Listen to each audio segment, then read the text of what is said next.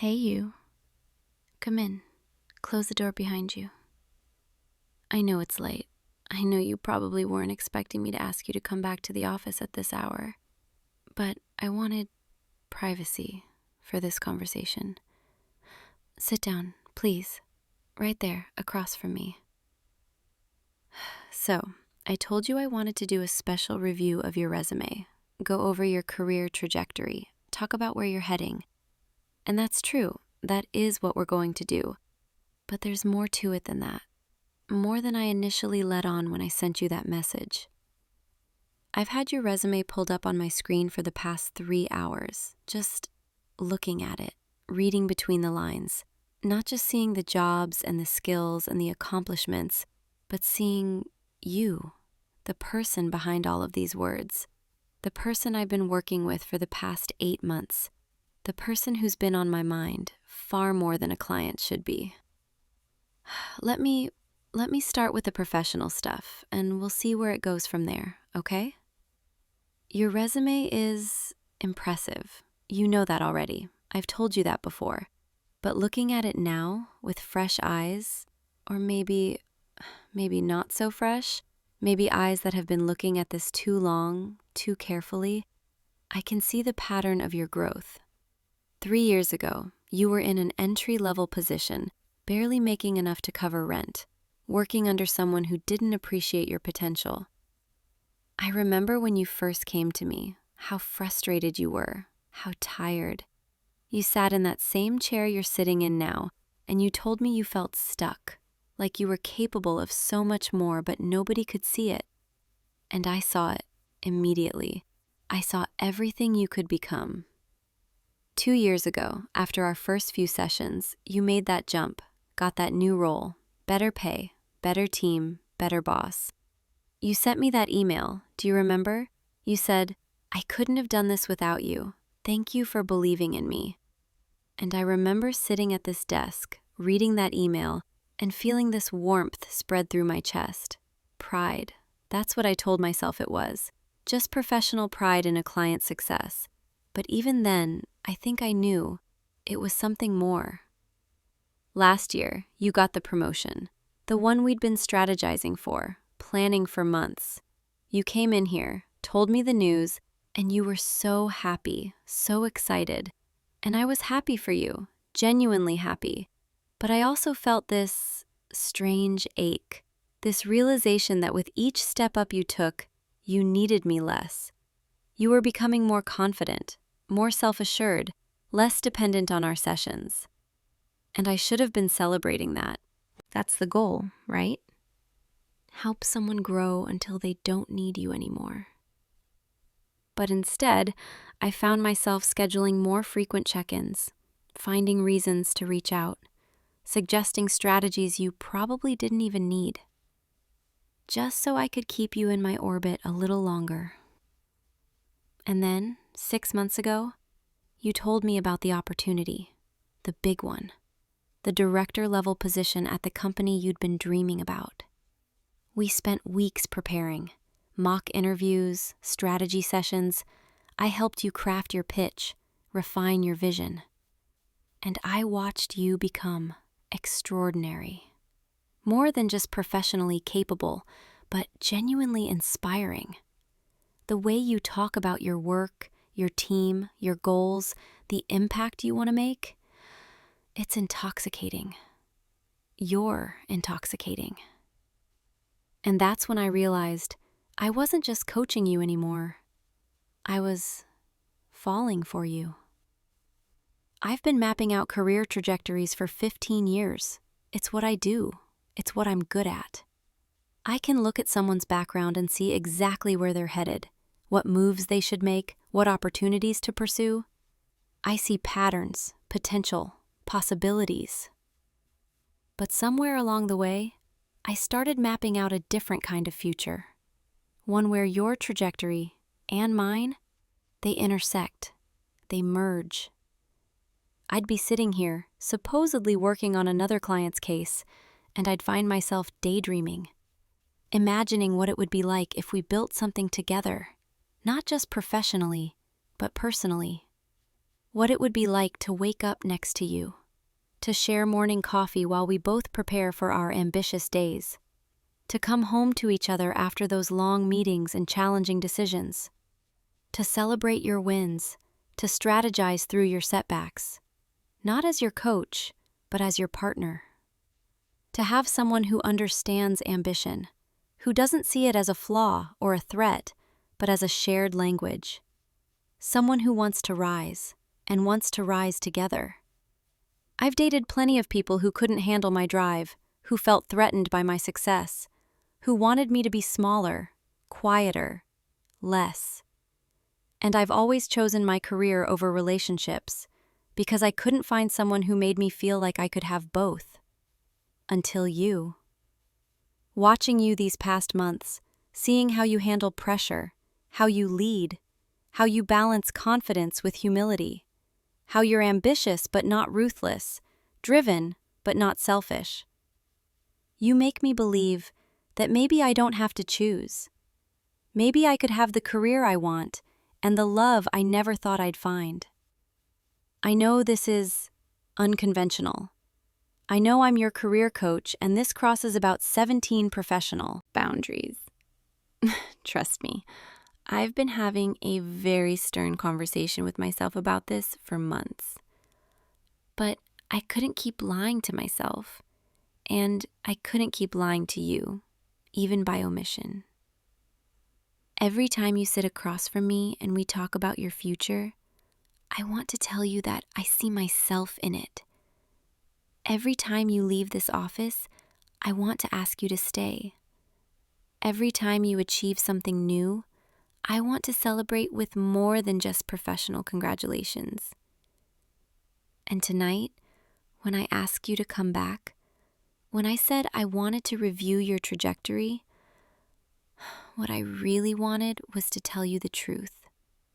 That I've been planning futures that include both of us. That I've been imagining partnership that goes far beyond career advice. So that's where I am, sitting here in my office at 9 p.m. on a Thursday with your resume on my screen and my heart in my throat, telling you that I've fallen for you, and I have no idea if you feel anything close to the same way. You're probably shocked, maybe uncomfortable. Maybe you're wondering if this changes everything, if you can even come back here, if our professional relationship is ruined. And maybe it is. Maybe I've just destroyed the best working relationship I've ever had. But I couldn't keep pretending anymore. I couldn't keep sitting here helping you plan this incredible future without telling you that I want to be part of it. I'm not asking you to decide anything right now. I'm not asking you to feel the same way. I just needed you to know, because you deserve honesty, and because I deserve to stop hiding. You're very quiet, which is terrifying, honestly. I'm normally so confident, so in control of these situations, but right now, I feel like I'm the client, vulnerable, uncertain, hoping desperately that I didn't just make the worst decision of my professional life. Can you say something? Anything? Wait, your hand. You're reaching across the desk. Is that? You're not pulling away. You're telling me you feel it too? I didn't let myself hope. I convinced myself this was one-sided, that I was projecting, that I was seeing something that wasn't there. But you're saying you've been feeling this too? How long? 4 months? 4 months, and we've both been sitting in this office, having these professional conversations, while both secretly wanting something more. We're both idiots, you know that? Two ambitious, driven, supposedly intelligent people, and neither of us could figure out how to say what we were feeling. Though I suppose it's complicated, isn't it? The power dynamic, the professional relationship, the risk of losing something valuable. All valid concerns. But right now, with your hand in mine, they don't feel as important as they did an hour ago. Can I tell you about some moments? Moments I've been holding on to, replaying in my mind, storing away like precious secrets. That time you came in 3 months ago, just before that big presentation. You were nervous, more nervous than I'd ever seen you, pacing around this office, running through your talking points, and I told you to stop, to breathe, to sit down. And you did. You sat right here, and you looked at me, and you said, "I trust you. You've never steered me wrong." The way you looked at me when you said that, I wanted to kiss you so badly in that moment. I wanted to close the distance between us and show you exactly how I felt.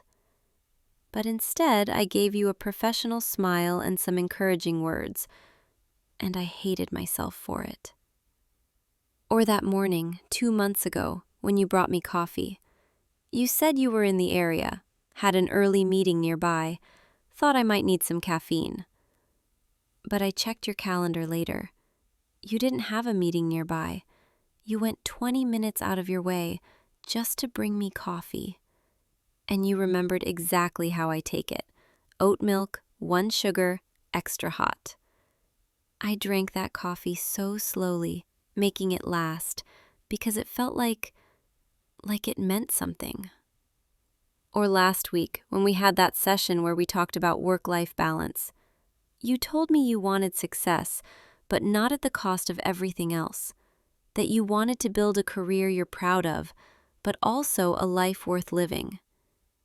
And you looked at me and you said, "Do you think that's possible? Can someone really have both?" And I told you yes, because that's what you're supposed to say as a career coach. But what I wanted to say was, yes, with the right person, with someone who wants the same things, who understands the drive, who can be a partner in both. I wanted to say, I could be that person. Let me be that person.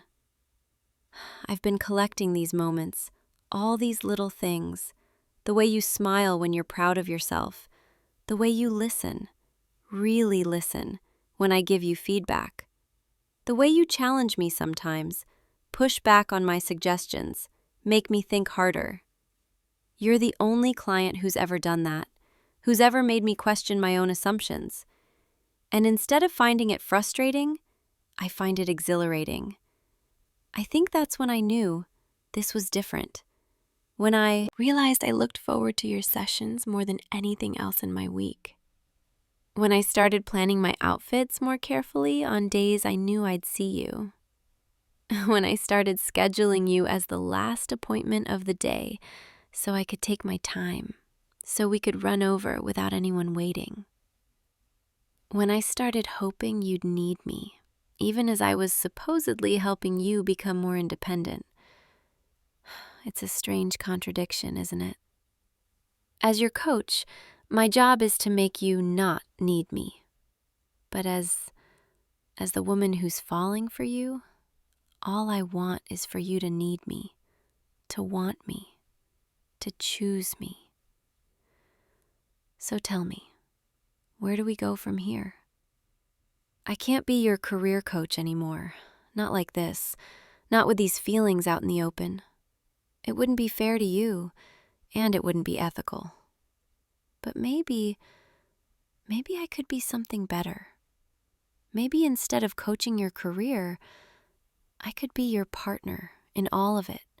The successes and the failures, the late nights and the early mornings, the victories and the setbacks. I want to celebrate when you get that promotion you're working toward. I want to be the one you call when something goes right or when something goes wrong. I want to strategize with you, not as your coach, but as your equal, your teammate. I want to build something with you, a life where we both get to be ambitious, where we both get to chase our dreams, where we lift each other up instead of holding each other back. Is that something you want too? You're nodding. You're actually nodding. Come here. No, not just your hand. Come here, around the desk. Closer. There, that's better. Do you know how long I've wanted to be this close to you? How many times I've imagined what this would feel like? Your cologne. I can smell it now. Cedar and something warm. I've noticed it before, but never let myself enjoy it. The way you're looking at me right now, like I'm not your coach, like I'm just a woman you care about. I've dreamed about that look. Can I? I've been wanting to do that for so long. My very professional, very carefully maintained boundaries officially shattered, and I don't regret it even a little bit. We should probably talk about the practical things. I know it's not romantic, but we're both planners, both strategic thinkers. We need to figure out how this works. First, I meant what I said. I can't be your career coach anymore, not in an official capacity. I'll need to refer you to someone else, someone excellent, someone I trust. But, unofficially, between us, I'll always be here to talk through career stuff if you want. As your girlfriend. Saying that feels good. As your girlfriend, I can still give you advice, support you, strategize with you, just without the formal coaching relationship. Does that work for you? Good. Second, we need to talk about our ambitions, make sure we're on the same page, because I'm not going to lie to you. I'm not going to pretend to be less driven than I am. I have goals, big ones. I want to grow my practice, maybe write a book, speak at conferences. I work long hours sometimes. I'm passionate about what I do, and I'm not willing to give that up. But I also want this, want you, want us. And I believe we can have both if we're intentional about it, if we support each other, if we build something together instead of in competition. Can you work with that? Can you handle being with someone who's as ambitious as you are? You're saying yes. You're saying that's exactly what you want.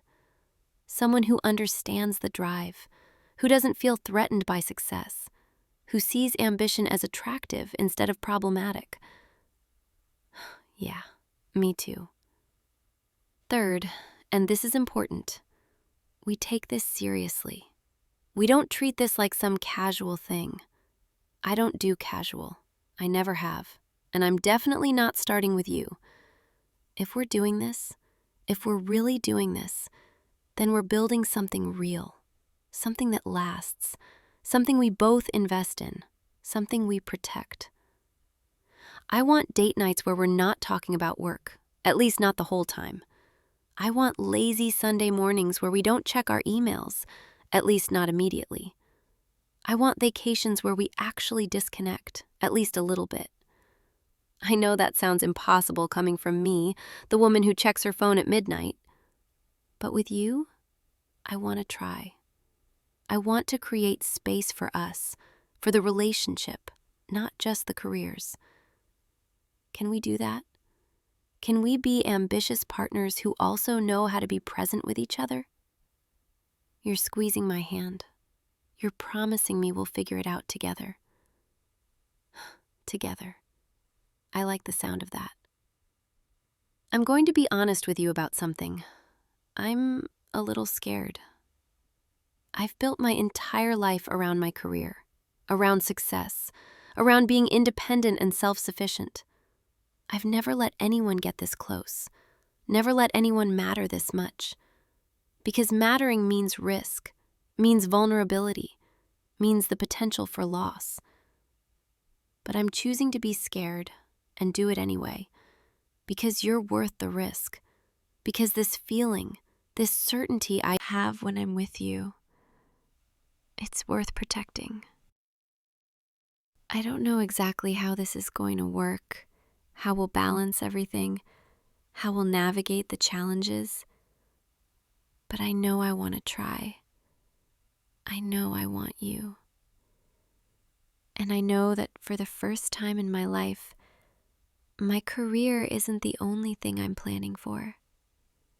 I'm planning for us, for a future that includes both of our dreams, both of our goals, both of our hearts. Is that terrifying? Yes. Is it worth it? Absolutely. Come sit with me on the couch over there. I'm tired of this desk between us, tired of the professional distance. I just want to be close to you, to feel this, to let it be real. There, this is better. You fit perfectly, right here against me. Tell me what you're thinking. You're happy? Yeah, me too. You're also a little overwhelmed, wondering if this is really happening. I know the feeling. An hour ago, I was sitting at that desk, terrified to tell you the truth, convinced I was about to ruin everything. And now you're here, in my arms, and it feels like everything just fell into place. Like all those futures I was mapping out, they're not just fantasies anymore. They're possibilities, real ones we're going to build together. Do you remember that conversation we had, maybe 6 months ago, about defining success? I asked you what success looked like to you, beyond just the job title and the salary. And you said, success is waking up excited about your day, having work that matters, and having people in your life who matter more. I remember thinking, that's exactly right. That's exactly what I want too. But at the time, I didn't have that second part, the people who matter more than work. I had my career, and I told myself that was enough. But it wasn't, not really.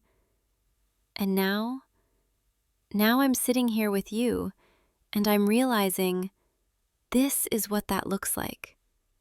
This is what it means to have someone who matters more, or at least matters as much. You don't diminish my ambition. You amplify it. You make me want to be better, not because you're pushing me, but because you inspire me. I want to achieve things, big things, not just for myself anymore, but because I want to make you proud. I want to show you what we can build, what we can become, together. We should probably leave this office soon. It's getting late, and as much as I love having you here, I think we should start this new chapter somewhere else. Somewhere that's not associated with professional boundaries and coaching sessions. Somewhere that's just ours. Let me take you to dinner, a real date, not a business meeting, not a coaching session. Just two people who like each other, who want to spend time together, who want to see where this goes. There's this little Italian place a few blocks from here, quiet, intimate, perfect for a first date. I've walked past it 100 times, always alone, always on my way to another meeting or another appointment. But tonight I want to walk in there with you. I want to sit across from you at a table for two with wine and candlelight and no agenda except enjoying each other. Does that sound good? You're smiling. That smile. I'm going to make it my mission to see that smile as often as possible. Come on, let's get out of here. I need to lock up, grab my things, and then I'm all yours. Actually, before we go, there's one more thing I want to say. Thank you. Thank you for coming back tonight. Thank you for listening. Thank you for feeling the same way. I know I'm the one who called you here. I'm the one who confessed. I'm the one who took the risk. But you could have said no. You could have left. You could have told me this was too complicated. But you didn't. You stayed. You reached for my hand. You kissed me back. You chose this. Chose us. And that means everything to me. I'm not going to let you down. I'm going to show up for you, for us, every single day. I'm going to be the partner you deserve, the one who supports your dreams while chasing her own, the one who loves you exactly as you are while encouraging you to become even more. We're going to build something incredible together. I can see it already. I can see the life we're going to create, the success we're going to share, the love we're going to nurture. It's all mapped out in my mind, every possibility, every path, every future, and they all lead to you. Come here, one more time before we leave. Mwah. Perfect. Okay, now we can go, but I'm not letting go of your hand, just so you know. From now on, I'm keeping you close, in business, in life, in everything. You're mine now, and I'm yours, and I wouldn't have it any other way. Let's start our next chapter together, right now, tonight, this moment. This is where everything changes. This is where we stop being coach and client and start being partners in every sense of the word. I'm ready. Are you ready? Then let's go. Our future is waiting, and I can't wait to see where it takes us. As long as we're together, I know it's going to be extraordinary. Thank you for taking this chance with me. Thank you for being exactly who you are. And thank you for making me believe that I can have everything I've ever wanted. The career, the success, the ambition, and you, especially you. Let's go, beautiful. Our life together starts now. And I've never been more excited about anything in my entire life. See you tomorrow, and the day after, and every day after that, because this is just the beginning. I love you. I think I've loved you for a while now. I just didn't let myself say it. But I'm saying it now. I love you. And I'm going to spend every day showing you exactly what that means. Now come on, let's go start our story the right way, together, finally.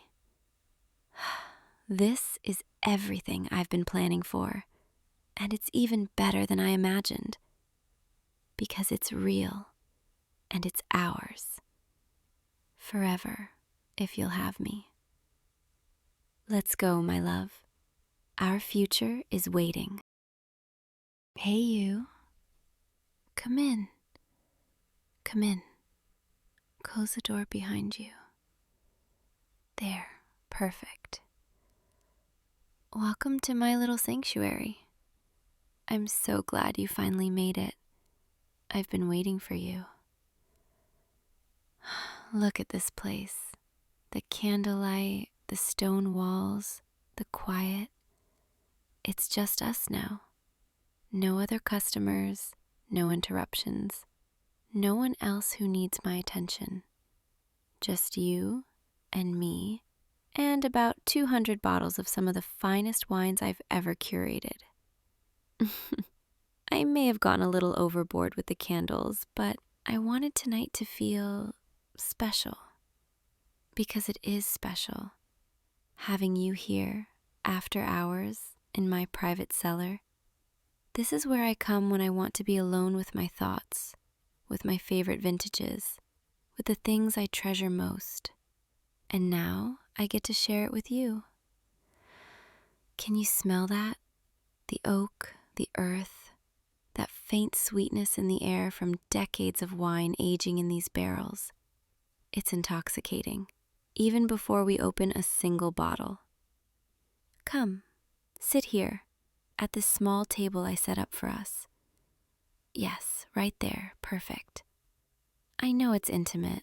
Our knees are practically touching, but that's kind of the point. Wine tasting, real wine tasting. It's not meant to be done from across a room. You need to be close, to share the experience, to see each other's reactions, to notice the small details. The way someone's eyes light up when they taste something extraordinary. The way their lips part slightly when they're savoring a particularly complex note. The way they lean in just a little closer when they want to tell you something they've been holding back.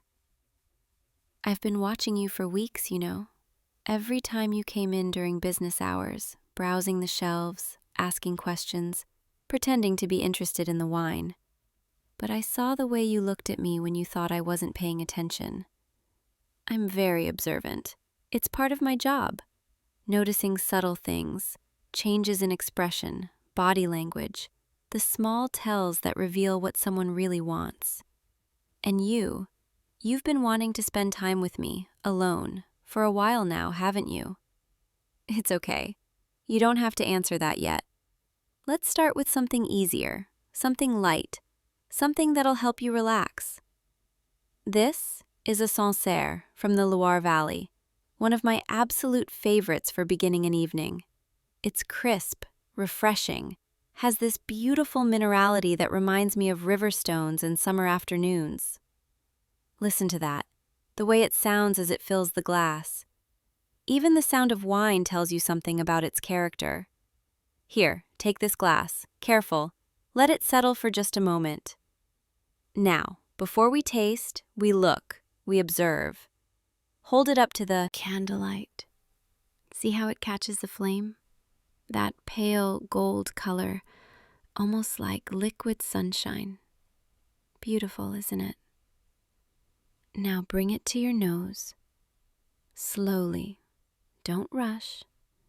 Wine appreciation is about patience, about taking your time, about letting each sensation unfold naturally. Breathe it in. What do you notice? Citrus? Maybe some white flowers? A hint of fresh cut grass? For me, I always get this note of wet stone, like rain on gravel. It's subtle, but it's there. Now, let's taste. Take a small sip. Let it rest on your tongue for a moment. Let it warm slightly in your mouth before you swallow. Wine reveals itself in layers. The first taste is just the introduction. What do you think? The acidity? Can you feel how it makes your mouth water? How it cleanses your palate? I can tell you like it. Your eyes just softened, and you're already reaching for another sip. That's the sign of a good pairing, when someone doesn't want to put the glass down. Though I have to admit, I might be a little jealous of that glass right now, getting to touch your lips while I'm sitting here just watching. Did I say that out loud? Sorry, I tend to get a little unfiltered when I'm relaxed, when I'm with someone I trust. And I do trust you, more than you probably realize. You've been so patient with me, so genuine, never pushy, never treating me like just another pretty face behind the counter. You actually listen when I talk about wine. You ask real questions. You remember things I've told you. Do you have any idea how rare that is? Most people, they come in, they want me to tell them what's expensive, what'll impress their friends, what'll make them look sophisticated. But you wanted to know what I liked, what I would drink, what spoke to me. And That made me want to know more about you. So tell me, while we're here, while it's just us and this beautiful wine and all the time in the world, what made you say yes when I invited you here tonight? Were you curious about the wine, or were you curious about me? You're blushing. Even in this dim candlelight, I can see your cheeks turning pink. That's adorable, and it tells me everything I need to know. It was both, wasn't it? The wine and me. That's really sweet. You know, I don't usually do this, private tastings, especially not after hours, especially not with customers. But you're not just a customer anymore, are you? You stopped being just a customer the third time you came in, when you remembered that I mentioned loving Burgundy, and you came back with questions about a specific producer I'd referenced. That's when I realized you were paying attention, not just to the wine, but to me. All right, let's move on to our second wine, before I get too distracted by how good you look in this candlelight. This one? This is something special. Can you hear that? That soft pop? That's the sound of anticipation, of something wonderful about to be revealed. This is a Pinot Noir from Willamette Valley in Oregon. It's elegant, nuanced, requires your full attention. Kind of like someone else I know. I'm talking about you, in case that wasn't clear. Look at that color, that gorgeous garnet red, almost transparent at the edges, like silk. Pinot Noir it's my weakness. It's the grape I can never resist. No matter how many times I taste it, it always surprises me. It's delicate but complex, soft but with hidden depth. It reminds me of the kind of person you want to get closer to understand, to spend hours talking with. Here, take this glass. Be gentle with it. Pinot Noir is sensitive. It doesn't like to be rushed or handled roughly. Bring it to your nose. Take your time. Cherry, rose petals, a hint of earth, maybe some dried herbs. Can you smell the forest floor? That damp, earthy quality? It's like taking a walk through the woods after rain. Now taste. Slowly. Let it coat your tongue. Feel how silky the texture is, how it's not heavy but still has presence. The tannins are soft, barely there, just enough to give it structure without overwhelming. What do you think? Can you taste the cherry? The way it evolves into something more savory, more complex? You're quiet. You're really concentrating. I love that. Most people, they rush through tastings. They want to drink, not to taste, to consume rather than to experience. But you're taking your time. You're present. You're right here with me. Do you know how good that feels? Having your full attention like this? I spend all day explaining wines to people who aren't really listening, who are checking their phones, who are just going through the motions. But you're different. You're here, fully here with me. I've been thinking about this evening for days, planning which wines to open, what order to present them in, how to make everything perfect. But I'll be honest, the wine was never the real reason I invited you here. The wine, the cellar, the candlelight, those are just excuses. What I really wanted, what I've wanted for weeks now, was time alone with you. Time without other customers interrupting, without having to maintain that professional distance, without pretending I don't feel something whenever you walk through that door. I wanted to be close to you, like this, where I could see your face clearly, where I could talk to you without anyone else listening, where I could finally tell you that you've been on my mind, constantly, for longer than I care to admit. Every night when I close up the shop, I replay our conversations, the things you said, the way you smiled when I recommended something you ended up loving. I go home and I think about you, wondering if you're thinking about me too, wondering if those lingering glances we shared meant the same thing to you that they meant to me. And tonight I decided I couldn't wait anymore. I couldn't keep pretending this was just friendly customer service, that I was just being nice, that there wasn't something more happening between us. So I invited you here, to my sanctuary, to the place I go when I want to be vulnerable, when I want to be myself. Because I wanted you to see me, the real me, not just the sommelier behind the counter, but the person who stays up late thinking about you. Is that okay? Me telling you this? Are you uncomfortable? You're shaking your head. You're leaning closer. Your eyes are so soft right now. That means you feel it too, doesn't it? This pull between us, this chemistry, this thing we've been dancing around for weeks. Okay, I need to focus. I'm getting ahead of myself. Let me pour us the next wine before I completely lose my composure. See what you do to me? I pride myself on being professional, controlled, always knowing exactly what to say. But around you, I'm a mess. A happy mess, but still a mess. This is a Châteauneuf-du-Pape from the Southern Rhone. It's bold, powerful, unapologetic, everything I'm trying to be right now.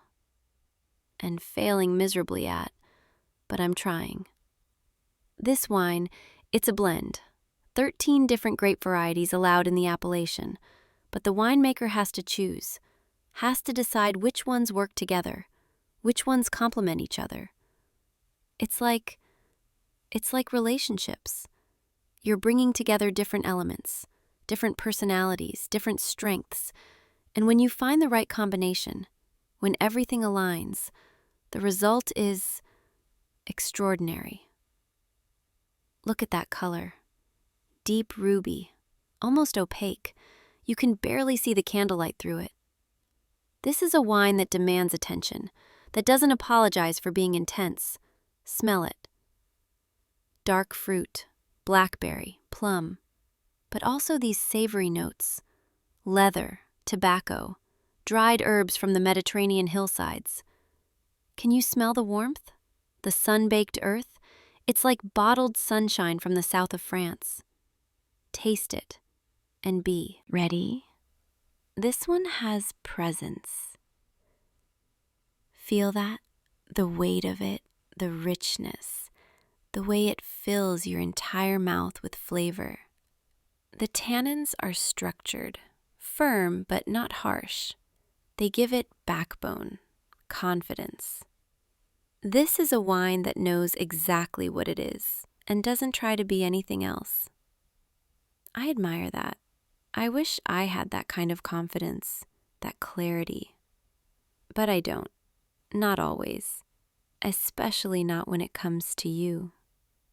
I keep second-guessing myself, wondering if I'm reading too much into things, if I'm seeing feelings that aren't really there.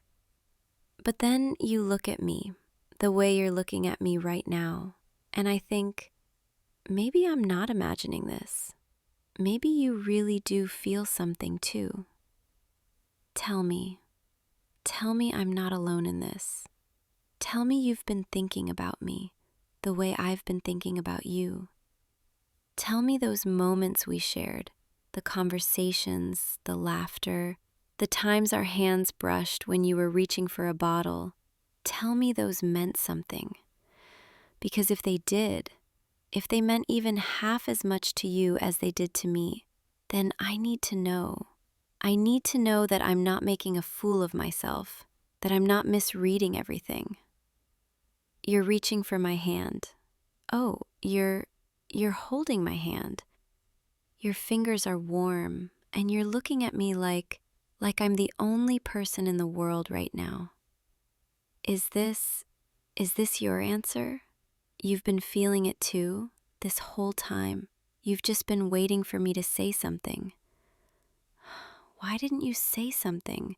Why did you let me be the one to put myself out there? Oh, you were nervous. You didn't want to make me uncomfortable. You wanted to respect my professional boundaries. That's actually really sweet, but also a little frustrating, because we could have been doing this, holding hands, being close, weeks ago. You're going to have to make up for lost time, you know. All those weeks of me wondering, hoping, secretly planning this evening in my head over and over. You owe me, and I have ideas about how you can repay me. But first, we have one more wine, my favorite, the one I've been saving for the right moment. And this feels like the right moment. Actually, before we get to the final wine, there's something else I want to share with you. Not a wine, just a story. Do you want to know when I first realized I had feelings for you? It was about 2 months ago, maybe a little more. You came in on a Tuesday afternoon. It was raining, one of those sudden summer storms. You were soaked, your shirt was sticking to you, your hair was dripping, and you were laughing about it.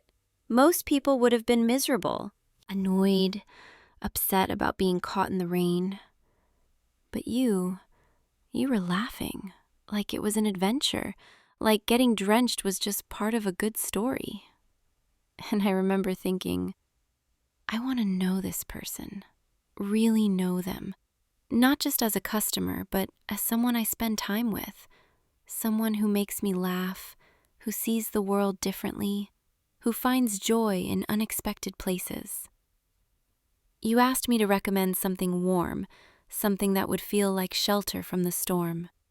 And I picked a Malbec from Argentina, rich and comforting, like being wrapped in a blanket.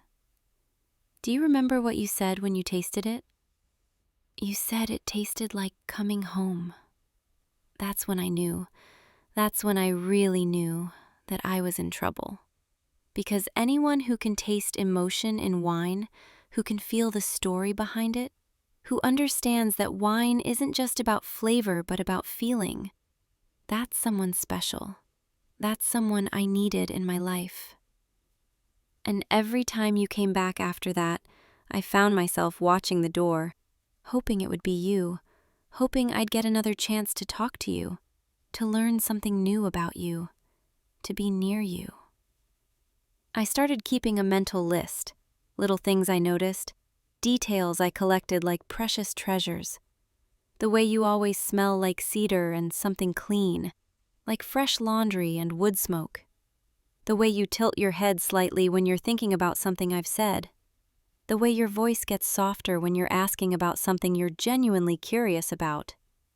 The way you always thank me, not just for the wine, but for the recommendation, for taking time to explain things, for treating you like you matter. You do matter, to me, more than you probably realized. And I wanted to tell you so many times, but I was scared.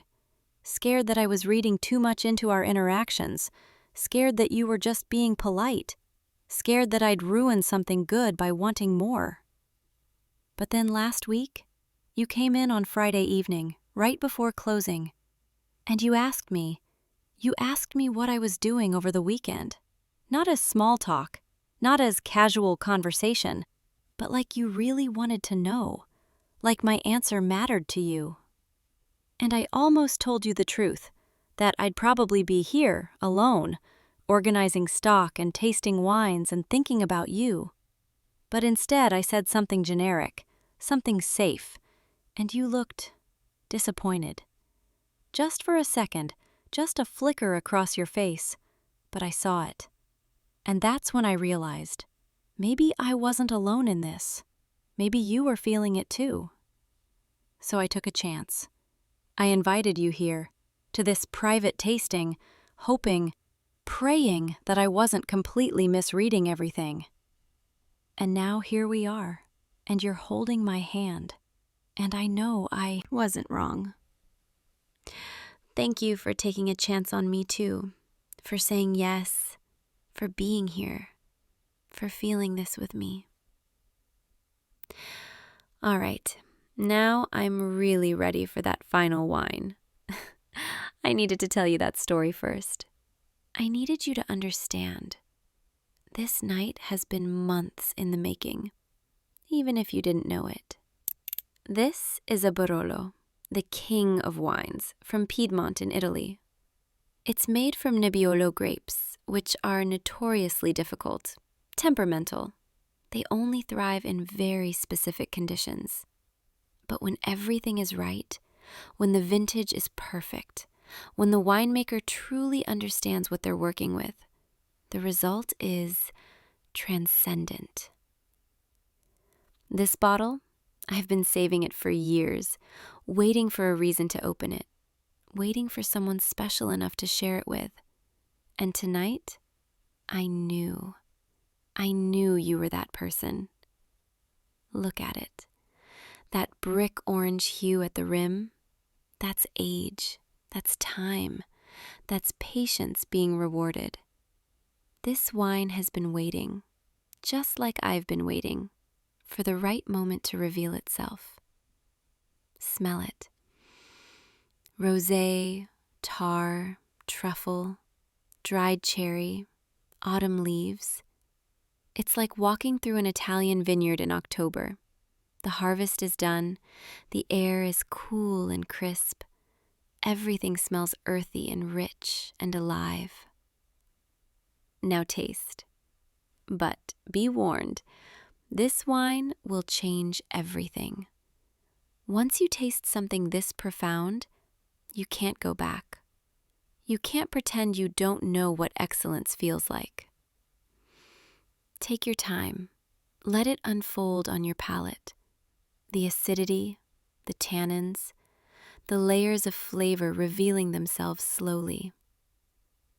Can you taste it? The complexity? The way it keeps evolving, keeps surprising you. This is what wine is supposed to be. Not just a beverage, but an experience, a conversation, a revelation. You're quiet. Your eyes are closed. You're fully present in this moment, savoring it, understanding it. I wish you could see yourself right now, the way the candlelight is catching your profile, the way you're completely absorbed in this experience. You're beautiful. I've thought that since the first time you walked into my shop, but I've never been brave enough to say it. But I'm saying it now. You're beautiful, and I'm so glad you're here with me. I need to tell you something I've been keeping inside for too long. When you walk into my shop, my entire day gets better. It doesn't matter if I've been dealing with difficult customers or inventory problems, or if I'm just tired. The moment I hear the door open and I look up and see it's you, everything else fades away. You have this way of making me smile, really smile. Not the polite, professional smile I give everyone else, but a genuine, happy, I'm so glad you're here smile. And I've started looking forward to your visits, planning my days around the possibility that you might stop by. I know that sounds pathetic, but it's true. You've become the best part of my day, and I didn't even realize it was happening until I was already completely gone. I'm falling for you. Actually, I think I already have. I think I fell for you weeks ago, and I've just been too scared to admit it. Too scared that you didn't feel the same way, that I was just another shopkeeper to you, another place you stopped on your errands. But tonight, sitting here with you, feeling your hand in mine, seeing the way you're looking at me, I don't think I'm alone in this. I think you've been falling too. Am I right? You're nodding. You're squeezing my hand tighter. You're telling me, yes, you've been falling too. Oh, I don't know what to say. I'm usually so good with words. I can describe the most subtle flavor notes. I can tell stories about vineyards I've never visited. I can make people fall in love with wine just by the way I talk about it. But right now, with you, I'm speechless. Because this is real. This isn't just a story I'm telling. This is happening. We're happening. Can I come closer? I know we're already close, but I want to be closer. I want to be able to see every detail of your face. I want to feel your breath. I want to kiss you. I've wanted to kiss you for so long. Every time you leaned over the counter to smell a wine, every time you smiled at one of my terrible jokes, every time you left and I had to stop myself from asking you to stay. Can I kiss you now? You're saying yes. Come here then. Closer. Let me... That was everything I imagined and more. Your lips, they're soft, and you taste like wine, like all the best wines we've tasted tonight combined. I could get addicted to that. To you. Actually, I think I already am. Can we do that again? I'm not ready to stop yet. I think I need more data, more experience to fully understand what I'm tasting. It's only proper. Thorough research is essential in my profession. You're laughing. Good. I want you to be happy. I want this to feel right. Because it does feel right, doesn't it? Us, here, together, finally being honest about what we want, what we've both wanted. Come here. Mwah. Perfect. You're perfect. I don't want this night to end. I want to stay here in this cellar with you forever, surrounded by candlelight and wine and possibility. But I know we can't. I know eventually the candles will burn down and the wine will be gone, and we'll have to go back to the real world. But the real world doesn't have to be different, does it? We can keep this, whatever this is, whatever we're becoming. We can make this real, not just a perfect evening in a cellar, but something that continues, that grows, that becomes part of our everyday lives. I want that. I want you, not just tonight, but tomorrow and the day after that and every day after. I want to see you smile when I recommend a wine you've never tried. I want to watch you taste something new and see your face light up. I want to share these moments with you, the quiet ones, the special ones, all of them. Tell me that's what you want too. Tell me this isn't just one perfect night. Tell me you're thinking about tomorrow, about next week, about all the possibilities ahead of us. You are. You're thinking about all of it. You're already planning when you'll come back, when we can do this again, when we can just be together. That makes me so happy, happier than I've been in I don't even know how long. You make me happy just by existing, just by being here, just by looking at me the way you're looking at me right now. I think I need to tell you something else. Something that might be too much too soon, but I need to say it anyway. You're mine now. I know that might sound possessive, but I mean it in the best way. I've waited so long for someone like you, someone who sees me, who appreciates not just the wine, but the person sharing it, who makes me feel like I matter. And now that I have you, now that I know you feel this too, I'm not letting you go. I'm not letting anyone else get close to you the way I am. I'm not sharing these moments with anyone else. You're mine, and I'm yours, and that's how it's going to be. Is that okay? You're smiling, that beautiful smile that makes my heart skip. You like when I'm a little possessive, when I'm clear about what I want. Good, because I'm very clear.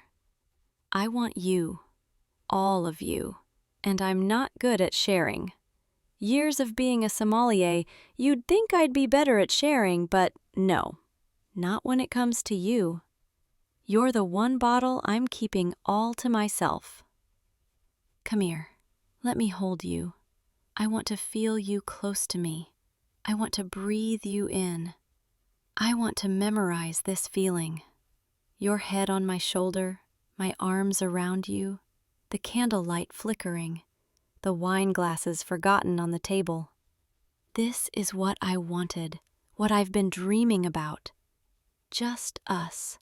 No barriers, no professional distance, just two people who care about what each other, holding each other. I could stay like this forever. Your heartbeat, I can feel it against me. It's steady, calm, matching mine. We fit together perfectly, like we were meant to be like this. You know what's funny? When I decided to become a sommelier, when I opened my shop, I thought wine would be my great passion, my purpose. And it is. I love it. I love sharing it with people. I love seeing them discover something new. But you've become something more. You've made me realize that wine is just wine. It's beautiful and complex and wonderful, but it's not everything. You're everything. You're the reason I want to open the shop every day. You're the reason I stay late, hoping you might stop by. You're the reason I'm sitting in this cellar right now, telling you things I never thought I'd have the courage to say. You've changed everything for me, in the best possible way. And I think I'm falling in love with you. Actually, no, I know I am. I'm in love with you. There, I said it. I'm in love with you. And I don't care if it's too soon, or if it's scary, or if I'm supposed to play it cool. I'm not good at playing it cool with you. I never have been. You're crying. Why are you crying? Did I say something wrong? Was that too much? Oh, you're happy. Those are happy tears. You scared me for a second. You're telling me you love me too. You've been wanting to say it, but you were waiting for me to say it first. I love you. Say it again with me. I love you. It feels so good to say it, to hear you say it back. I love you, and you love me, and everything else is just details we'll figure out together. The candles are getting low. We should probably think about heading out of here soon. But I don't want to. I don't want this night to end. I don't want to let go of you. What if we just stay a little longer? What if we finish our wine slowly while we sit here together and we just talk about everything and nothing, about where we want to go from here, about what we want our days to look like, about all the little things we haven't had time to share yet. I want to know everything about you, your favorite childhood memory, what you were like when you were young, what makes you laugh until you cry.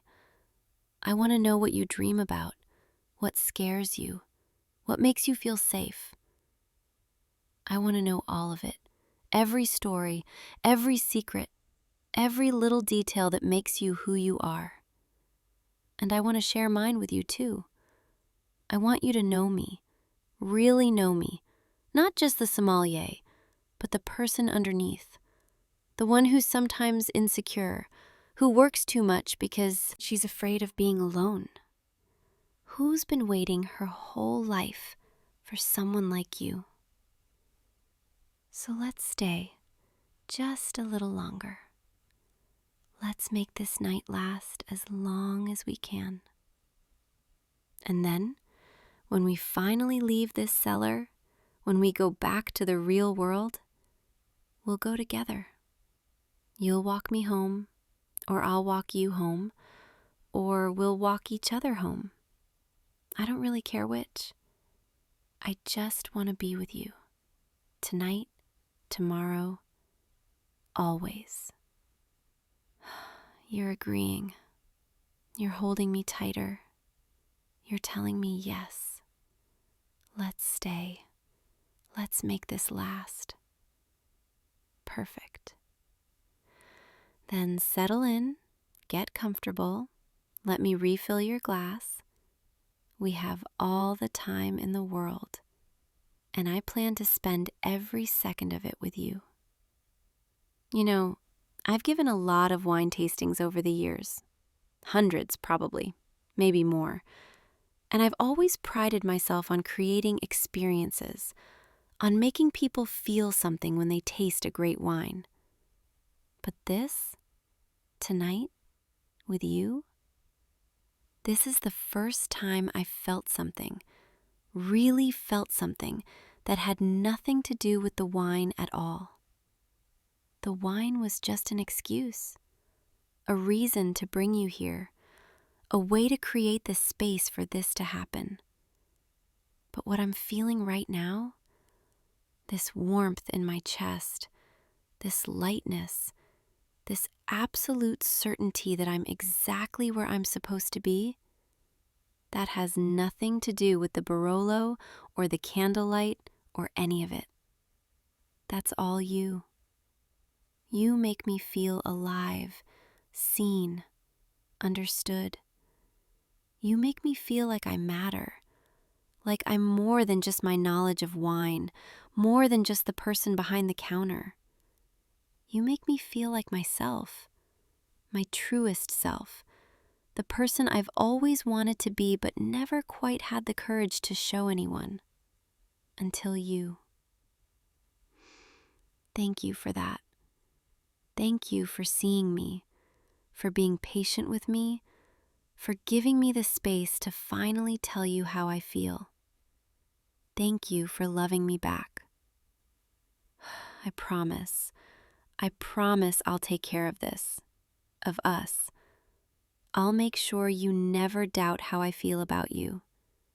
I'll be here whenever you need me, for the good days and the hard days, for the quiet moments and the big celebrations. I'll be your person, if you'll be mine. You're nodding again. You're saying yes. Always yes. I love how easy it is with you, how right everything feels. There's no second guessing, no wondering, just this clear, simple truth. We belong together. And I've never been more sure of anything in my life. The wine in your glass, it's almost empty. Shall I pour you more? Or would you rather just sit here with me, holding hands, talking softly, enjoying this perfect stillness? You want to stay like this? Just like this, with me. Then, that's what we'll do. No more wine, just us and the candlelight and the quiet promise of everything we're building together. You're getting sleepy. I can see it in your eyes, the way they're getting heavier, softer. It's late, and it's been an emotional night in the best way. Why don't you rest your head on my shoulder? Let yourself relax completely. I'll stay right here with you. I'm not going anywhere. There, perfect. You fit right here, like you were made to be in my arms. Close your eyes if you want to. Let the wine and the warmth and the comfort of being held just wash over you. I'll keep you safe. I'll keep you close. I'll be right here when you wake. Your breathing is slowing down, becoming deeper, more peaceful. Good. That's good. Let yourself drift. Let all the tension from the day, from the weeks of wondering, from the nervousness of tonight, let it all melt away. You're exactly where you're supposed to be, with exactly who you're supposed to be with. And tomorrow, we'll wake up, and this will still be real. I'll still love you, you'll still love me, and we'll have all the time in the world to figure out what comes next. But for now, just rest. Just be here with me, safe, warm, loved. Sleep now, my love, my favorite person, my everything. I'll watch over you. I'll hold you. I'll make sure the candles don't burn down too far.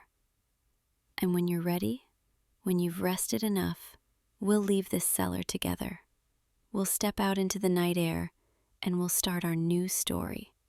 The one where we don't have to hide how we feel, where we get to be together, openly, honestly, completely.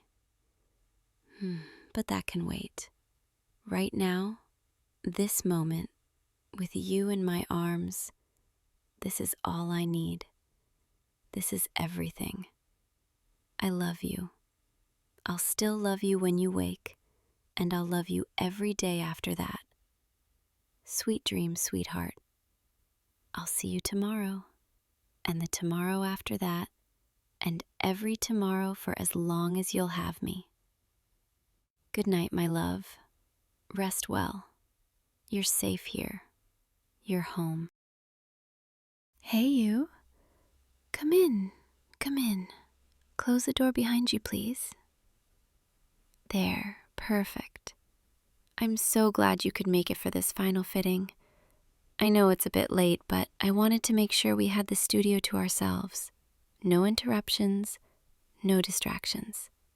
Just you and me, and this beautiful suit I've been working on for you.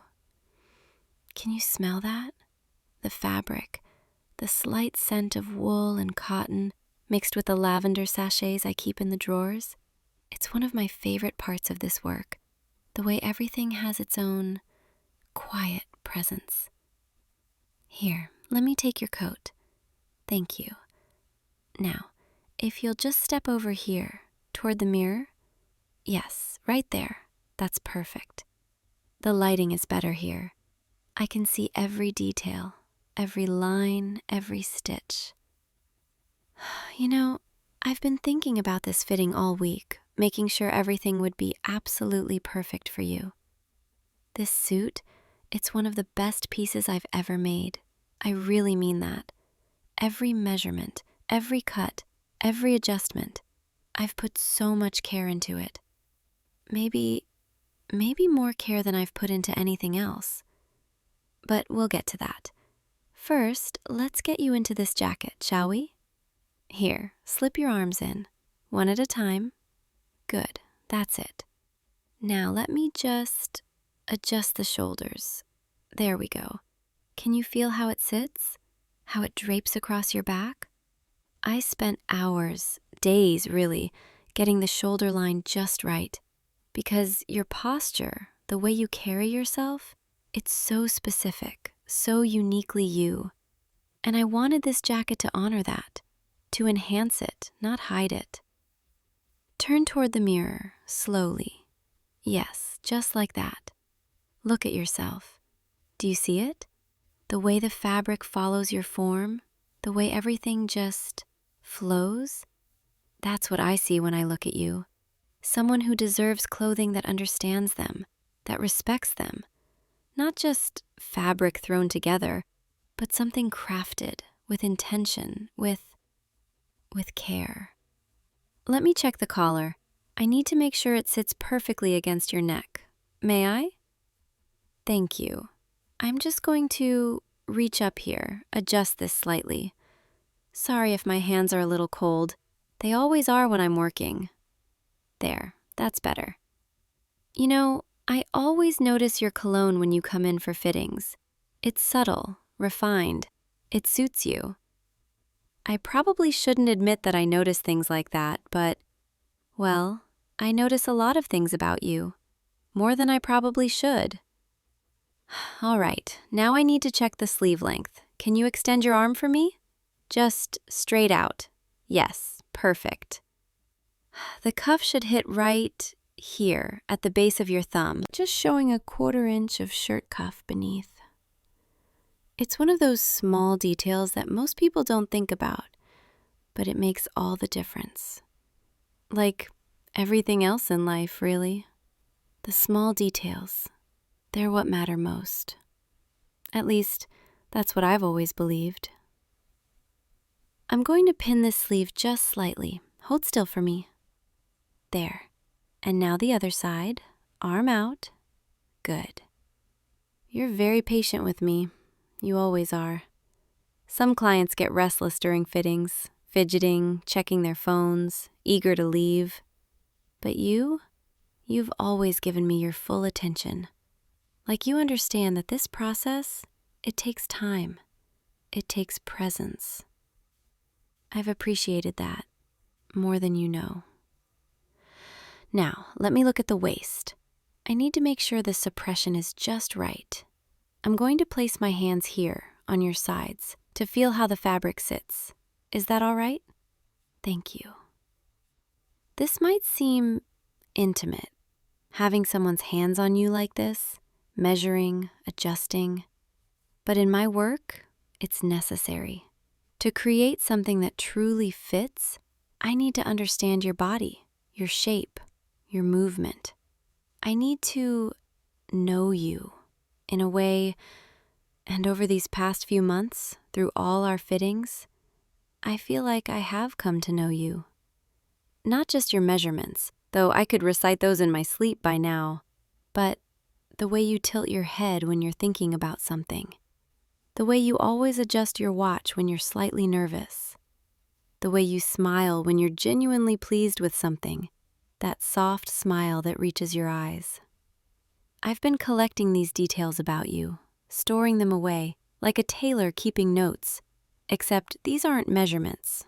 They're something else entirely. Let me check the button placement. I want to make sure the jacket closes properly. Can you button it for me? Just the middle button. That's the proper way. Good. Now, how does that feel? Too tight? Too loose? You're telling me it feels perfect? I'm glad, because I wanted it to feel like it was always meant to be yours. Like it was made for you and no one else. Because, well, it was. This might sound strange, but when I'm working on a piece for someone, I think about them constantly. I imagine them wearing it, moving through their day, the places they'll go, the people they'll meet. And with your suits, I've thought about you so much. More than is probably professional. I picture you in meetings, confident, poised. I picture you at dinners, elegant, refined. I picture you, and I wonder who you're with, what you're doing, if you're happy.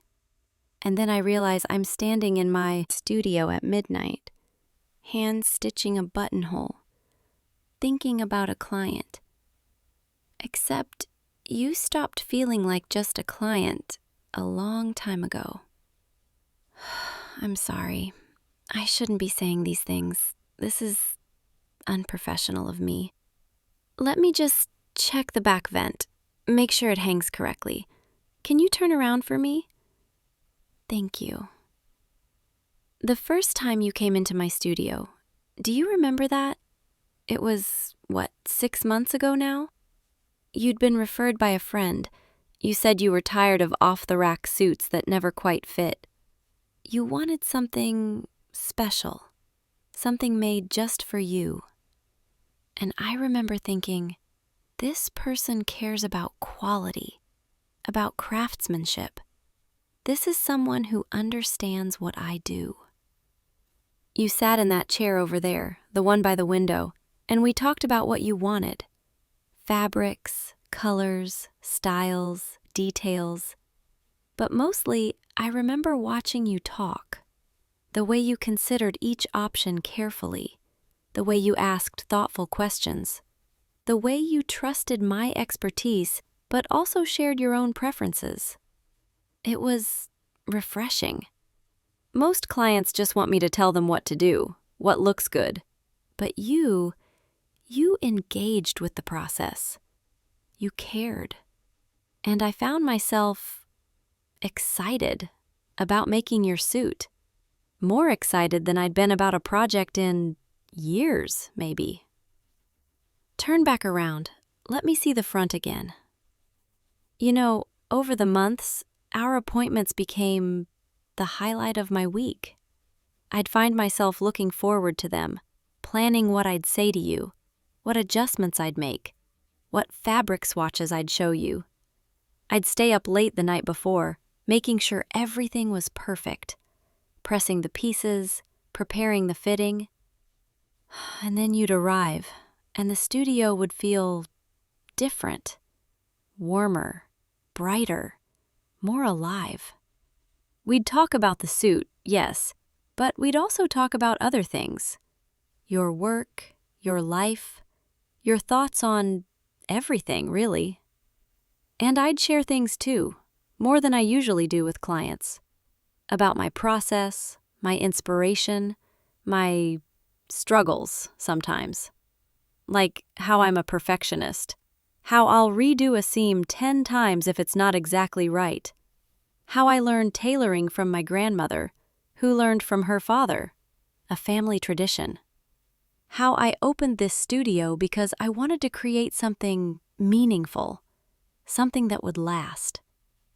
And you listened. You asked questions.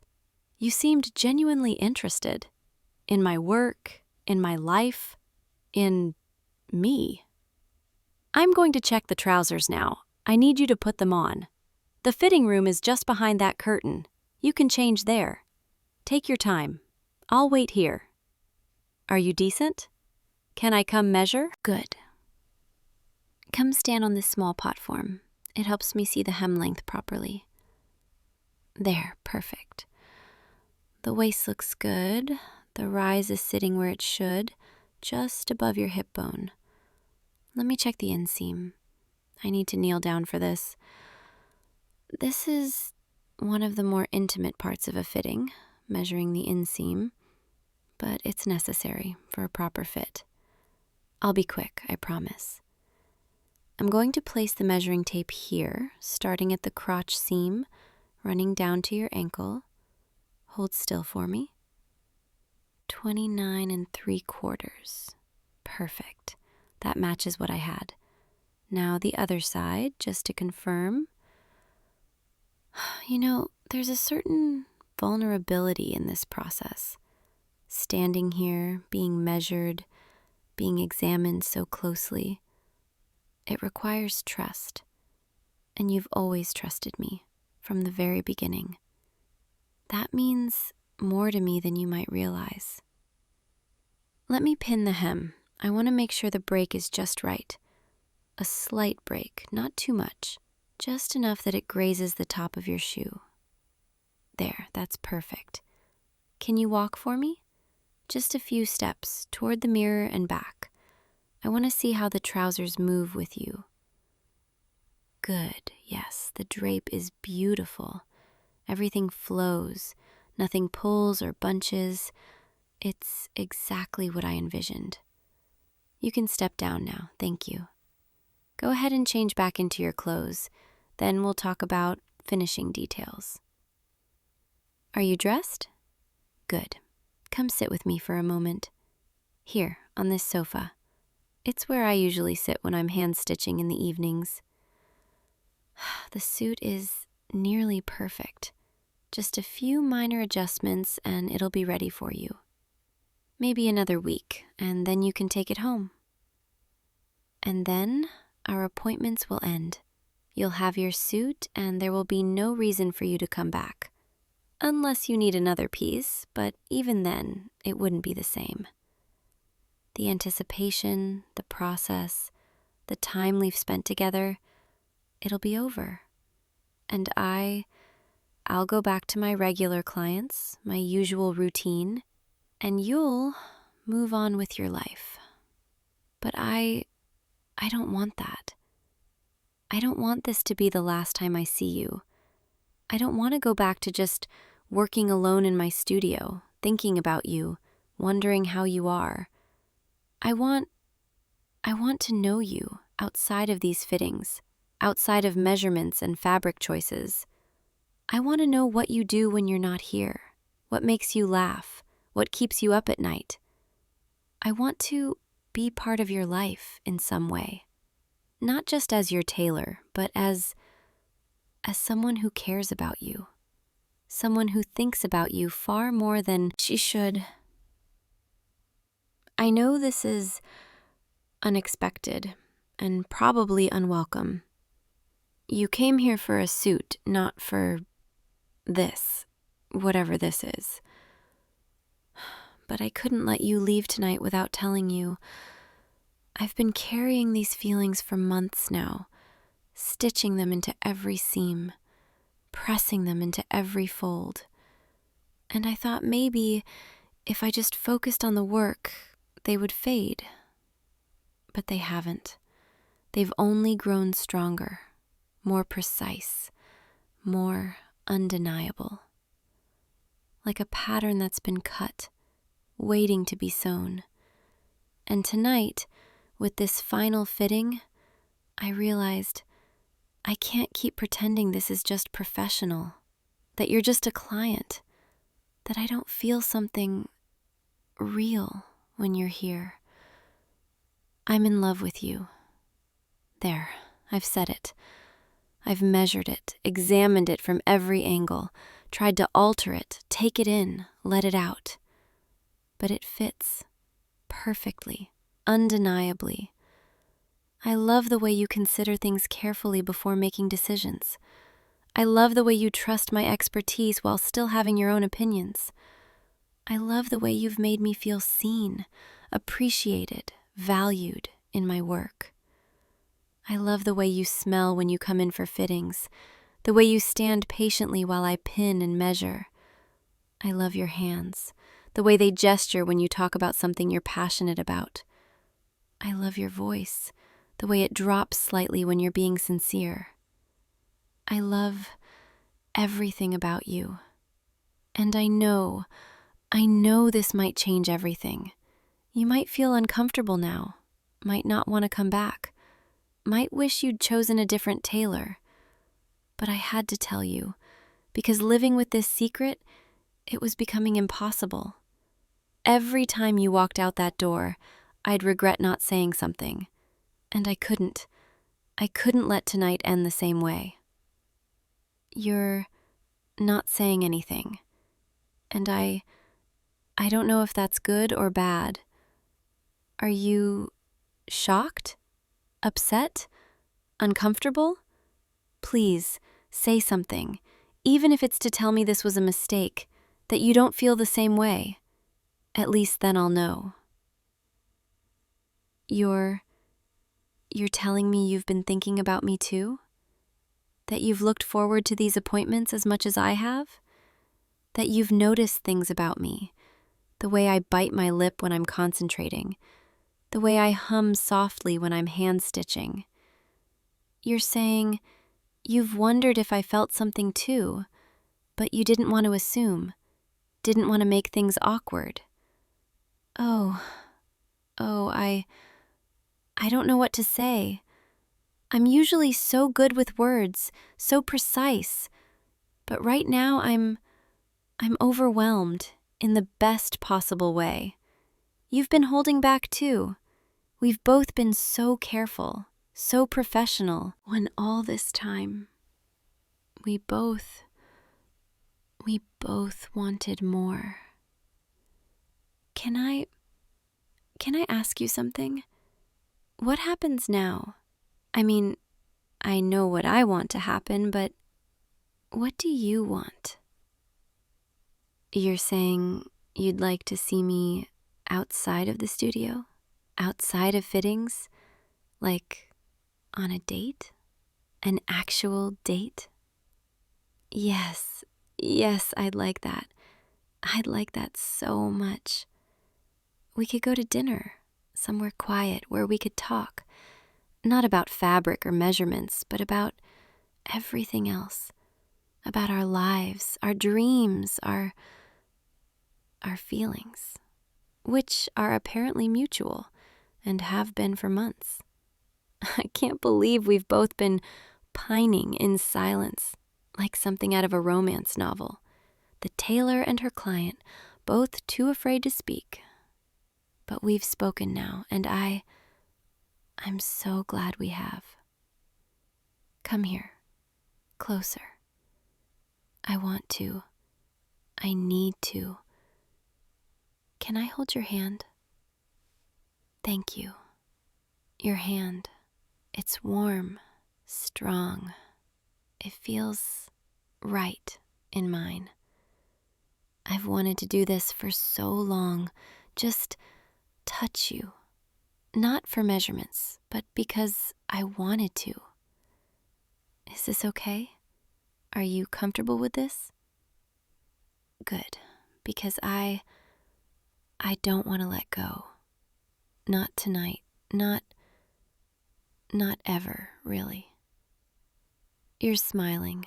I can see it in your eyes. That soft smile I was talking about earlier, the one that reaches your eyes. I love that smile. I love you. And hearing you say it back, that you feel the same way, it's like the final fitting, the final adjustment where everything suddenly falls into place, where all the pieces align and the garment becomes complete. I know we'll need to figure things out, how this works, what this means for us. But right now, in this moment, I just want to be here with you, holding your hand, feeling your presence. The studio feels different now, doesn't it? It's not just a workspace anymore. It's the place where we both finally admitted the truth, where we stopped hiding, stopped pretending, where we started something new. I'm going to finish your suit. It'll be perfect, the best work I've ever done. But when you come to pick it up, it won't be just a fitting. It'll be the beginning of us. Stay with me a little longer tonight, please. We don't have to talk. We can just sit here together in the quiet, surrounded by fabric and thread, with your hand in mine. I've spent so many evenings alone in this studio, working late, lost in my thoughts. But tonight, having you here like this, it feels complete in a way it never has before. You feel like the missing piece I didn't know I was looking for. And now that I found you, now that I know you feel the same way, I'm not letting you go. Is that okay? That I'm already feeling possessive, protective of what we're building here? I know it's new, fragile, like the first stitches in a seam. But I want to nurture it, strengthen it, make it last. You're saying you want the same thing, that you're not going anywhere, that you want to be here with me as much as possible. Then we're in agreement. Like a perfectly tailored suit, we fit. I promise I'll try to use fewer tailoring metaphors eventually. But for tonight, they feel appropriate. This is who I am, what I do, and you accept that. You appreciate it. You see the care and artistry in it. And that means everything to me. It's getting late. I know you probably need to go soon, but before you do, I want to tell you, these months, getting to know you, creating for you, falling for you, they've been some of the happiest of my life. And knowing that this isn't the end, that we're just beginning, it makes my heart feel full in a way I didn't think was possible. So thank you for coming here tonight, for trusting me, for being patient with me, and for feeling the same way I do. It's more than I ever hoped for. When you come back next week to pick up your suit, we'll go to dinner afterward, yes? I'll make reservations somewhere special, somewhere worthy of celebrating us. And maybe, if you're not too tired after dinner, you could come back here, to the studio, and I could show you more of my work, my process. Or we could just sit on this sofa again, talking, holding hands, being together. Whatever you want, I'm happy as long as you're here. All right, I should let you go. It's late and tomorrow will come quickly, but I'll walk you to the door. I want to savor every last moment. Come on, take my hand. There, perfect. At the door now. This is where we say goodnight, but it doesn't feel like an ending. It feels like the first stitch in something beautiful. I'll see you in a week with your completed suit, and then we begin our next chapter together. Sweet dreams tonight. Think of me, because I'll certainly be thinking of you. Actually, I know I'll be thinking of you. I always do. But now, I can think of you knowing you're thinking of me too. That makes all the difference. Good night. I'll see you soon. And thank you for making tonight perfect, just like everything I've tried to create for you. Now go, before I convince you to stay all night. Good night, mine.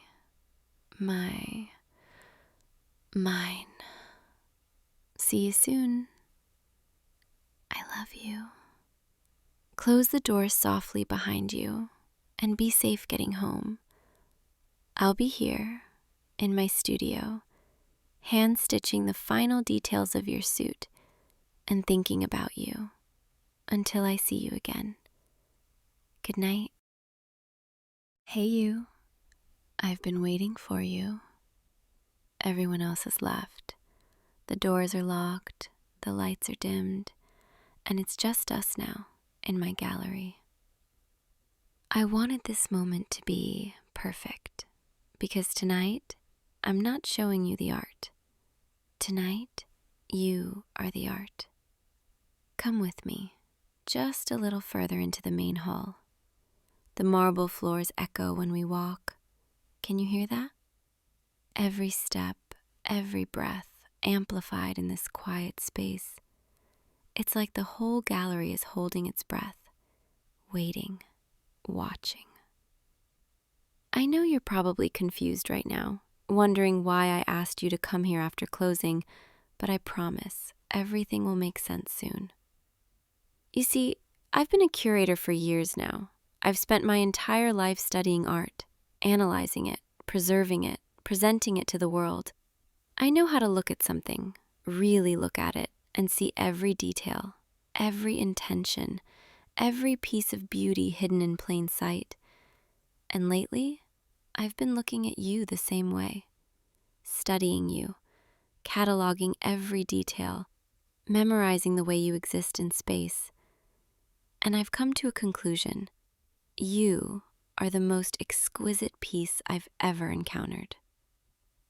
Stop right here, right in the center of the main hall. Perfect. The skylight above us, the way the moonlight filters through the glass, it's hitting you just right. Do you see how the light catches the edge of your shoulders, creating that subtle contrast between shadow and illumination? It's breathtaking. I could talk about the technical aspects, the composition of your form, the balance of your proportions, but that would be clinical, distant. And what I feel when I look at you is anything but distant. When I look at you, I feel the same thing I felt the first time I stood in front of a Caravaggio. That moment when light and shadow collide so perfectly that you forget to breathe. When beauty becomes so overwhelming that it almost hurts. That's what you do to me, every single time. I remember the first time you walked into this gallery, 3 months ago, on a rainy Tuesday afternoon. You came in to escape the weather, shaking water from your jacket, looking a little lost, and I couldn't stop staring. The way you moved through the space, cautious but curious, taking your time with each piece. You actually read the plaques. You leaned in close to see the brushstrokes. You stepped back to take in the full composition. Most people just walk through, snapping photos, barely looking. But you saw them, really saw them. And I thought, finally, someone who understands. I started watching you, following your path. Through the gallery. Staying at a distance, pretending to arrange things, adjust lighting, anything to stay near you without being obvious. I probably wasn't as subtle as I thought, but you were too absorbed in the art to notice me, hovering, staring, cataloging every expression that crossed your face. The slight furrow of your brow when you concentrated, the way your lips parted slightly when something surprised you, the slow nod when a piece resonated with you.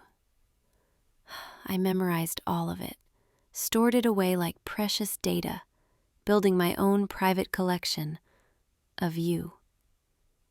And every time you came back, every Tuesday afternoon like clockwork, I added more observations, more details, more reasons why you fascinated me.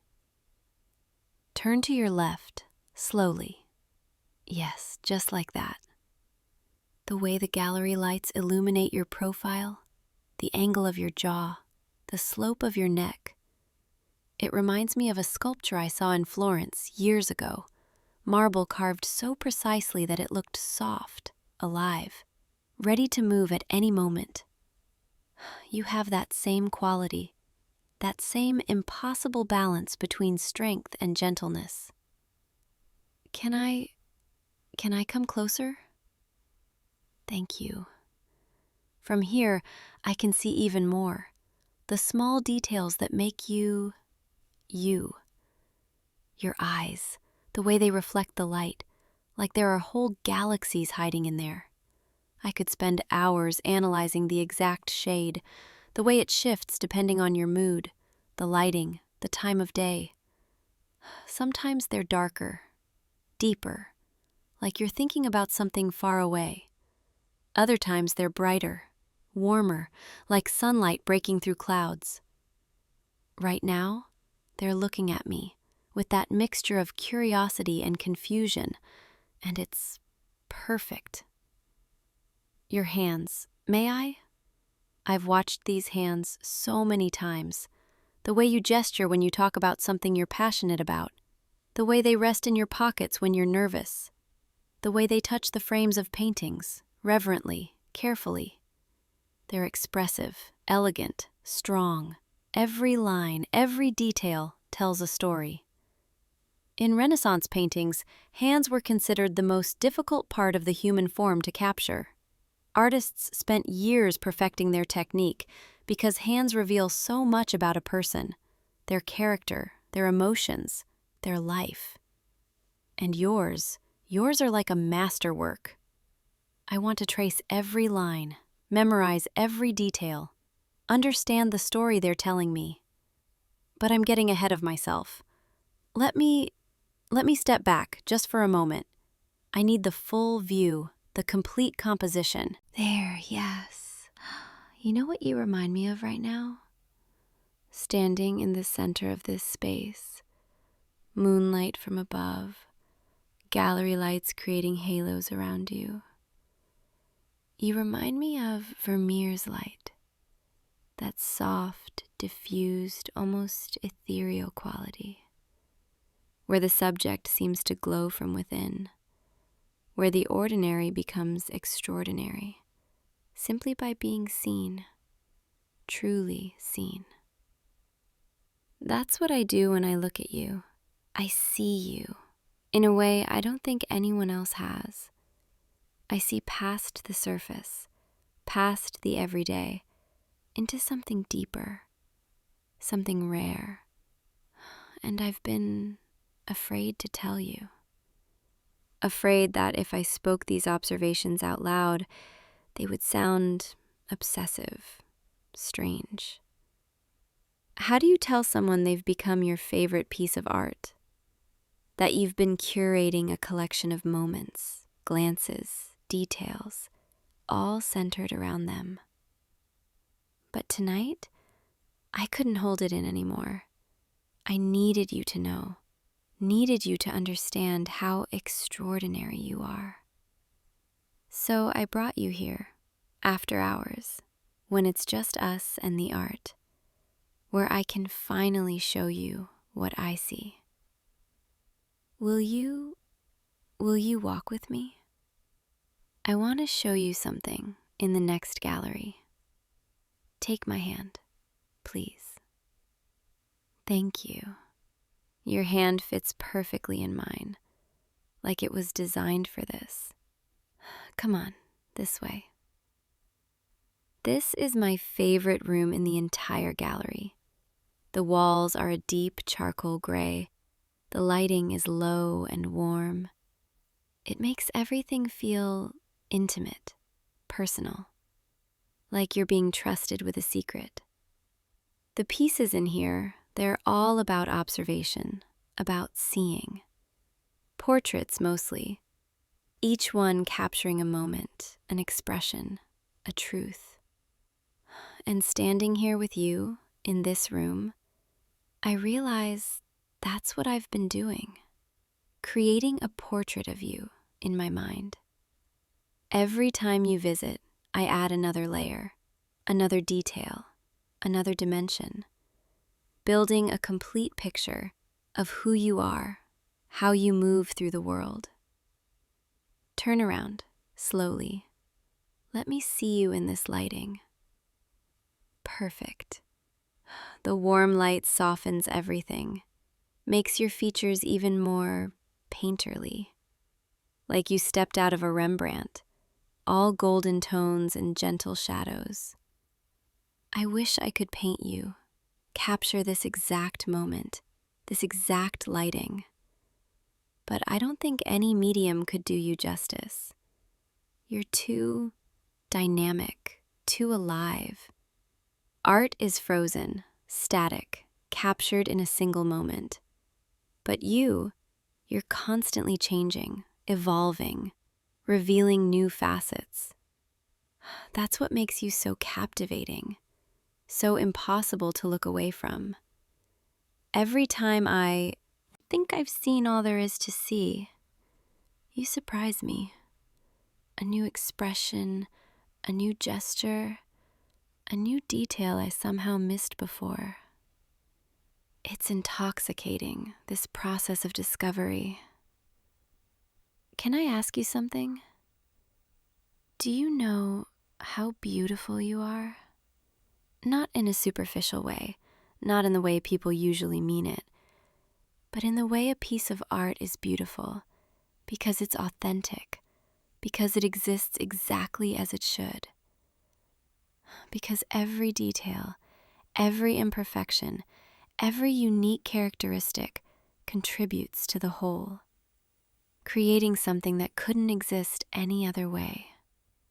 That's what you are to me, a perfect composition where nothing could be added or taken away.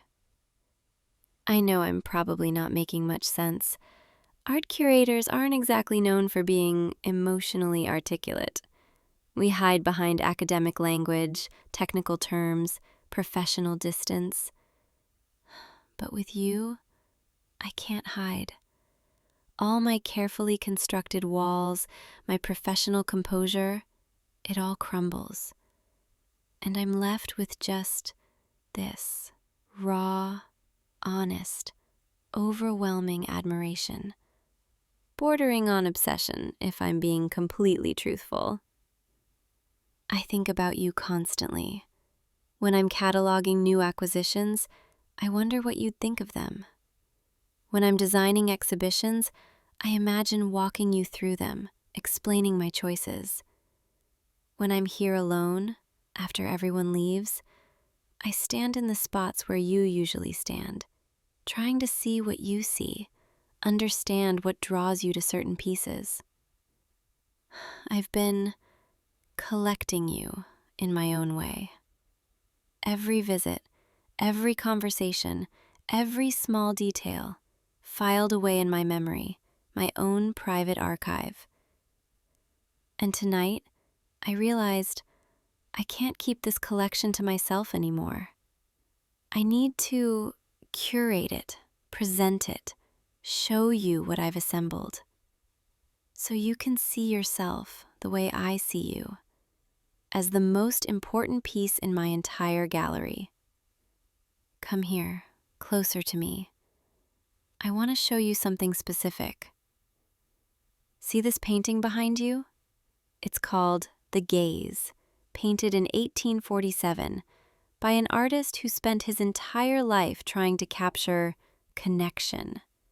The moment when two people really see each other, when all the walls come down and there's just recognition, understanding.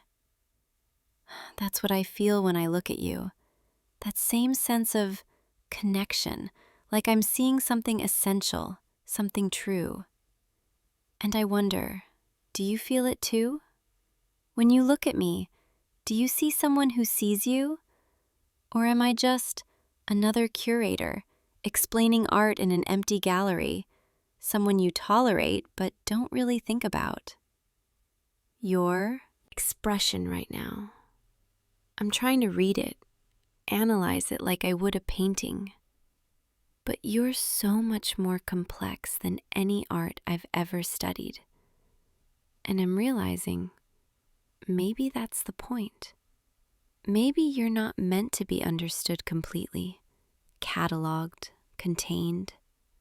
Maybe the beauty is in the mystery, the constant discovery. Maybe I've been approaching this all wrong, trying to curate my feelings, organize them, present them in a controlled way, when really, I should just tell you. I'm falling for you.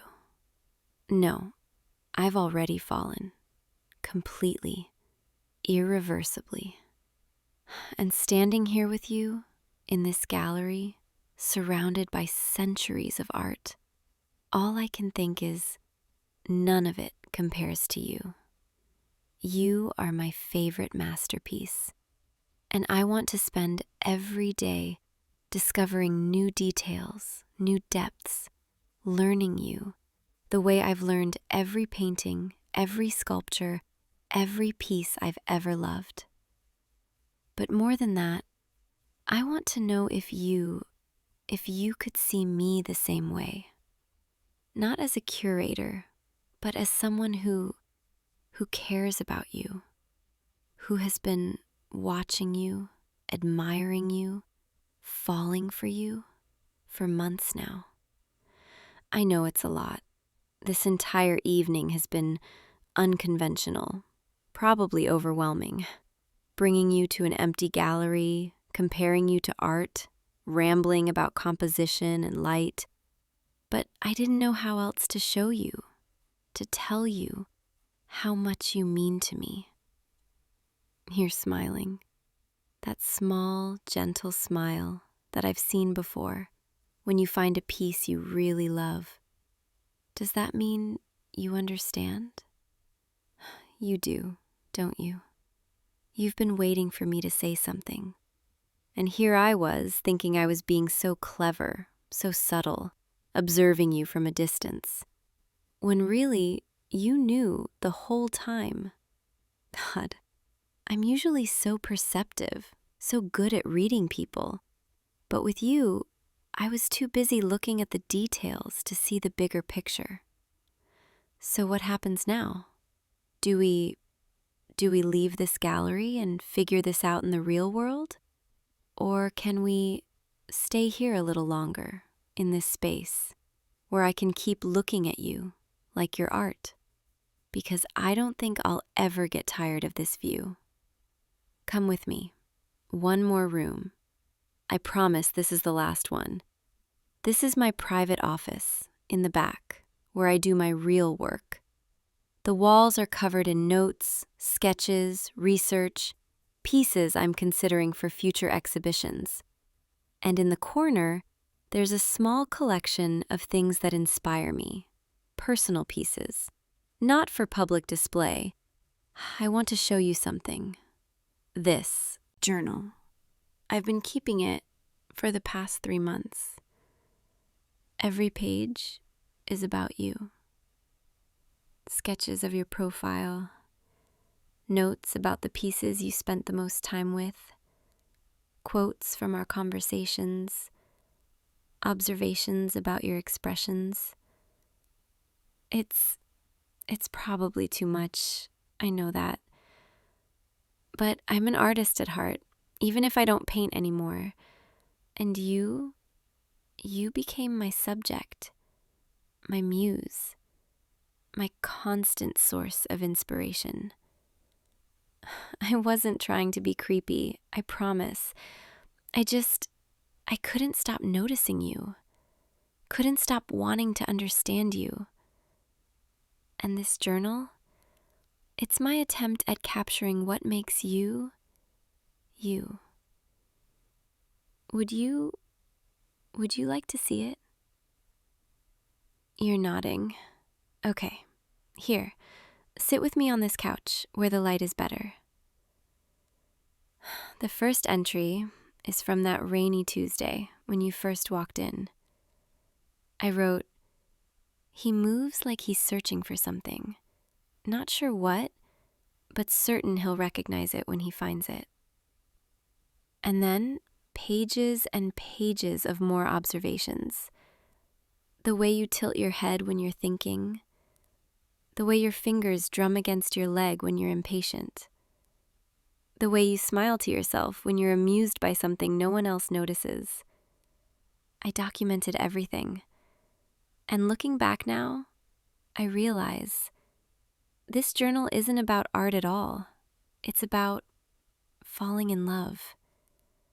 Line by line, page by page, I fell for you. And I didn't even realize it was happening until it was too late, until you were all I could think about.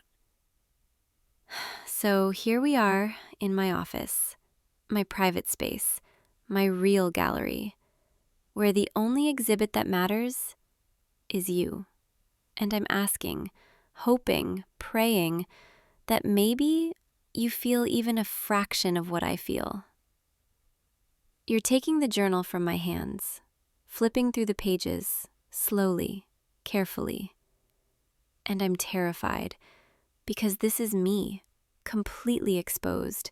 No professional distance, no curator's mask, just vulnerability, raw and unfiltered. You're looking at the sketches, the ones I drew from memory when I couldn't sleep, trying to capture the exact angle of your smile, the way your eyes crinkle at the corners. I'm not a good artist, not anymore, but I tried. And now you're looking at me, with those eyes I've been studying for months, and you're reaching for my hand.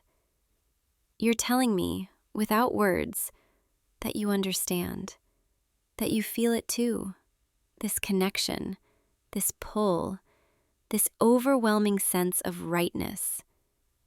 I was so scared that I'd built this all up in my head, that I'd created a fantasy, a narrative that didn't exist outside my own mind. But you're here, holding my hand, looking at me like I'm the art. Ironic, isn't it? I brought you here to show you, to tell you that you're my masterpiece. And now, you're making me feel like I'm the one being seen, truly seen, for the first time. Maybe that's what love is. Two people seeing each other, really seeing each other. Not as objects to admire from a distance, but as living, breathing art, constantly evolving. Can I hold you? Come here, closer. There, perfect. You fit against me like you were designed to, like a sculpture where every angle, every curve was intentionally placed. I can feel your heartbeat, steady, calm, matching mine, creating a rhythm. This is better than any gallery, any museum, any collection. This moment, right here with you. I could stay here forever, just holding you, feeling you breathe, knowing you're real, that this is real. You are my favorite discovery, and I don't think I'll ever stop finding new things to love about you. So what do you say to making this permanent, to letting me be your curator, your observer, your girlfriend, to building our own gallery filled with memories, moments, shared experiences, where we're both the artists and the art? You're nodding. Yes. Yes. Then it's settled. You're mine, and I'm yours. And this gallery, my life, my work, everything, it all belongs to you now. It's getting late. The moon has shifted. The light in here is different now, softer, dreamier. Let me walk you through the gallery one more time before we leave. I want to show you how everything looks when you're here, when the space is alive with your presence. Come on, take my hand. We'll walk slowly, no rush, just us and the art and this perfect night. See how different everything looks now? The paintings seem brighter, the sculptures more dynamic. The entire gallery feels warmer. That's your effect. You bring life to spaces, to art, to me. And I'm going to spend every day making sure you know that, making sure you see yourself the way I see you, as the most beautiful, most captivating, most essential piece in my collection. We're back at the entrance now. The door is just ahead, the real world waiting. But before we go, I want you to know this isn't the end. This is just the beginning. Tomorrow, I'll be here, waiting for you, and the day after, and every day after that. Because you're part of this gallery now, part of my life, permanently installed. And I take very good care of my most precious pieces. So go home, get some rest, dream of galleries and moonlight. And when you come back tomorrow, I'll have a whole new exhibition prepared, all about us, about this, about the art we're creating together. Good night, my masterpiece. Sleep well and know you're cherished. I'll see you tomorrow in the place where you belong, right here, with me. Sweet dreams, my love. Until tomorrow. Hey you, there you are. I've been looking for you everywhere. Well, kind of. Okay, I'll be honest. I knew exactly where you'd be. You always slip away to the quieter corners when things get too loud, don't you? I noticed that about you months ago, actually, during our very first planning meeting. You stepped out onto that balcony when everyone else was arguing about the catering menu, and I thought, huh, he's like me. Needs a moment to breathe, to think, to just exist without all the noise. The event was perfect tonight, wasn't it? I mean, there were a few moments where I thought my heart might actually stop, like when the DJ almost played the wrong entrance music, or when I couldn't find the centerpiece for table 7. But we pulled it off. You and me. We actually did it. Everyone's still out there dancing and laughing and having the time of their lives. And I should probably be out there too, making sure everything's still running smoothly. But instead, I'm here, with you. Because honestly, I've been waiting all night for this. For a moment when it's just us. No clipboard between us, no timelines or vendor calls or seating charts, just this. You look really good tonight, by the way. I meant to say that earlier, but I got so caught up in making sure everything was perfect that I forgot to tell you. But you do. You look really good. Can I sit with you for a minute? I know I should probably get back out there, but my feet are killing me in these heels. And honestly, I just want to be here with you for a little while. Thank you. God, it's so quiet over here. I can barely hear the music anymore. Just the sound of your breathing and mine. And maybe the sound of my heart beating way too fast, but you probably can't hear that part. I'm a little tipsy, I think. Just champagne and adrenaline and relief that nothing catastrophically bad happened tonight. Well, almost nothing. Did you see when I tripped over that extension cord during the toast? I swear I almost took out the entire dessert table. But you caught me. Well, you caught my arm anyway, and I just laughed it off like I meant to do that. I'm really good at laughing things off, at pretending everything's fine, at keeping my professional face on even when I'm panicking inside. But right now, sitting here with you, in this quiet little corner where the string lights are still glowing and the confetti is still scattered everywhere, I don't really want to pretend anymore. I've been pretending for months, actually. Pretending that this was just another job, just another client, just another event to plan and execute, and then move on from. But it wasn't. It isn't. And you're not. You're not just another client. You never were. I took this job because of you. Did you know that?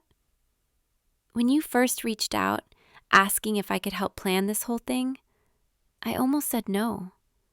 I was so busy, had 3 other events lined up, barely had time to sleep, let alone take on something this big. But then I met you for that first consultation at that little coffee shop downtown, and you were so genuine, so excited about this event, so passionate about making it special for everyone involved. And I remember thinking, okay, I'll do it. I'll make time because I want to be part of this, because I want to be around him. I told myself it was professional, that I was just drawn to a good project, a challenge, something that would look great in my portfolio. But that was a lie. The truth is, I wanted an excuse to see you, to talk to you, to spend hours in planning meetings where I could sit across from you and pretend I was focused on timelines and budgets, when really, I was just focused on you. The way you listen, really listen when people talk. The way you get excited about little details that most people wouldn't even notice, like the color of the napkins or the font on the invitations. The way you say my name, like it actually matters. Like I matter. I started making up reasons to text you, sending you updates that probably could have waited until our next meeting, asking your opinion on things I definitely could have decided on my own, just because I liked hearing back from you. I liked seeing your name light up my phone. I liked knowing that for those few minutes, you were thinking about me too. And then there were the late night planning sessions, the ones that went way longer than they needed to. We'd be sitting in your office or mine, surrounded by fabric swatches and mood boards and half-empty coffee cups. And you'd make some joke or tell some story about your day, and I'd forget we were supposed to be working. I'd just get lost in the conversation, lost in you. There was this one night, about 6 weeks ago, when we stayed up until almost 3 a.m. trying to finalize the floor plan. And you were getting frustrated because nothing seemed to fit right, and I could see how tired you were. So I ordered pizza, and we took a break, and we ended up just talking about everything except the event, about our lives, our dreams, our favorite movies and worst date stories, and all those random things you share with someone when you're too tired to keep your walls up.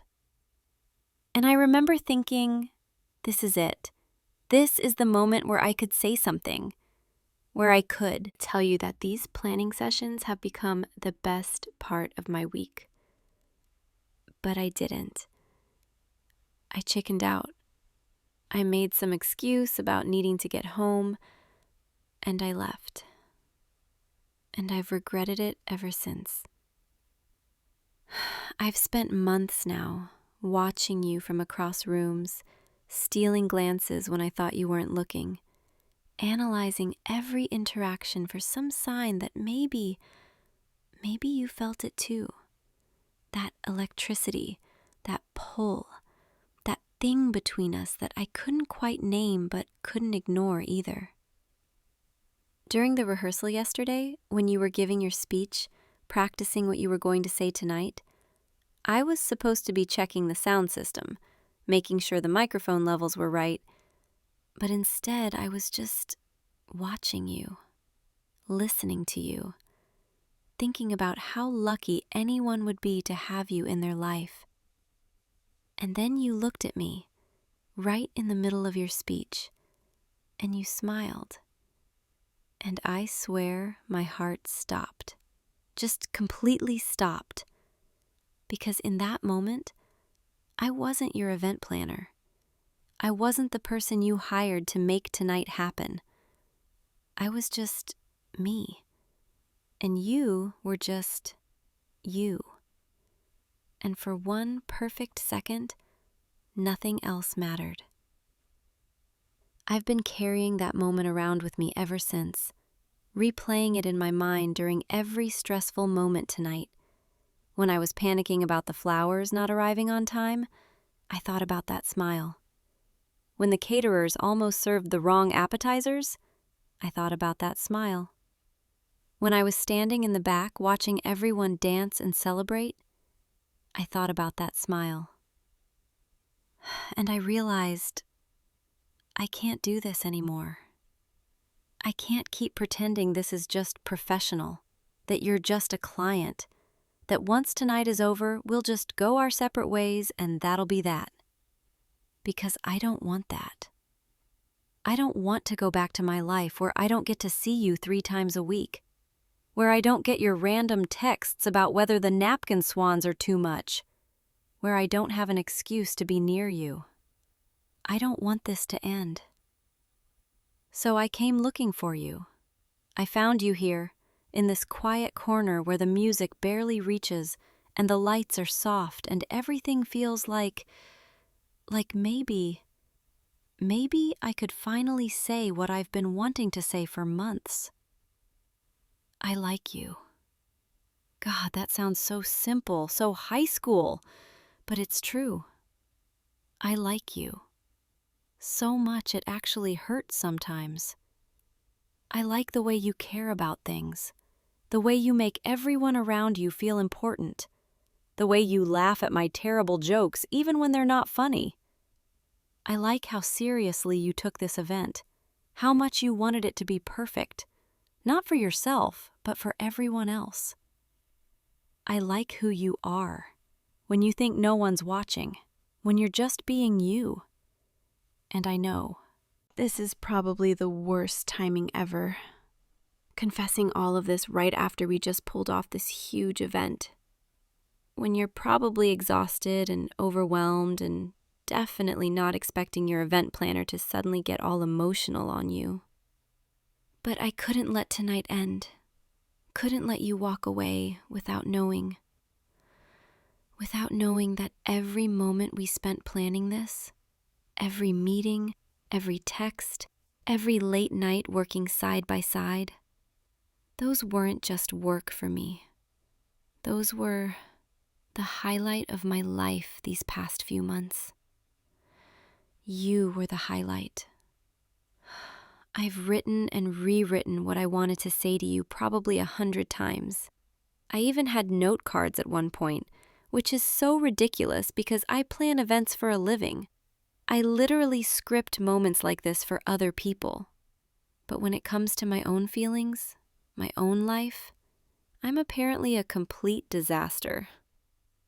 All those perfectly planned moments tonight, the choreographed entrance, the timed toasts, the surprise fireworks at the end, I could plan all of that without breaking a sweat. But planning what to say to you? How to tell you that you've become the most important person in my life? That terrified me. Because what if I'm wrong? What if I've been reading too much into every smile, every laugh, every moment where our hands accidentally touched when we were looking at seating charts? What if you really do just see me as your event planner, someone you hired to do a job, and once that job is done, that's it? What if by saying all of this, I'm ruining the one thing I do have, which is at least getting to be in your life in some capacity, even if it's just professional? But then I thought, what if I don't say anything? What if I let you walk out of here tonight thinking this was just business, just another successful event, just another transaction completed? What if I go back to my regular life, planning other people's special moments, helping other people celebrate their happiness, and I never tell you how much you mean to me? That felt worse, so much worse than the risk of rejection. So here I am, sitting next to you in this beautiful space that we created together, surrounded by all the details we agonized over, all the little touches that made tonight special. And I'm finally telling you, I don't want this to be the end of us working together. I want it to be the beginning of something else, something real, something that isn't scheduled in a planning calendar or tracked on a timeline, something that's just you and me, figuring it out as we go. I want to go on an actual date with you, one where we're not talking about vendor contracts or budget spreadsheets, where we can just be without any professional boundaries or client planner dynamics, where I can hold your hand if you want me to, and it doesn't have to mean anything except that I like you and I want to be close to you. I want to know more about you, the real you, not just the parts that come up during planning meetings.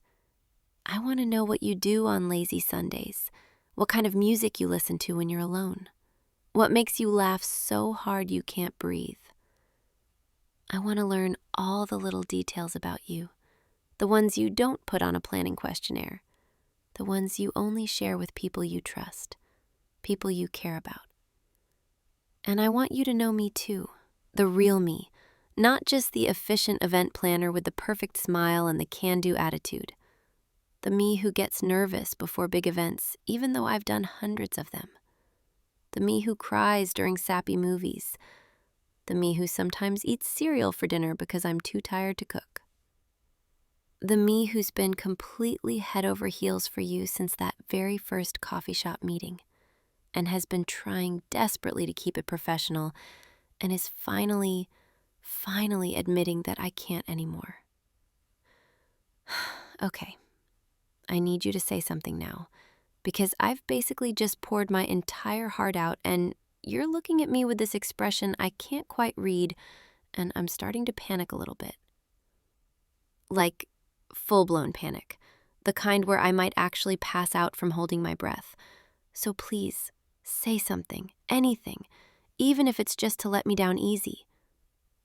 Wait, are you smiling? You're smiling! Oh my God, you're actually smiling. What does that mean? Is that a good smile?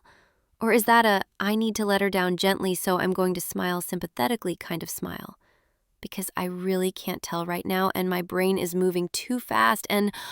Wait, what did you just say? Say that again.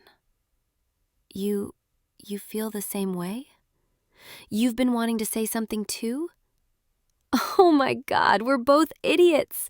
Complete, total, absolute idiots. We've been dancing around this for months, both too scared to say anything, both thinking the other person just saw it as professional, when the whole time we were both just... This is so ridiculous. I plan things for a living. I'm supposed to be good at timing and execution and making moments happen. And instead, I've been a nervous mess, avoiding the most important conversation of my life because I was too scared of losing you. But I haven't lost you. You're right here, telling me that you feel the same way, that you've been feeling the same way. I don't even know what to do with this information. My brain is just completely short-circuiting right now. All those late-night planning sessions. Were you thinking about me the way I was thinking about you? All those texts about napkin colors and table arrangements. Were you also looking for excuses to talk to me? All those times you asked my opinion on things. Were some of those just you wanting to hear my voice? Because I definitely did that. I asked you so many unnecessary questions just because I liked talking to you. Like that time I texted you at midnight about whether the entrance should be backlit or spotlight, and you responded immediately, even though it definitely could have waited until morning. Were you lying awake thinking about me the way I was lying awake thinking about you? God, we've wasted so much time. So many months we could have been us instead of just professional collaborators. But we're here now. That's what matters. We're finally here, finally saying what we should have said so long ago. Can I get a little closer? I've been sitting at this very polite distance, keeping my professional boundaries, but I really don't want to do that anymore. I want to be close to you, close enough to see every detail of your expression, close enough to feel your warmth, close enough that this finally feels real. There, that's better. Hi. Sorry, I don't know why I just said hi, like we haven't been talking for the past 20 minutes. I think I'm just overwhelmed in the best possible way. You're so close right now, close enough that I can see the way your eyes light up when you smile, close enough that I could just... I really want to kiss you right now. Is that okay? I know we just had this big emotional confession moment, and maybe we should talk more first, but I've been imagining this for so long. What it would be like, what you would taste like. Your lips look really soft. Okay, I'm just going to stop talking now before I say something even more embarrassing. But yes, if you're leaning in, I'm definitely on board with that. Come here. Mwah. Oh, wow. That was even better than I imagined. and I have a really good imagination. Your hand, it's shaking a little bit. Are you nervous? Good. I'm glad I'm not the only one whose heart is racing right now. Can we do that again? Please. I really liked that. Yeah, I could definitely get used to that. To this, to you, to us. I can't believe this is actually happening, that you're actually here with me, that you actually want this too. It feels like something I would have planned for someone else.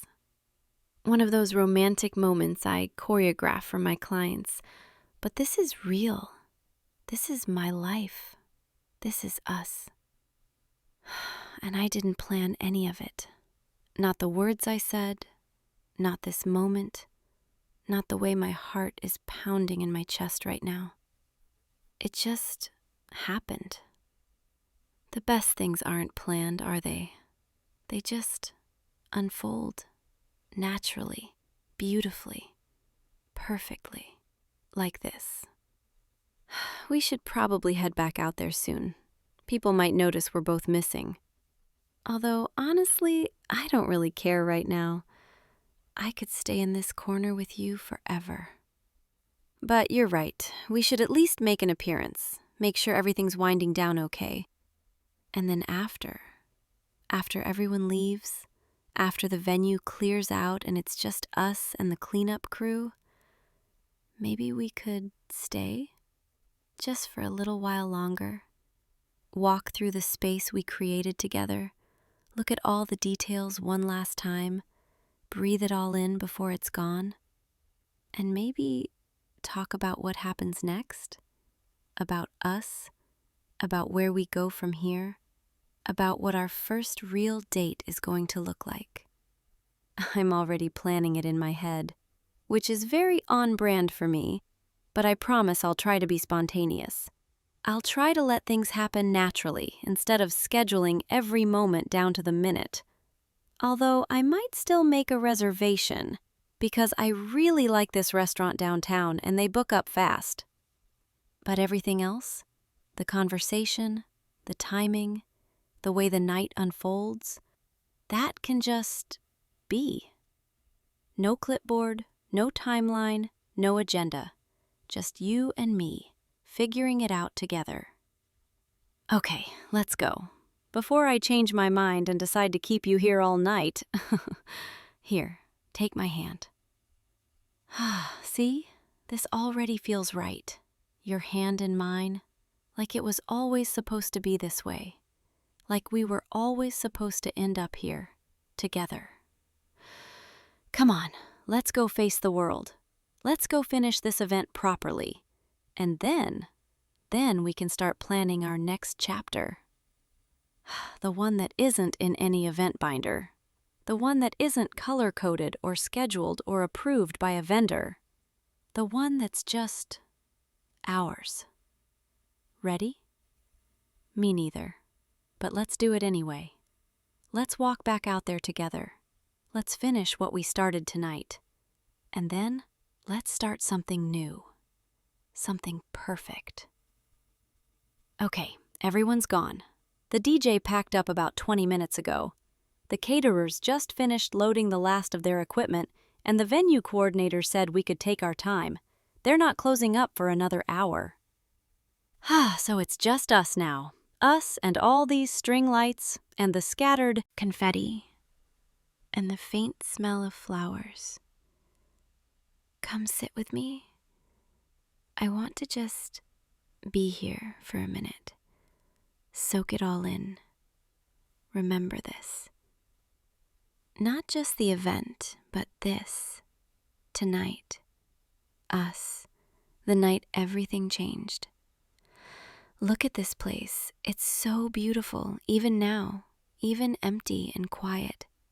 Maybe especially now, when it's just the two of us. When there's no crowd or music or noise. Just this peaceful, perfect space we created together.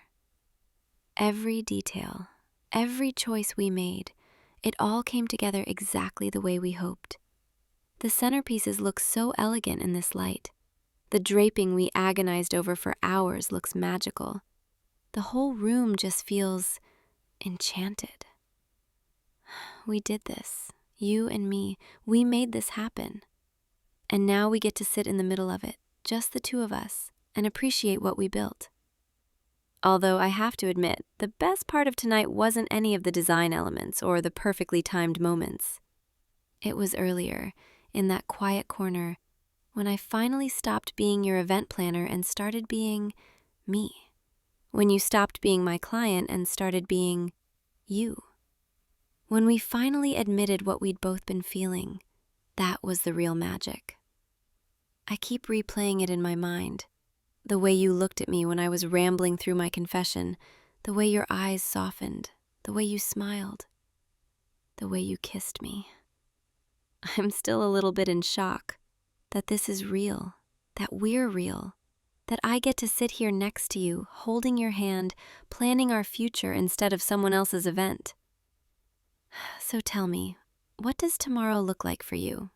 Not work tomorrow, not the next event or meeting or deadline, but actual tomorrow, Sunday morning, when you wake up and have a whole day ahead of you with no obligations. Because I was thinking, if you want, and only if you want, no pressure at all, maybe I could take you to breakfast?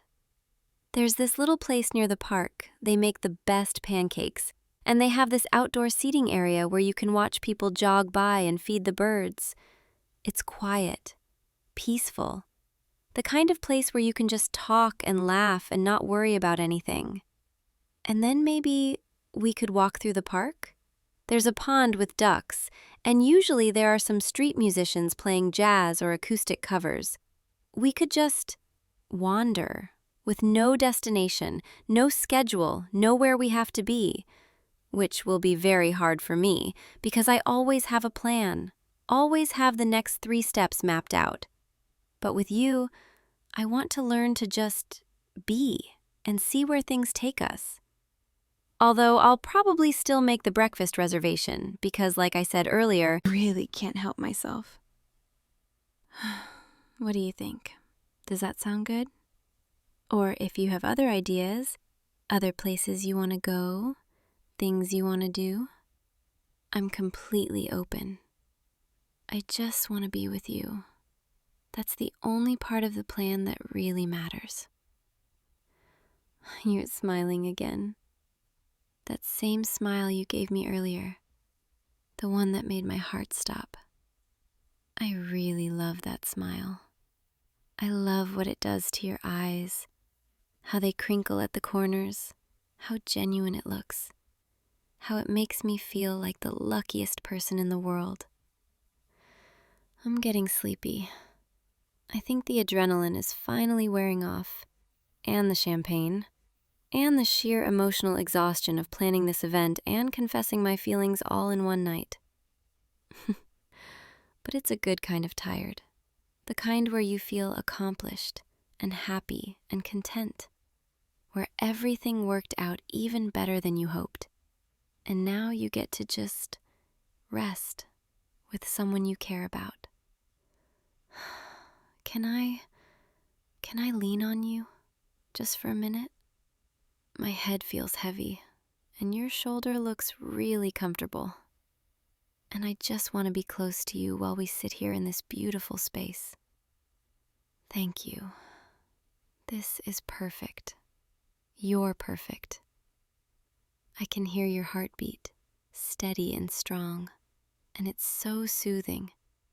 Everything about you is soothing. Your presence, your warmth, the way you make me feel safe enough to let my guard down.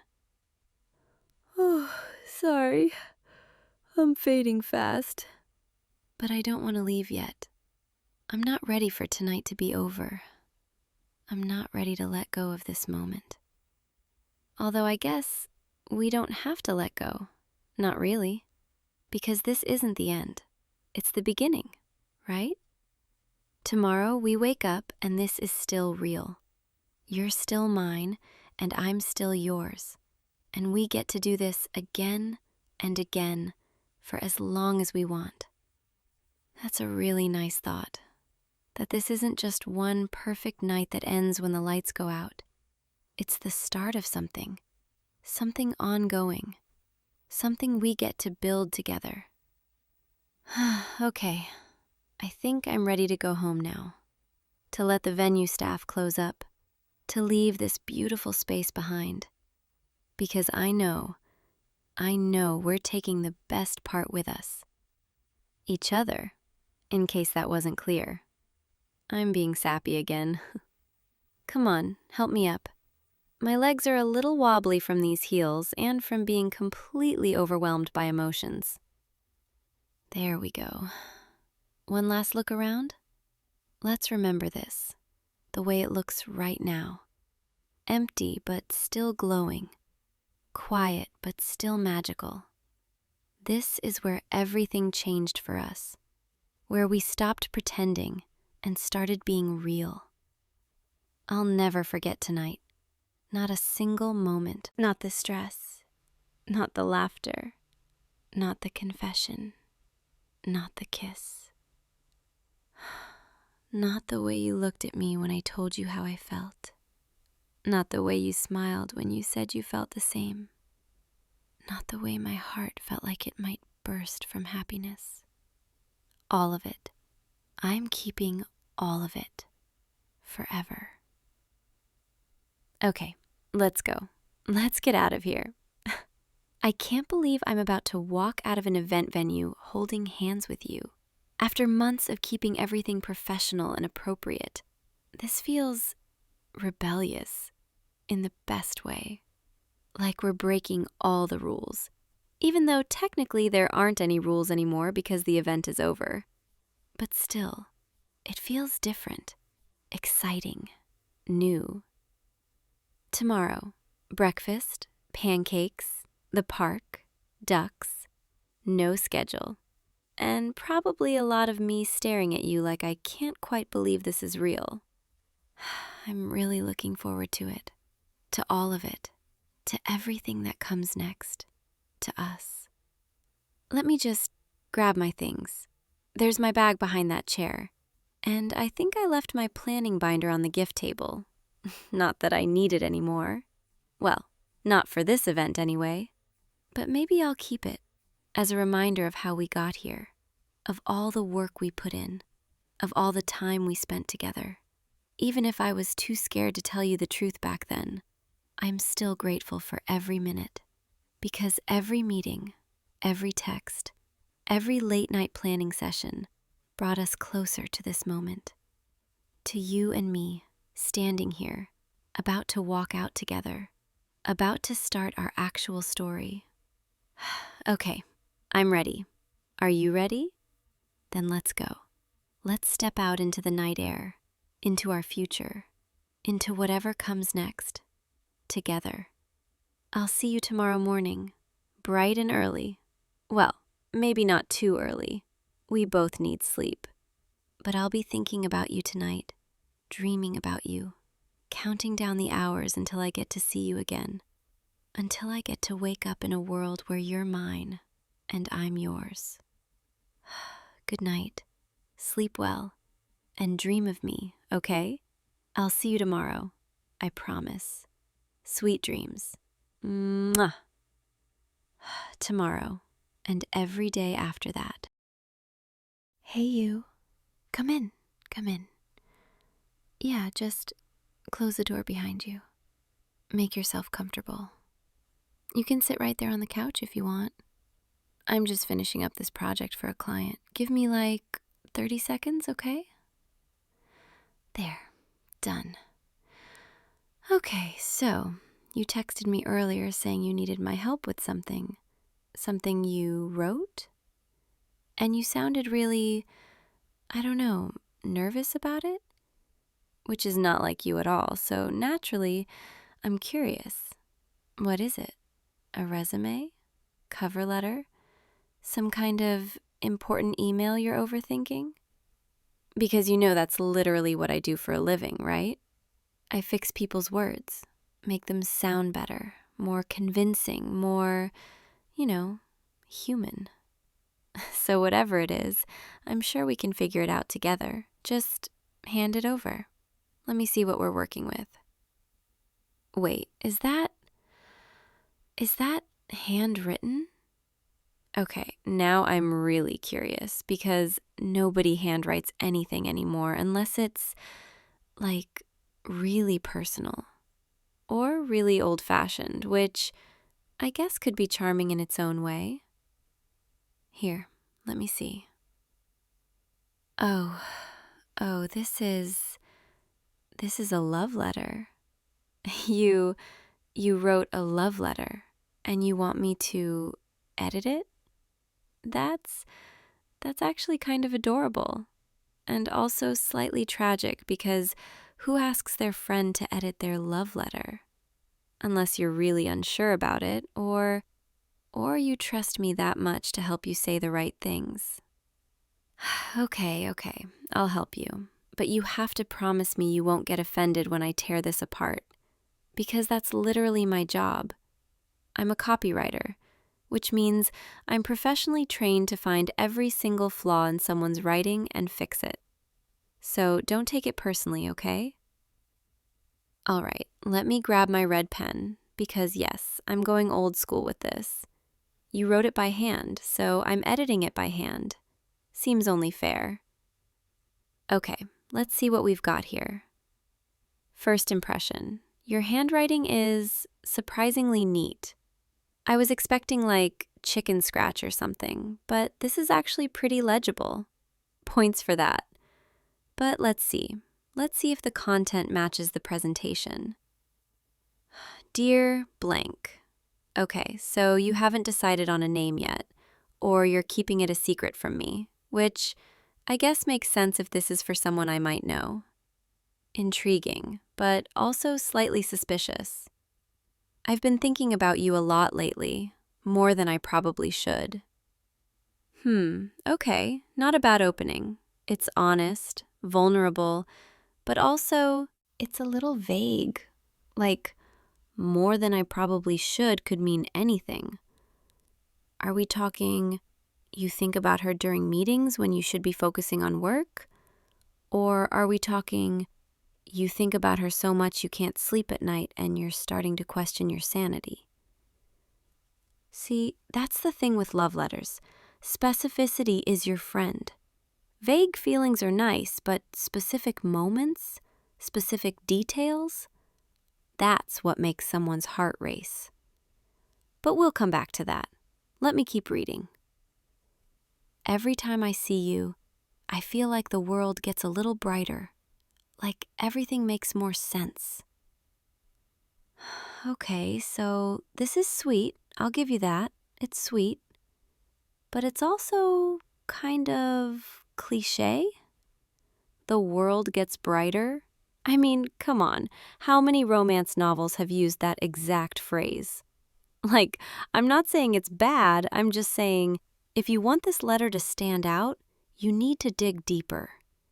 What specifically about seeing her makes you feel that way? Is it her smile? Her laugh? The way she tucks her hair behind her ear when she's concentrating? Those little details, those are what make a love letter unforgettable. All right, moving on. I know we've been friends for a while now, and I don't want to ruin that, but I can't keep pretending I don't feel this way. Okay, now we're getting somewhere. This is good. This is honest. The fear of ruining a friendship, that's real. That's relatable. But again, this way? What way? You need to actually say it. You need to tell her how you feel, not just hint at it. Because if you're going to risk the friendship, you might as well go all in, right? Unless you're planning to hand her this letter and then run away before she finishes reading it, which, would be very on brand for you. But seriously, you need to be clear. You need to say, I have feelings for you, or I'm in love with you, or whatever the truth is. Don't leave her guessing, because that's just cruel. Trust me, as someone who's edited hundreds of pieces of writing, Clarity is everything. All right, let's see what else you've got here. You make me laugh when I don't feel like smiling. You listen when I need someone to talk to. And you never make me feel like I'm too much. Okay, now this is better. This is specific. This is real. This is the kind of thing that actually means something. Because you're telling her exactly what she does for you, how she makes your life better. And that's powerful. And I'm sorry to be nitpicky here, but you never make me feel like I'm too much. I mean, it's a nice sentiment, but it's also kind of passive. Like, you're defining her by what she doesn't do instead of what she does do. Maybe try something like, you make me feel like I can be myself without apology. Or, you see all of me and never ask me to be less. See? Same idea, but stronger, more active, more intentional. This is actually kind of fun. I don't usually get to edit love letters. Most of my clients just want me to write boring corporate copy. So this is a nice change of pace. Okay, continuing. I don't know when it happened, but somewhere along the way, you became the person I think about first thing in the morning and the last person on my mind before I fall asleep. All right, I'll admit that's actually really sweet. And it's specific enough that it feels genuine. Like you're not just throwing out generic romantic lines, you're actually describing your experience. But here's my question. If you don't know when it happened, can you at least point to a moment? A specific memory that made you realize you felt this way? Because that would make this section even stronger. Like, I don't know when it happened, but I think it started the night we stayed up until 3 a.m. talking about nothing and everything, and I realized I never wanted the conversation to end. See? Now we've got a story. Now we've got something she can picture, something she can remember too. And if this is someone you've been friends with for a while, she'll probably remember that moment too, and it'll hit even harder. Sorry, I'm getting really into this. I know I'm supposed to just be editing, but I can't help it. I want this letter to be perfect for you. Whoever she is, she's lucky. You know that? Not a lot of people take the time to write something like this anymore. Most people just send a text or a DM and hope for the best. But you actually sat down, put pen to paper, tried to find the right words. That takes courage, and I respect that. All right, let's keep going. We're getting close to the end here. I guess what I'm trying to say is, I like you, more than just a friend, and I needed you to know, even if it changes everything. Okay, so this is the big moment. This is where you actually say it. And it's good. It's clear, it's direct, but, and I hate to say this, but I like you? After everything you just said, after all that buildup, I like you feels a little underwhelming? Like you've just spent an entire letter describing how much this person means to you, how they've changed your world, how you think about them constantly. And then you land on, I like you? That's like describing a 5-course meal and then saying, it was pretty good. You need to match the intensity of everything that came before. You need to say what you really feel. Do you like her or do you love her? Because there's a difference, and she deserves to know which one it is. And honestly, based on everything you've written here, I think you already know the answer. So, my suggestion? Change "I like you" to "I love you." Or at the very least, "I'm falling for you." Give it the weight it deserves. Because this letter is too beautiful to end with something safe. Okay, last line. I hope you feel the same way, but even if you don't, I'll always be grateful for the time we've had together. Okay, this is bittersweet. And I get what you're trying to do. You're giving her an out. You're telling her it's okay if she doesn't feel the same. And that's noble. That's kind. But also, it kind of undercuts everything you just said. Like, you've just poured your heart out, told her how much she means to you, and then immediately you're preparing for rejection. And I understand, I do, because rejection is scary, and protecting yourself makes sense. But if you're going to be vulnerable, you have to commit to it. You can't hedge your bets at the last second. It's like jumping off a diving board and then grabbing the edge at the last second. You're either in or you're not. My suggestion? End with something that focuses on the hope, not the fear. Like, I hope you feel the same way because I can't imagine a future where you're not in it. Or, I hope you'll give me a chance to show you how much you mean to me. Something that leaves the door open, but doesn't immediately assume the worst. Okay, so those are my notes. My very thorough, very detailed, slightly nitpicky notes. Sorry, I know I went a little overboard, but I don't know. I got invested. This letter is really good. I mean that. It just needs a little polish, a little more specificity, and a lot more confidence. So, here's what I'm thinking. We can go through it again, line by line, and I can help you rework some of these sections, make them stronger, clearer, more you. But before we do that, I have a question. Actually, I have a few questions. Who is this for?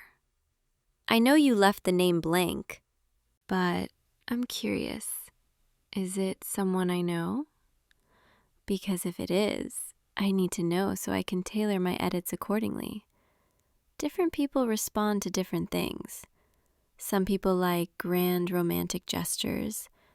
Other people prefer quiet sincerity. So, come on, you can tell me. Who's the lucky girl?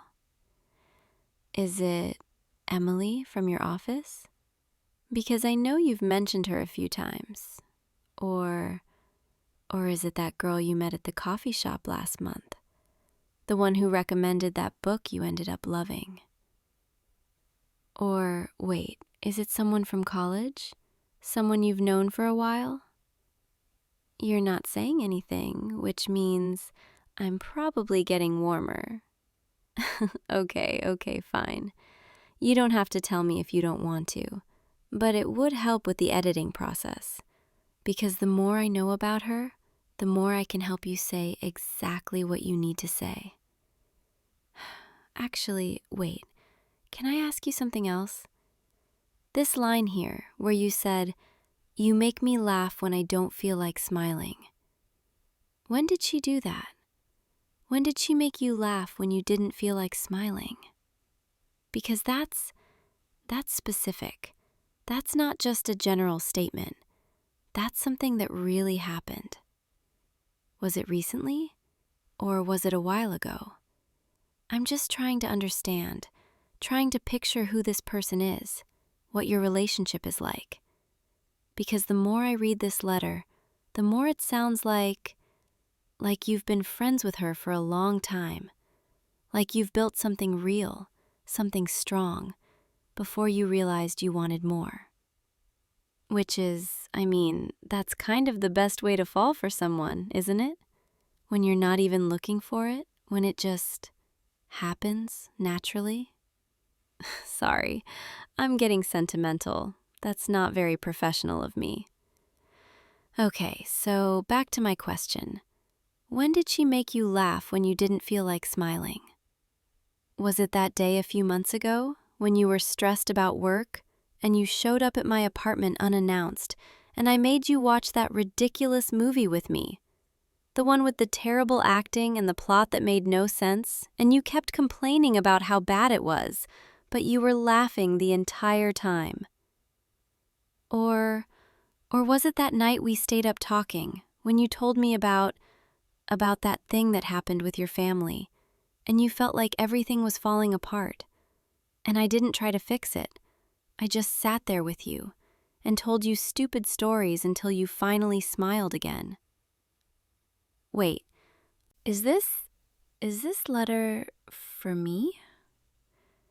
Because the more I read it, the more it sounds like you're describing us, our friendship, the things we've been through together, the way we are with each other. And that line, you became the person I think about first thing in the morning and the last person on my mind before I fall asleep. I texted you this morning, right when I woke up, like I always do, and you texted me back within seconds, like you always do. And last night, we were on the phone until almost midnight, talking about nothing, just talking because neither of us wanted to hang up. So, is this for me? You're not saying anything, which I think means yes. Oh my God. You wrote me a love letter, and you asked me to edit it because you were too nervous to just give it to me. That's kind of perfect in a very you way, because of course you'd ask me to edit my own love letter. Of course you'd turn your confession into a collaborative project. Can I read it again? Now that I know it's for me? I want to read it again, slower this time, without the red pen. I've been thinking about you a lot lately, more than I probably should. I've been thinking about you too, so much that it kind of scares me sometimes. Every time I see you, I feel like the world gets a little brighter. Okay, so maybe it's a little cliche, but it's also true, isn't it? Because that's how I feel when I see you too. Like everything just clicks into place. You make me laugh when I don't feel like smiling. You listen when I need someone to talk to. And you never make me feel like I'm too much. You do the same for me. You know that, right? You're the person I call when I'm overwhelmed, when I need to vent, when I just need someone to sit with me in silence. I don't know when it happened, but somewhere along the way, you became the person I think about first thing in the morning and the last person on my mind before I fall asleep. When did it happen for you? Because I think I know when it happened for me. It was that night, about 6 months ago, when we were supposed to go to that party, but we ended up just sitting in your car for 3 hours instead, talking, laughing, listening to music. And when I finally got home, I realized I didn't want to be anywhere else. I didn't want to be with anyone else. I just wanted to be with you, always. I've been waiting for months now, hoping you'd say something, hoping you felt the same way. But you never did. And I was too scared to risk our friendship, too scared to lose you. So I kept pretending, Kept telling myself it was enough just to be your friend, just to be near you. But it's not enough. It hasn't been enough for a long time. Can I tell you something? That day you showed up at my apartment, stressed about work, and I made you watch that terrible movie, I didn't actually like that movie. I thought it was awful, but I knew it would make you laugh. I knew it would pull you out of your head for a little while. And watching you laugh, watching you relax, that was worth sitting through 90 minutes of the worst film ever made. And that night, when you told me about your family, when everything felt like it was falling apart, I wasn't just sitting there with you because I'm a good friend. I was sitting there because I couldn't imagine being anywhere else. Because being there for you, that's all I wanted. That's all I've ever wanted. So yeah, this letter, it's for me. And I'm so glad you wrote it, even if you were too nervous to just hand it to me, even if you needed to disguise it as an editing project first. So, about those edits, you asked me to help you make this letter better, stronger, more specific. And I told you you needed to change "I like you" to something with more weight, more truth. So, tell me, do you like me or do you love me? Because I need to know. I need to hear you say it.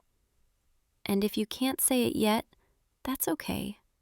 We can take this slow. We can figure it out together. But if you already know, if you've known for a while, like I have, then please, just say it. You're telling me you love me. Okay, good. Because I love you too. I've loved you for months now, maybe longer. I don't even know anymore. All I know is every time I'm with you, I feel like I'm exactly where I'm supposed to be. And every time we say goodbye, I'm already counting down the hours until I see you again. So I guess that means we don't need to finish editing this letter, do we? Because you've already told me how you feel, and I've told you how I feel. And honestly, that's better than any letter could ever be. Come here. Come closer. I want to see your face. There, that's better. You look nervous. Your hands are shaking a little. Are you nervous, even now? It's okay. I'm nervous too. I've imagined this moment so many times, but now that it's actually happening, I don't know what to do with my hands. I don't know if I should. Can I hold your hand? There, see? That's not so scary, is it? Your hand fits perfectly in mine. I always wondered if it would, and now I know. So, what happens now? Do we go on a real date? Like an actual date, where we both know it's a date, not just two friends hanging out? Because technically, we've been on dozens of dates already.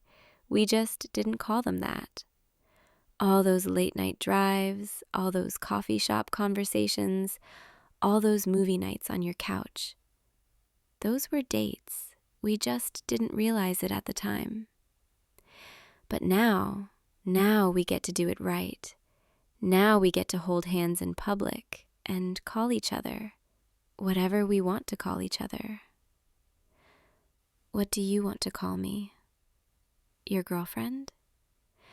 Yeah, I like the sound of that. Your girlfriend, and you're my boyfriend. That feels right, doesn't it?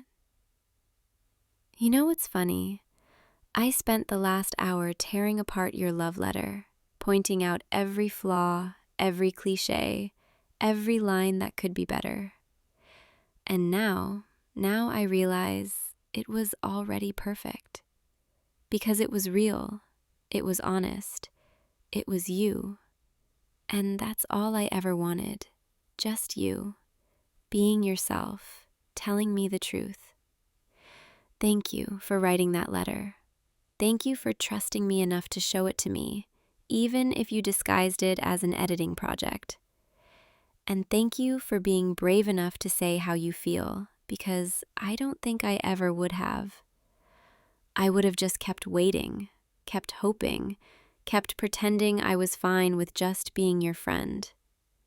But I'm so glad I don't have to pretend anymore. It's getting late, isn't it? We've been sitting here for how long now? An hour? 2? Time kind of disappears when I'm with you.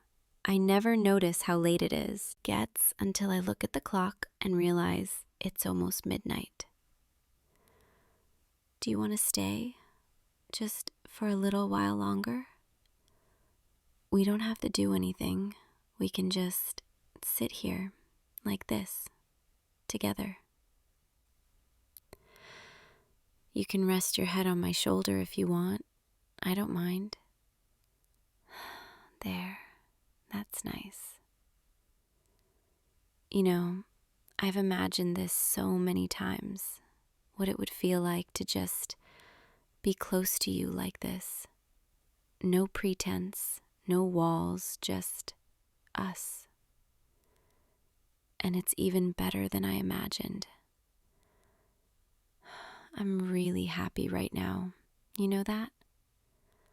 Happier than I've been in a long time, maybe ever.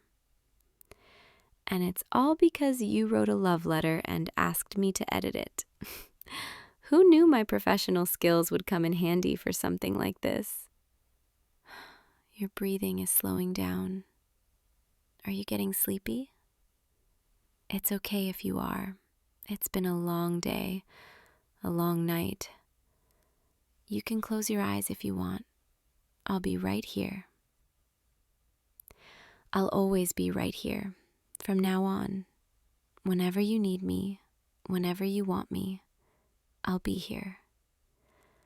Because that's what this is now, right? We're together. We're a team. We're everything I've been hoping for. I should probably let you go home soon. It's late, and you have work tomorrow. But I don't want to. I don't want this moment to end. Can't we just stay like this forever? Okay.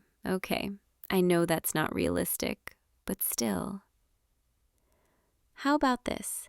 Tomorrow, after work, come back here, and we'll make dinner together, and we'll call it our first official date, even though we've cooked together 100 times before. But this time, it'll be different.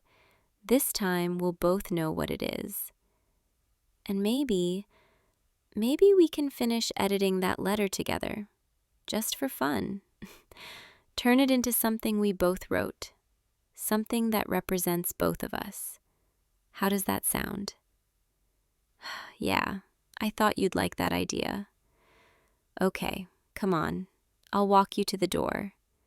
Wait, before you go, can I kiss you? Just once? Just to make this real? To prove to myself this isn't just some dream I'm going to wake up from. You're nodding. You're saying yes. Okay, come here. A little closer. I've wanted to do this for so long.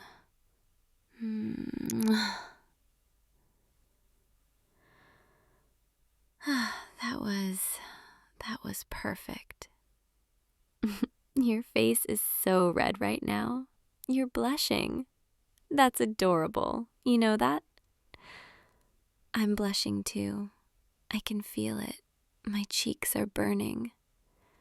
But I don't care. I don't care if I look ridiculous. I'm so happy right now. Thank you for tonight, for the letter, for everything. for being brave enough to tell me how you feel, and for giving me the chance to tell you how I feel too. Go home, get some sleep, and dream about me, okay? Because I'm definitely going to be dreaming about you. And tomorrow, we start our new chapter together. Good night. I love you. Say it back, please. I love you too. Now go, before I change my mind and ask you to stay all night. Which, I mean, wouldn't be the worst thing, but we should probably take this slow, right? Okay. I'm letting you leave now. Text me when you get home safe, okay? I'll be waiting. See you tomorrow, boyfriend. I really like the sound of that. Good night. Sweet dreams. You're still standing there, aren't you? You don't want to leave either, do you? Okay, fine. You can stay a little longer, but just a little, okay? Come back to the couch. Let's just sit together for a while. I don't think I'm ready to let you go yet either. This day, this night, it's been everything I've been hoping for, and I just want to hold on to it a little longer. You can put your arm around me if you want. Yeah, just like that. This feels right, doesn't it? Like we've been doing this for years. Like it's the most natural thing in the world. Maybe that's because we have been doing this, in a way. We've just been calling it hanging out as friends instead of what it really was. But now we don't have to pretend anymore. Can I ask you something? When did you first realize that you had feelings for me? Was it recent, or has it been building for a while? For me, I think I've known for about 6 months now. Maybe longer if I'm being honest with myself. There wasn't one specific moment. It was more like a gradual realization. Like I'd catch myself smiling at my phone every time you texted. Or I'd get excited when I knew I was going to see you. And then one day, I knew. I knew I didn't want to be with anyone else. I knew you were the only person I wanted to talk to at the end of a long day. You were the person who made everything better, just by existing. And once I realized that, I couldn't unrealize it, you know? Every time I saw you after that, it was like my heart would do this little flip, and I'd have to remind myself to act normal, which was harder than you'd think because all I wanted to do was tell you. But I was so scared. Scared you didn't feel the same way. Scared I'd ruin our friendship. Scared of losing you completely. So I just kept it to myself. Kept pretending everything was fine. And you had no idea, did you? All those times I'd find excuses to touch your arm, or sit close to you, or text you good morning before I'd even gotten out of bed. I thought I was being so obvious, but you were completely oblivious, which is kind of endearing in a frustrating sort of way. But I'm glad we're here now. I'm glad you finally said something, even if it took you writing an entire love letter to work up the courage. And I'm glad I get to be the person you think about in the morning, and at night, and all the moments in between. Because you're that person for me too. You have been for a long time. You know what I keep thinking about? All the moments we've shared over the years. All the conversations, all the late nights, all the inside jokes. and how we were basically already dating this whole time. We just didn't realize it. Like that time we drove 2 hours to that concert and we sang along to every song, and on the way back we got lost, but neither of us cared because we were having too much fun. Or that rainy afternoon we spent in that tiny bookstore, browsing for hours, recommending books to each other. And then we had coffee at that cafe next door and talked until they kicked us out at closing time. Those were dates, we just didn't call them that. But they felt like dates, didn't they? I wish I'd been braver. I wish I'd told you how I felt months ago. Think of all the time we wasted being too scared to be honest with each other. Although, maybe we needed that time. Maybe we needed to build this friendship first, so that when we finally got here, it would be solid, unshakable. Yeah, I think that's it. I think we were exactly where we needed to be. And now, we're exactly where we're supposed to be. Together. Your eyes are getting heavy. I can see it. You're fighting it, trying to stay awake, but you're exhausted. It's okay. You can rest. I'm not going anywhere. Here, lean your head on my shoulder. Get comfortable. There, that's better. I'll just sit here with you and watch you fall asleep. And tomorrow, when you wake up, this will all still be real. I'll still be your girlfriend, and you'll still be my boyfriend. And we'll still have that dinner date to look forward to. So don't worry. Don't overthink it. Just rest. I'm going to talk to you while you fall asleep. Is that okay? I'll keep my voice soft, soothing. Let it wash over you like a gentle wave. I want to tell you about all the little things I love about you. The way you always hold the door open for people, even when they're far away and it would be easier to just let it close. The way you laugh at your own jokes before you even get to the punchline because you think you're so funny. And you know what? You are funny, even if you're the only one laughing sometimes. I love the way you're always humming, these little melodies, songs I don't recognize, but they're yours, and they're stuck in my head now too. I love how you remember small details, like how I take my coffee, or which TV shows I've been watching, or that one random story I told you 3 months ago. I love how patient you are, how kind, how thoughtful. The way you always check in on people, make sure everyone's okay, even when you're not okay yourself. I love how you get excited about things, little things, like finding a good parking spot, or getting the last cookie at the bakery, or seeing a dog on the street.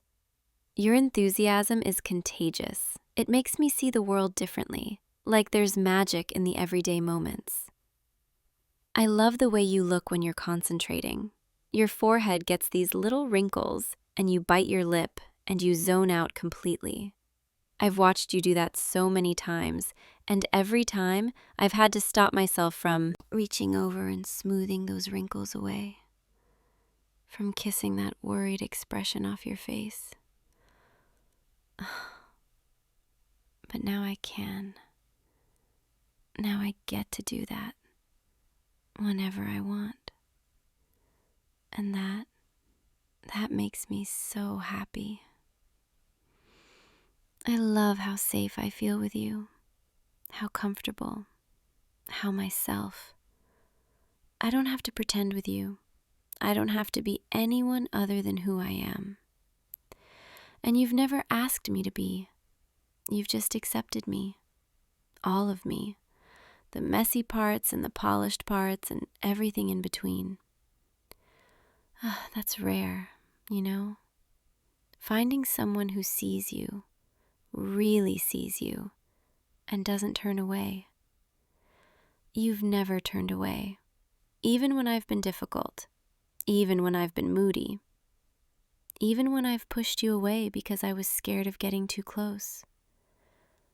You just stayed, patient, steady, always there, waiting for me to realize what you already knew.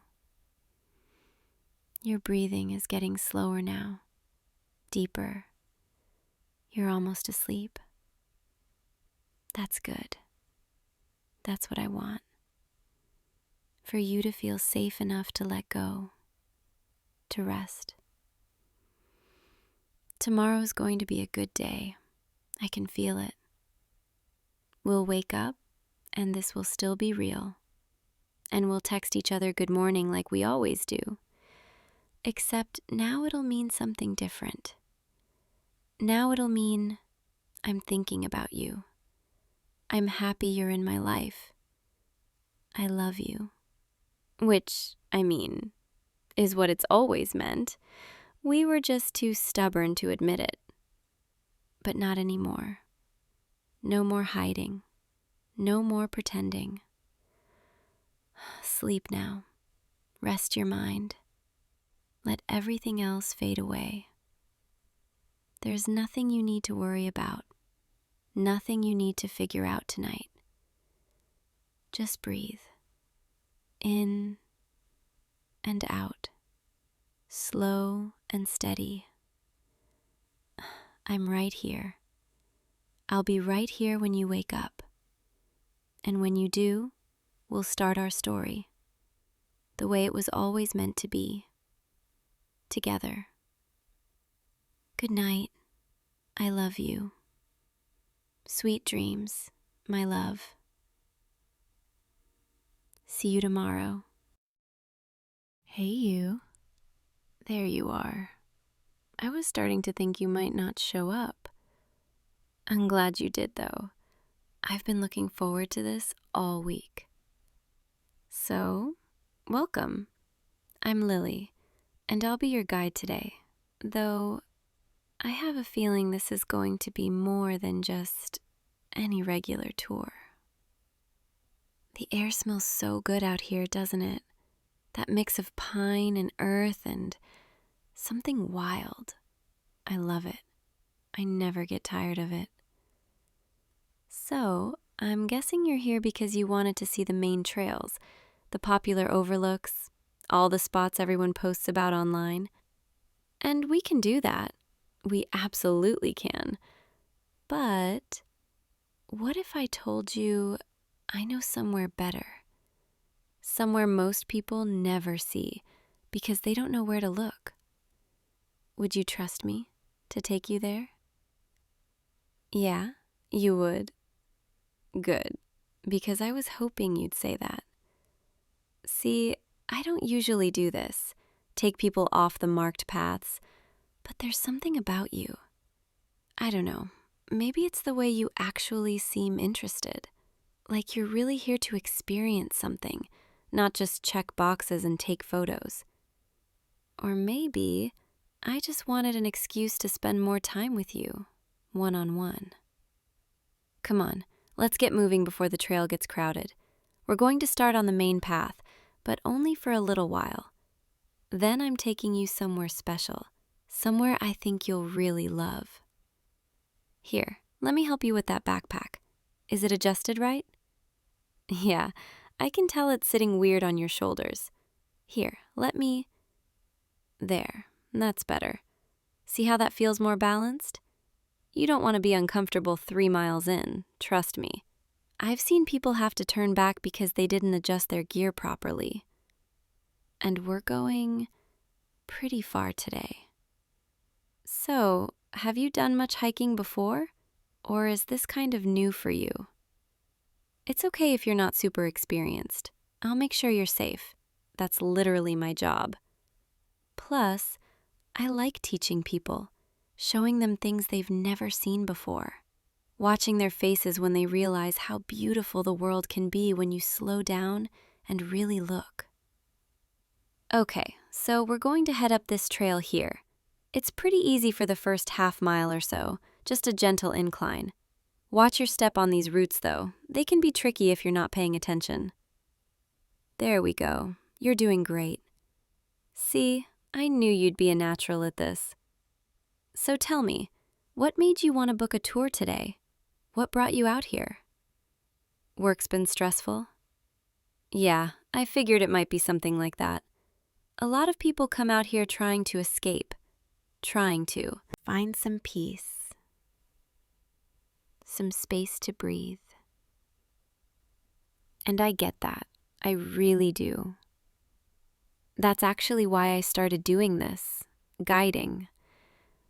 I used to work in an office, spent all day staring at screens, feeling like I was suffocating. And one day I just couldn't anymore.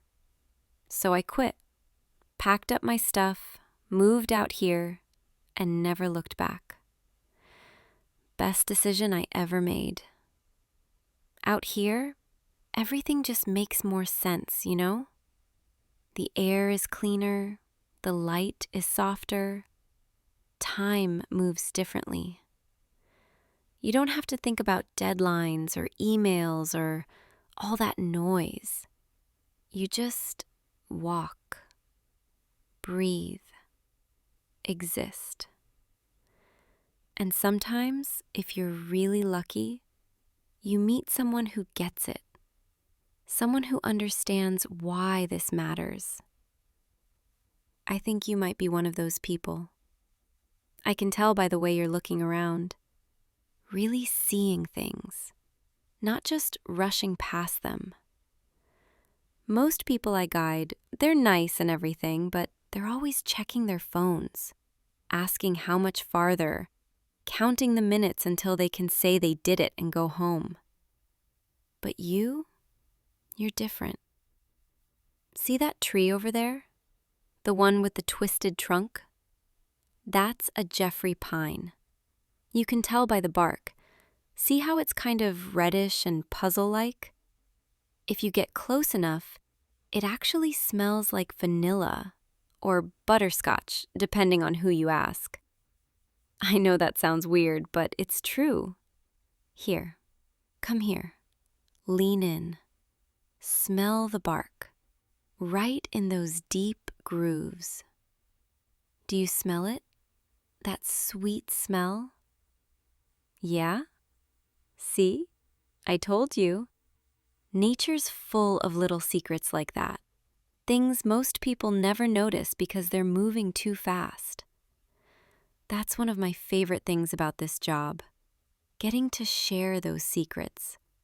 Getting to watch people discover something magical for the first time.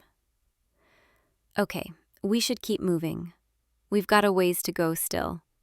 The path gets a little steeper up ahead, but nothing you can't handle. Just pace yourself. There's no rush. I'm right here with you. We'll go as slow or as fast as you want. So, do you live around here? Or are you just visiting? Just visiting. That's what I thought. Which means I have to make this extra special for you. Give you memories that'll make you want to come back. Not that I'm biased or anything, but I think this area is one of the most beautiful places in the world. Every season brings something different. Right now, in late summer, everything's so lush and green. But in fall, the aspens turn gold, and it looks like the whole mountainside is on fire. Winter's beautiful too, but that's a whole different kind of tour. Snowshoes and thermals and hot chocolate at the summit? Maybe. If you like today, you could come back for that. I'd be happy to show you around again, anytime. Okay, see that fork up ahead, where the trail splits? Most people go right. That's the main trail. Takes you up to the popular viewpoint. But we're going left. The left path isn't on any of the official maps. It's not marked. Most people don't even notice it's there. But I know it. I know it really well. And I'm trusting you with this because something tells me you're someone who appreciates things that aren't meant for everyone.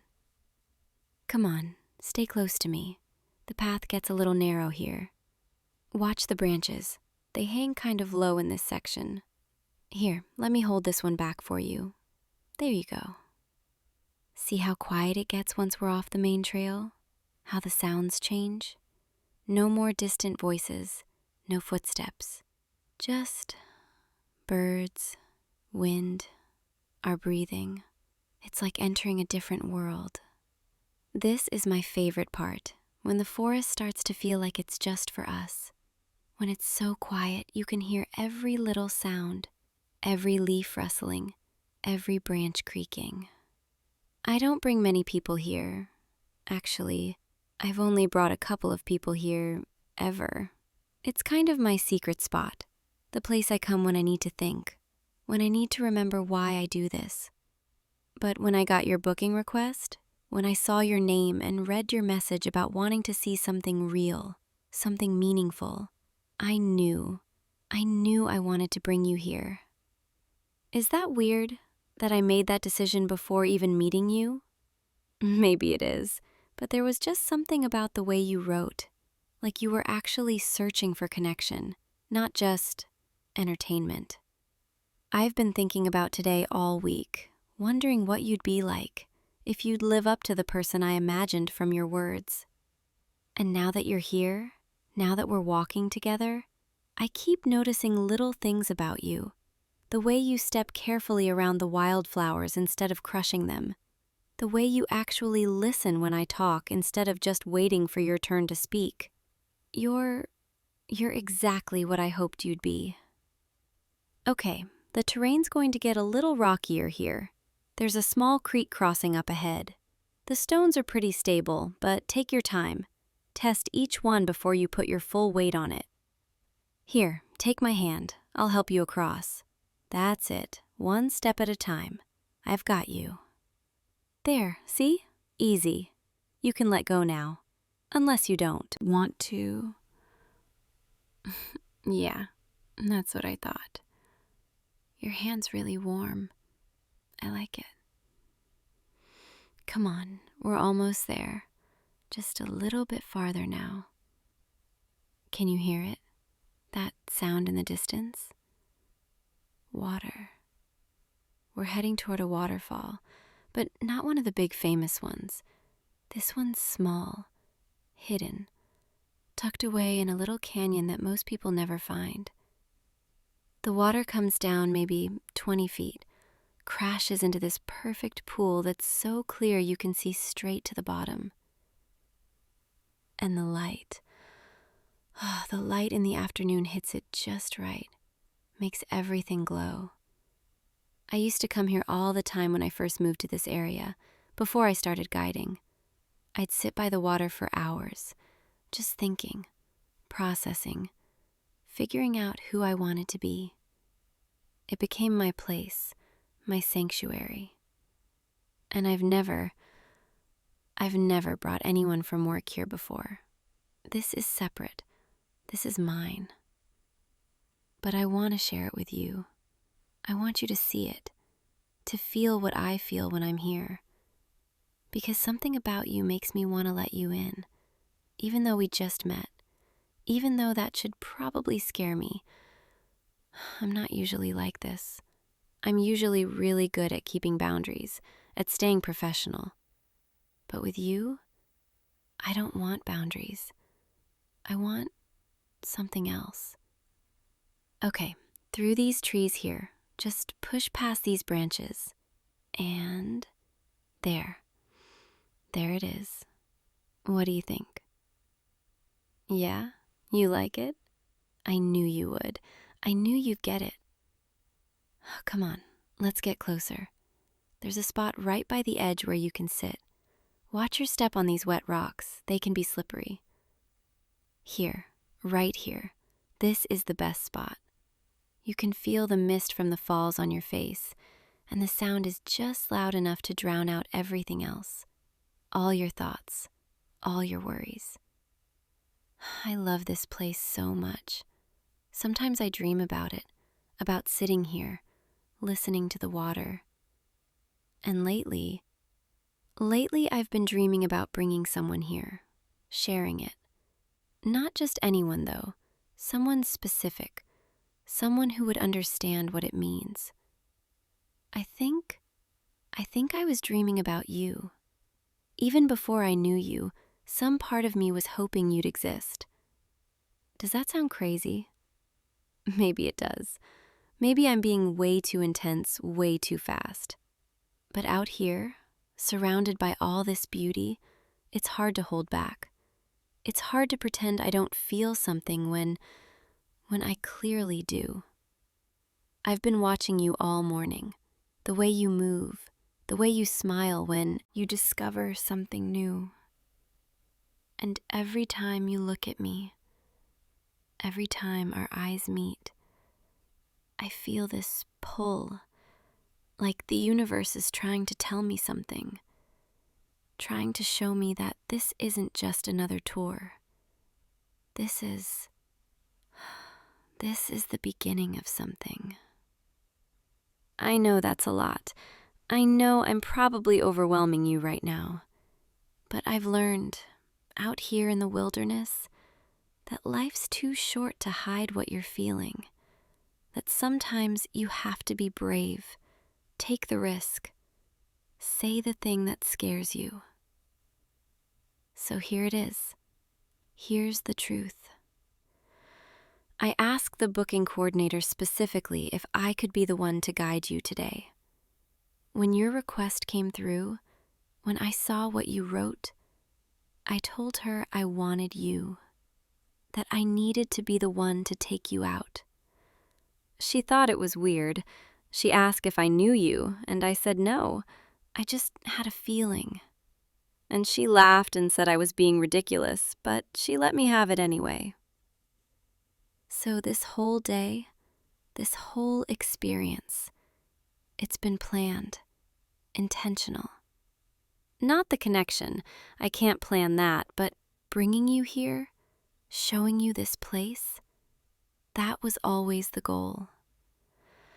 Because I wanted to see if you were real, if the person behind those words was actually as genuine as you seemed. And now that we're here, now that I've spent the morning with you, I know you are. You're real, and you're kind, and you're exactly the kind of person I want in my life. So what do I do with that? How do I just go back to being professional when this day ends? I don't think I can. I'm sorry. I'm putting you on the spot here. I know that's not fair. You came out here for a hike, for some peace and quiet, not to deal with your guide having feelings for you. But I couldn't not say anything. I couldn't let today end without you knowing that you've already changed something in me just by being here, just by existing. You don't have to say anything right now. You don't have to respond. We can just sit here, listen to the water. Let this moment be what it is. But I really hope that you feel something too, that I'm not completely alone in this. The way you're looking at me right now, that's not nothing, is it? That look in your eyes, the way you're leaning toward me instead of pulling away. You feel it too, don't you? Say something, please. Even if it's just to tell me I'm crazy, at least then I'll know where we stand. You've been thinking about me too? Since we met this morning, you've been wondering? Oh God, I'm so relieved. I thought maybe I was reading this all wrong, projecting what I wanted onto something that wasn't there. But you feel it too, this pull, this connection. Come here. Come a little closer. I want to see your face better. I want to make sure this is real. There, that's better. I can see every detail now. The way your eyes catch the light. The way your lips curve when you're trying not to smile too big. You're beautiful. Has anyone told you that today? Well, they should have, because you are.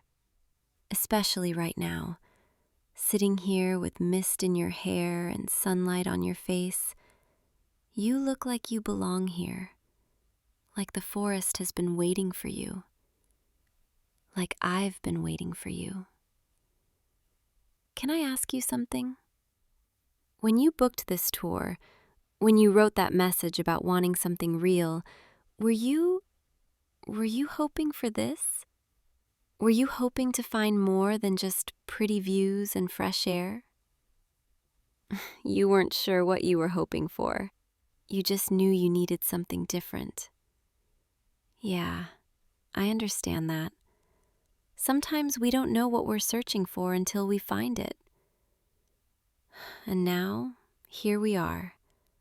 Two people who were maybe looking for the same thing without realizing it. I don't know what happens next. I don't know how this is supposed to work. Technically, you're my client. Technically, this is a professional relationship. But nothing about this feels professional anymore. Nothing about the way I feel when I look at you is professional. So maybe we just stop pretending. Stop acting like this is just a tour guide and a tourist, and start being honest about what this actually is.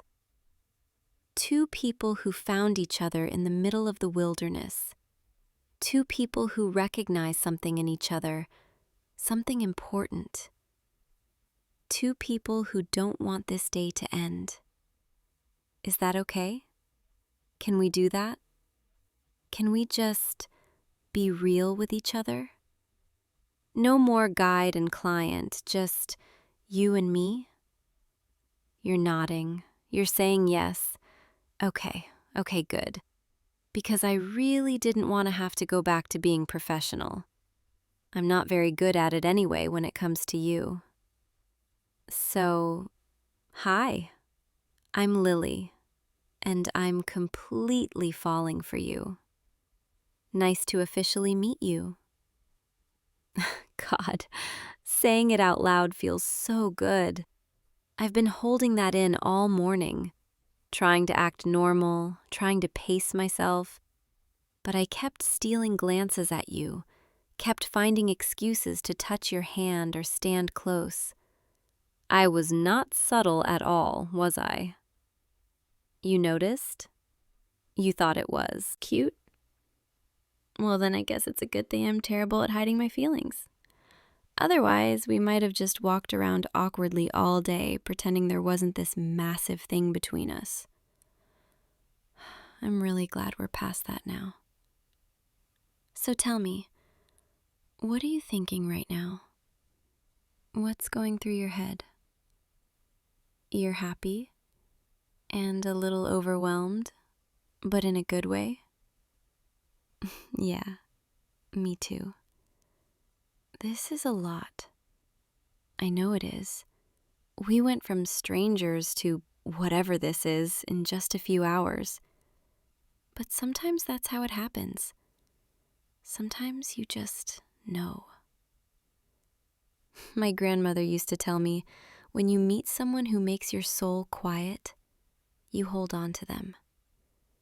She said most people spend their whole lives feeling restless, searching, never quite satisfied. But every once in a while, if you're really lucky, you meet someone who makes all that noise stop, and the world gets very still and very clear. That's what this feels like right now with you. Like everything just stopped and focused. Can I hold your hand? I know I already did to help you across the creek, but I want to hold it for real this time. Not as your guide, just as me. Thank you. Your hand fits perfectly in mine, like it was made to be there. I could get used to this. So what do you want to do now? We can stay here as long as you want. There's no schedule anymore, no official plan. Or we can keep going. I can show you more hidden spots, take you deeper into the backcountry. Though I have to warn you, if we go any farther, we might not make it back before dark, which means we might have to find somewhere to set up camp, spend the night under the stars. Would that be so terrible? You'd be okay with that? With extending this? With not rushing back? Good, because honestly, I don't want this to end yet either. I want to keep walking with you, keep talking, keep discovering what this is between us. There's actually another spot I want to show you. It's about an hour from here, maybe a little more. It's a ridge, overlooks the entire valley, and when the sun starts to set, the whole sky turns this incredible shade of orange and pink. It's one of the most beautiful things I've ever seen.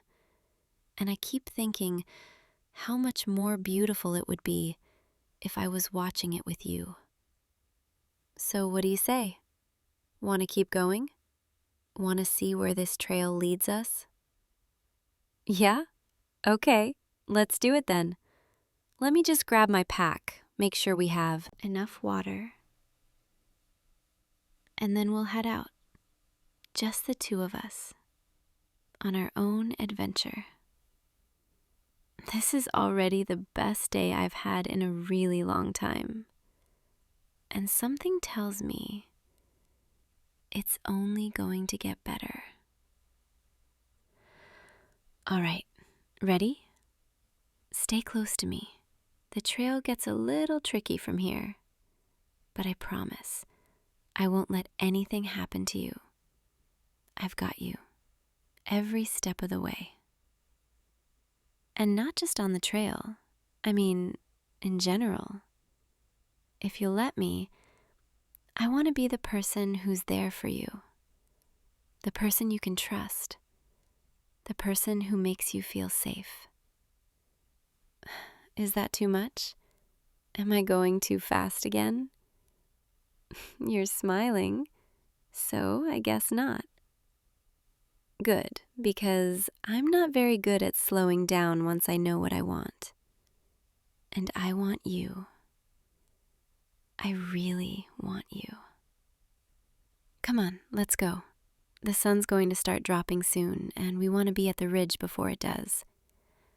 I can't wait to see your face when you see the view. Actually, I can't wait to just keep seeing your face. Period. Today, tomorrow, as many days as you'll give me.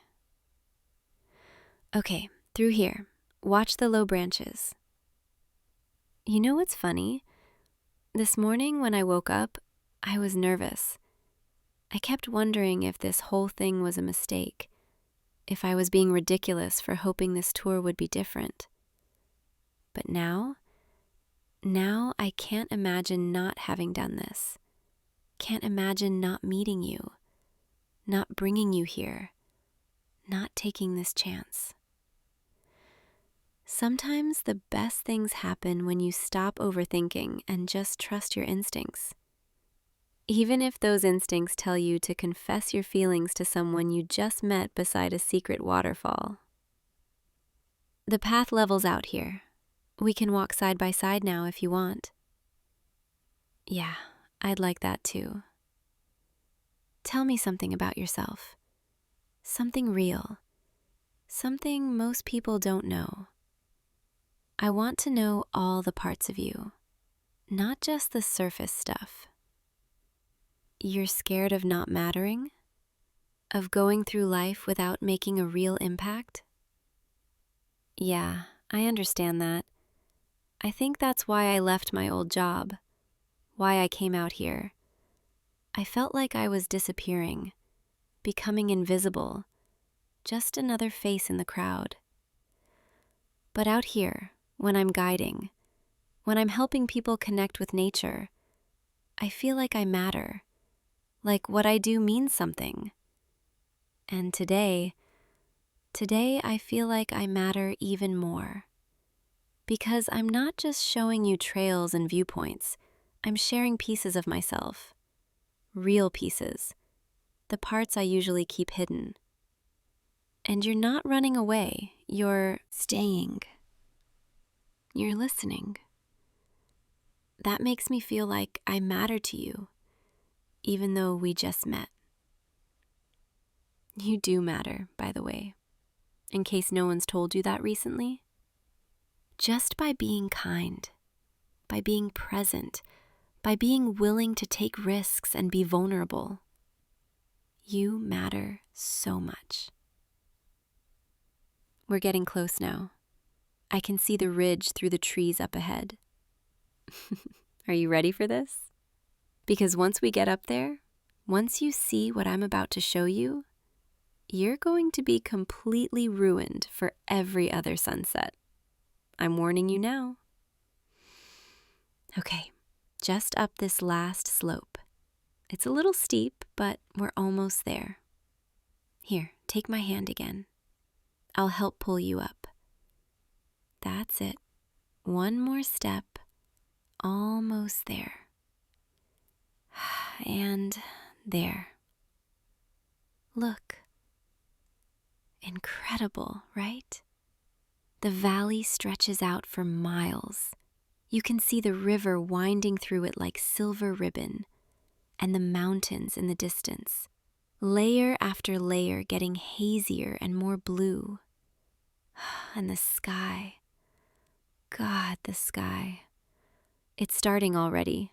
See how the clouds are catching that pink light? In about 20 minutes, it's going to explode into color. Oranges and golds and deep purples. This is my favorite place in the entire world. I come up here when I need perspective, when I need to remember how small my problems are in the grand scheme of things.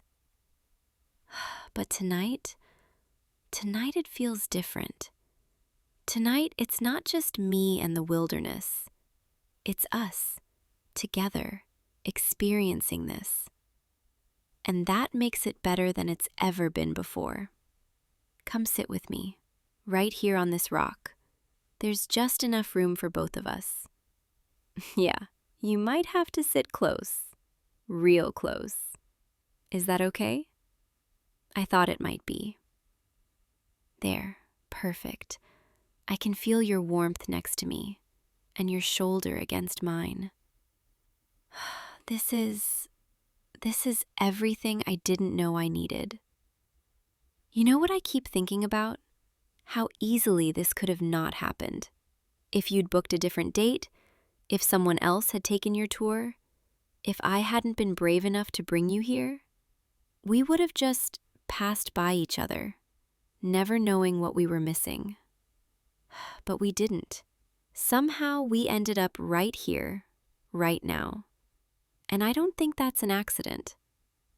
I think the universe wanted this, wanted us to find each other. Do you believe in that kind of thing? Fate, destiny, the idea that some things are just meant to be? I didn't used to. I thought everything was random, just coincidence and chance. But moments like this make me reconsider. Because how else do you explain this feeling? This sense that I've known you longer than a few hours. Maybe that sounds naive or romantic in an unrealistic way. But right now, sitting here with you, watching the sun start to sink, it feels true. It feels right. The light's changing now. See how everything's starting to glow?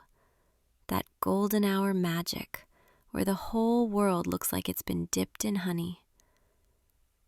And you look even more beautiful than before.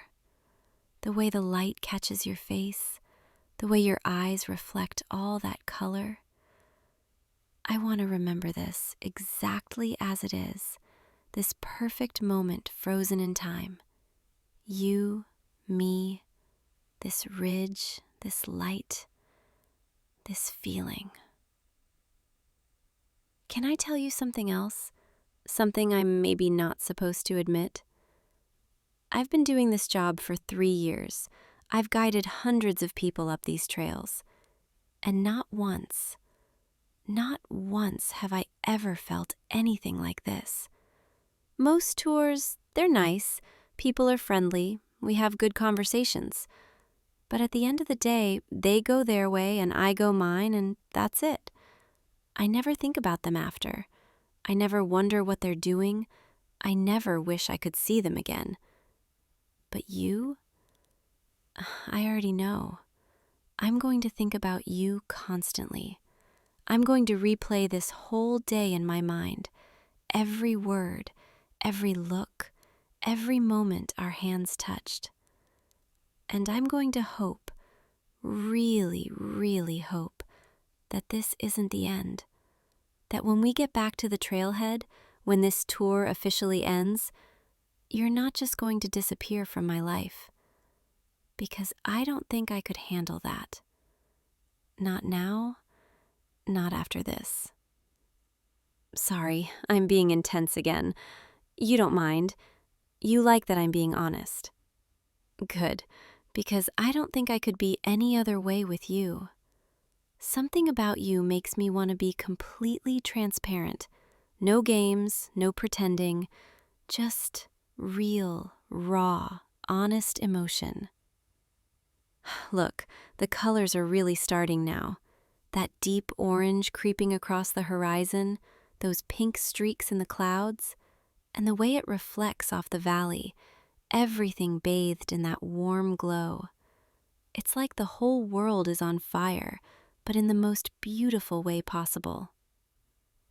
This is what I wanted you to see, this exact moment, when everything comes together perfectly and you remember why being alive is such a gift.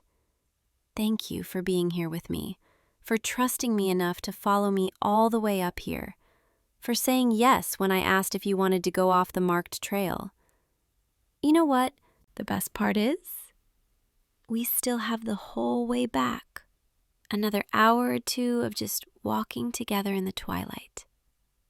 And maybe, if you're interested, we could take the really long way.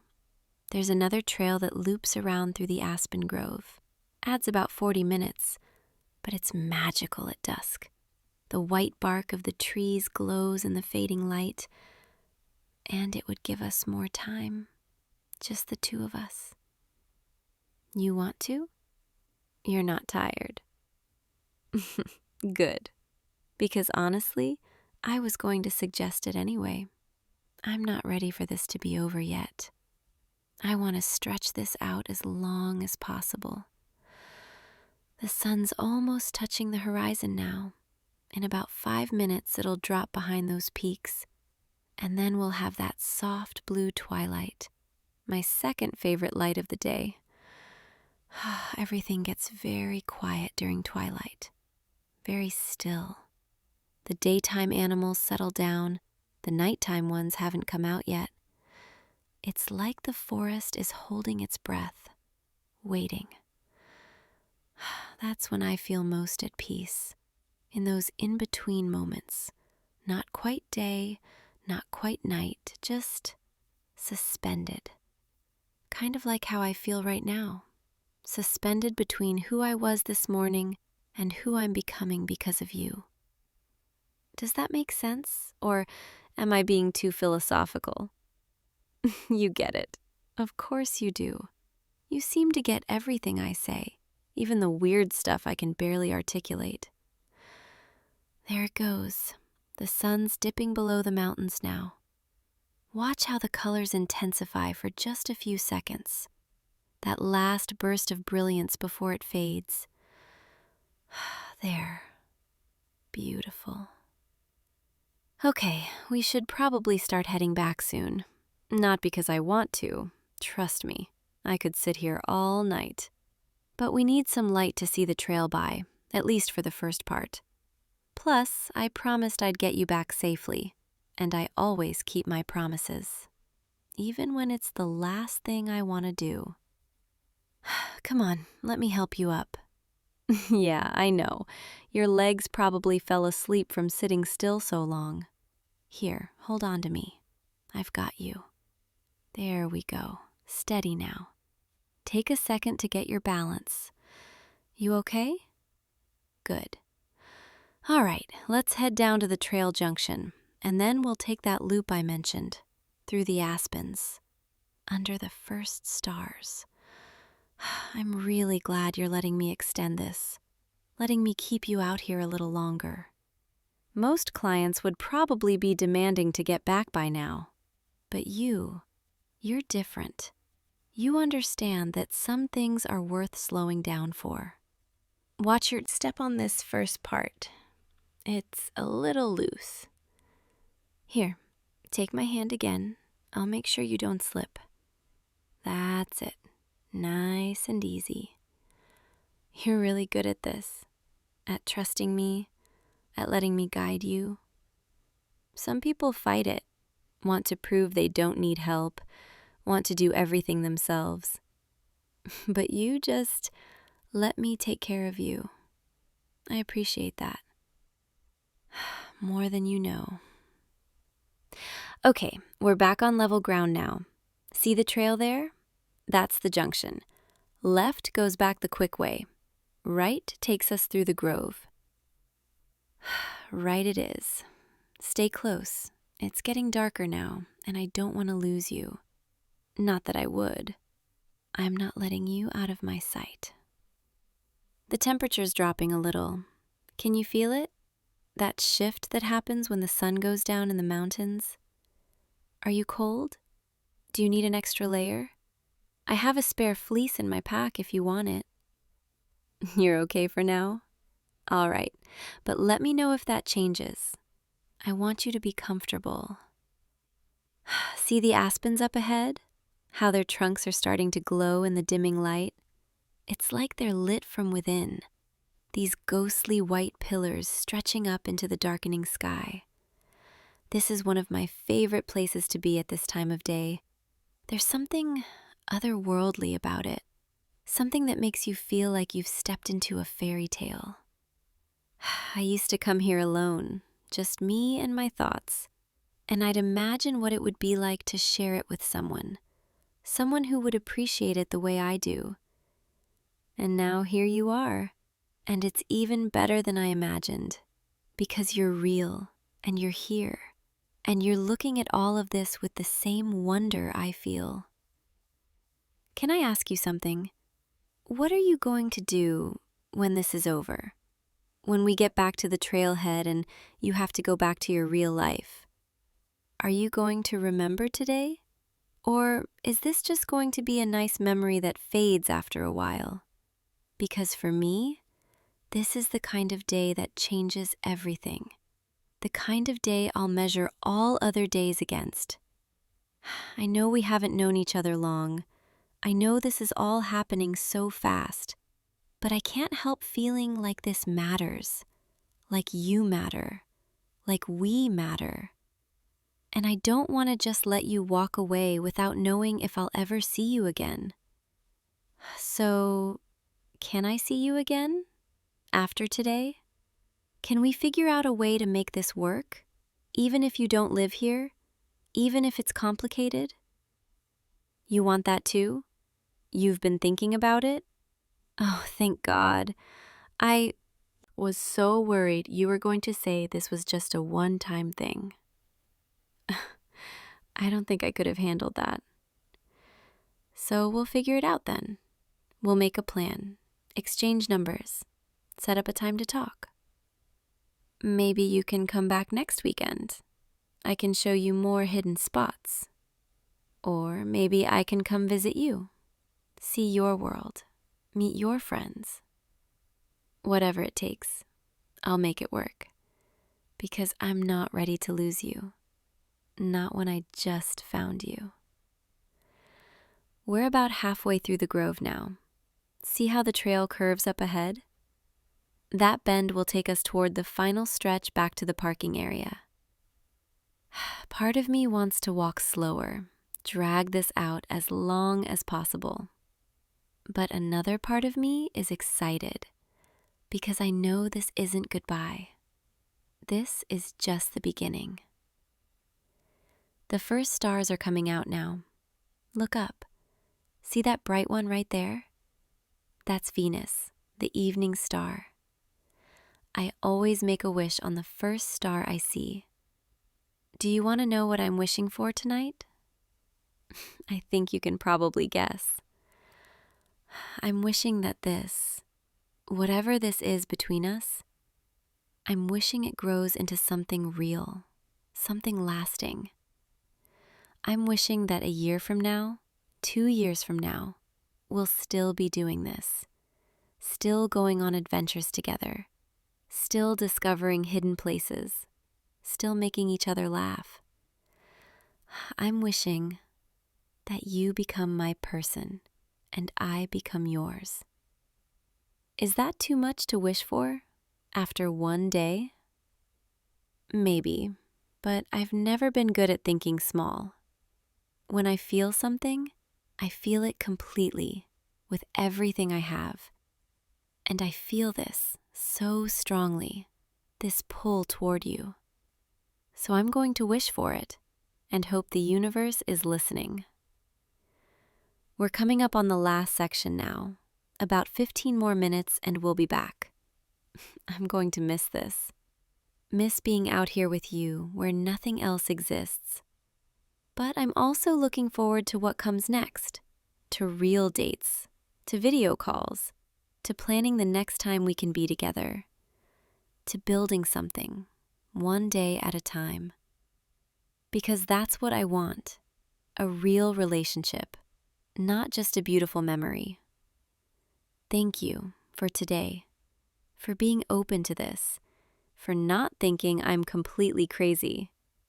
Or if you do think I'm crazy, thank you for liking it anyway.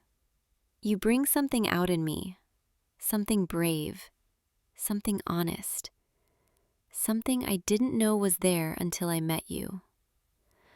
I can see the parking area now, through the trees, the lights from the visitor center. This is it, the end of the official tour, but not the end of us, right? Right, not the end, just a pause, until we can do this again. I like the sound of that. Okay, let's head in, before they send a search party. We are pretty late. The sun set over an hour ago, but it was worth it. So worth it. Every single second. Hey, before we get to the parking lot, before we have to deal with other people and reality, can I just say one more thing?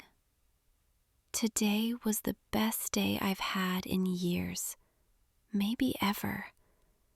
And it's because of you, because you showed up, because you let me in, because you felt this too. So thank you for taking a chance on a random tour guide who talked too much and confessed her feelings by a waterfall. Thank you for seeing something in me worth staying for. And thank you for promising this isn't the end, because I'm already counting down until I get to see you again. All right, now I'm getting all emotional. Let's get you back to your car before I start crying or something equally embarrassing. Can't have you thinking your tour guide is a total sap. Even though I totally am. At least when it comes to you. There's my truck, over in the corner. And there's your car, right where you left it this morning. Feels like a lifetime ago, doesn't it? So much has changed since then. Okay, so what's the protocol here? Do we hug? Do we exchange numbers? Do we stand here awkwardly until one of us breaks? I'm not usually this uncertain, but this isn't a usual situation. How about this? You give me your phone, I'll put my number in, and then, when you're ready, when you've had time to process everything, you can text me or call me or just send me a photo of a cool rock you found. I don't care what it is. I just want to hear from you. There, saved under Lily with a little tree emoji, so you don't forget where we met. And now I guess this is where I'm supposed to let you go. Supposed to say, thank you for choosing my tour. Hope you had a nice time. Please leave a review. But I can't. I can't do the professional thing. Not after today. Not with you. So instead, I'm going to say, drive safe. Text me when you get home so I know you made it okay. And please, please don't make me wait too long to see you again. You're going to text me. Tonight? As soon as you get to your hotel? Good, because I'll be waiting. Probably staring at my phone like a complete dork, but you already knew I was a dork, so that's not surprising. Come here. Let me give you a proper goodbye. This hug, this is everything. You fit perfectly against me, like we were made to stand like this. I don't want to let go, but I have to. For now. Just for now, though. Not forever. Okay. You should probably get going. It's getting late. And I need to drive home before I do something really embarrassing, like ask you to stay. Go on. I'll watch until your car pulls out. Make sure you're safe. And I'll be waiting for that text. So don't forget. I already miss you, and you haven't even left yet. Bye, for now. See you soon. Really soon. I hope. Drive safe. He's gone. And I'm just standing here in an empty parking lot, feeling like my entire world just shifted. One day, one perfect day, and everything's different now. I should get in my truck, drive home, start processing all of this. But I kind of just want to stand here, replay every moment, hold on to this feeling a little longer. My phone just buzzed. Already? He's texting already? Made it to the main road. Thank you for today. Still processing. Can't stop thinking about you. Yeah, me neither. This is really happening. This is real. We're going to make this work. We're going to figure it out. Because some things, some people, are worth fighting for, worth rearranging your life for, worth taking risks for.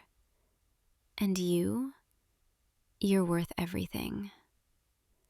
Okay, time to go home, try to sleep, though I doubt I'll be able to. I'll probably just lie awake, texting you, counting down until I can see you again, and planning the next adventure, because there's so much more I want to show you. So many more hidden trails, secret spots, beautiful moments. So many more days like today. Thank you, wherever you are right now. Thank you for today, for trusting me, for feeling this with me, for being brave enough to let this happen. I'll see you tomorrow, in our texts, in our calls, and soon I'll see you for real again, and it's going to be just as good, just as perfect, because this is just the beginning, the start of something I didn't know I was looking for. But now that I've found it, now that I've found you, I'm never letting go. Sweet dreams, wherever you are. Think of me tonight the way I'll be thinking of you. Remember the waterfall, the ridge, the sunset, the aspens. Remember how it felt when our hands touched, when our eyes met, when we realized this was real. And know that this isn't the end. This is just the first chapter, the first of many. Good night, my unexpected adventure, my hidden trail, my secret place, my favorite discovery. Until tomorrow and all the tomorrows after that, I'll see you soon, really soon. Now go rest. You've had a long day. And tomorrow we start planning the next one. Good night. Sleep well and dream of trails and waterfalls and a girl who can't stop thinking about you. See you tomorrow, okay? I'll be here, waiting, always waiting for you. Good night. Hey, you. Come in. Come in. Don't be shy. The door was open for a reason. I've been waiting for someone like you. I know, that sounds strange, doesn't it? But you'll understand soon enough. My name is Lily, and this is my flower shop. But it's not just any flower shop. I don't just arrange flowers based on color or season or what's popular. No, I arrange them based on something much deeper. I read auras. I see the energy that surrounds people, the colors, the emotions, the essence of who they really are beneath everything else. And when someone walks through that door, I can feel it immediately. Their presence, their story. But you're different. The moment you stepped inside, I felt this pull, this warmth. Your aura, it's beautiful, complex, layered. Would you like me to create an arrangement for you, based on what I see, what I feel from your energy? I promise it'll be unlike anything you've ever received before, because it won't just be flowers. It'll be you, captured in petals and stems. Come, sit down, right here. Yes, on this stool. Perfect. Just relax. Let your shoulders drop. Take a deep breath. That's it. I need to really look at you, study your energy before I can begin. Don't worry, it won't hurt. It's just me paying attention, close attention. Let me walk around you, slowly, just like this.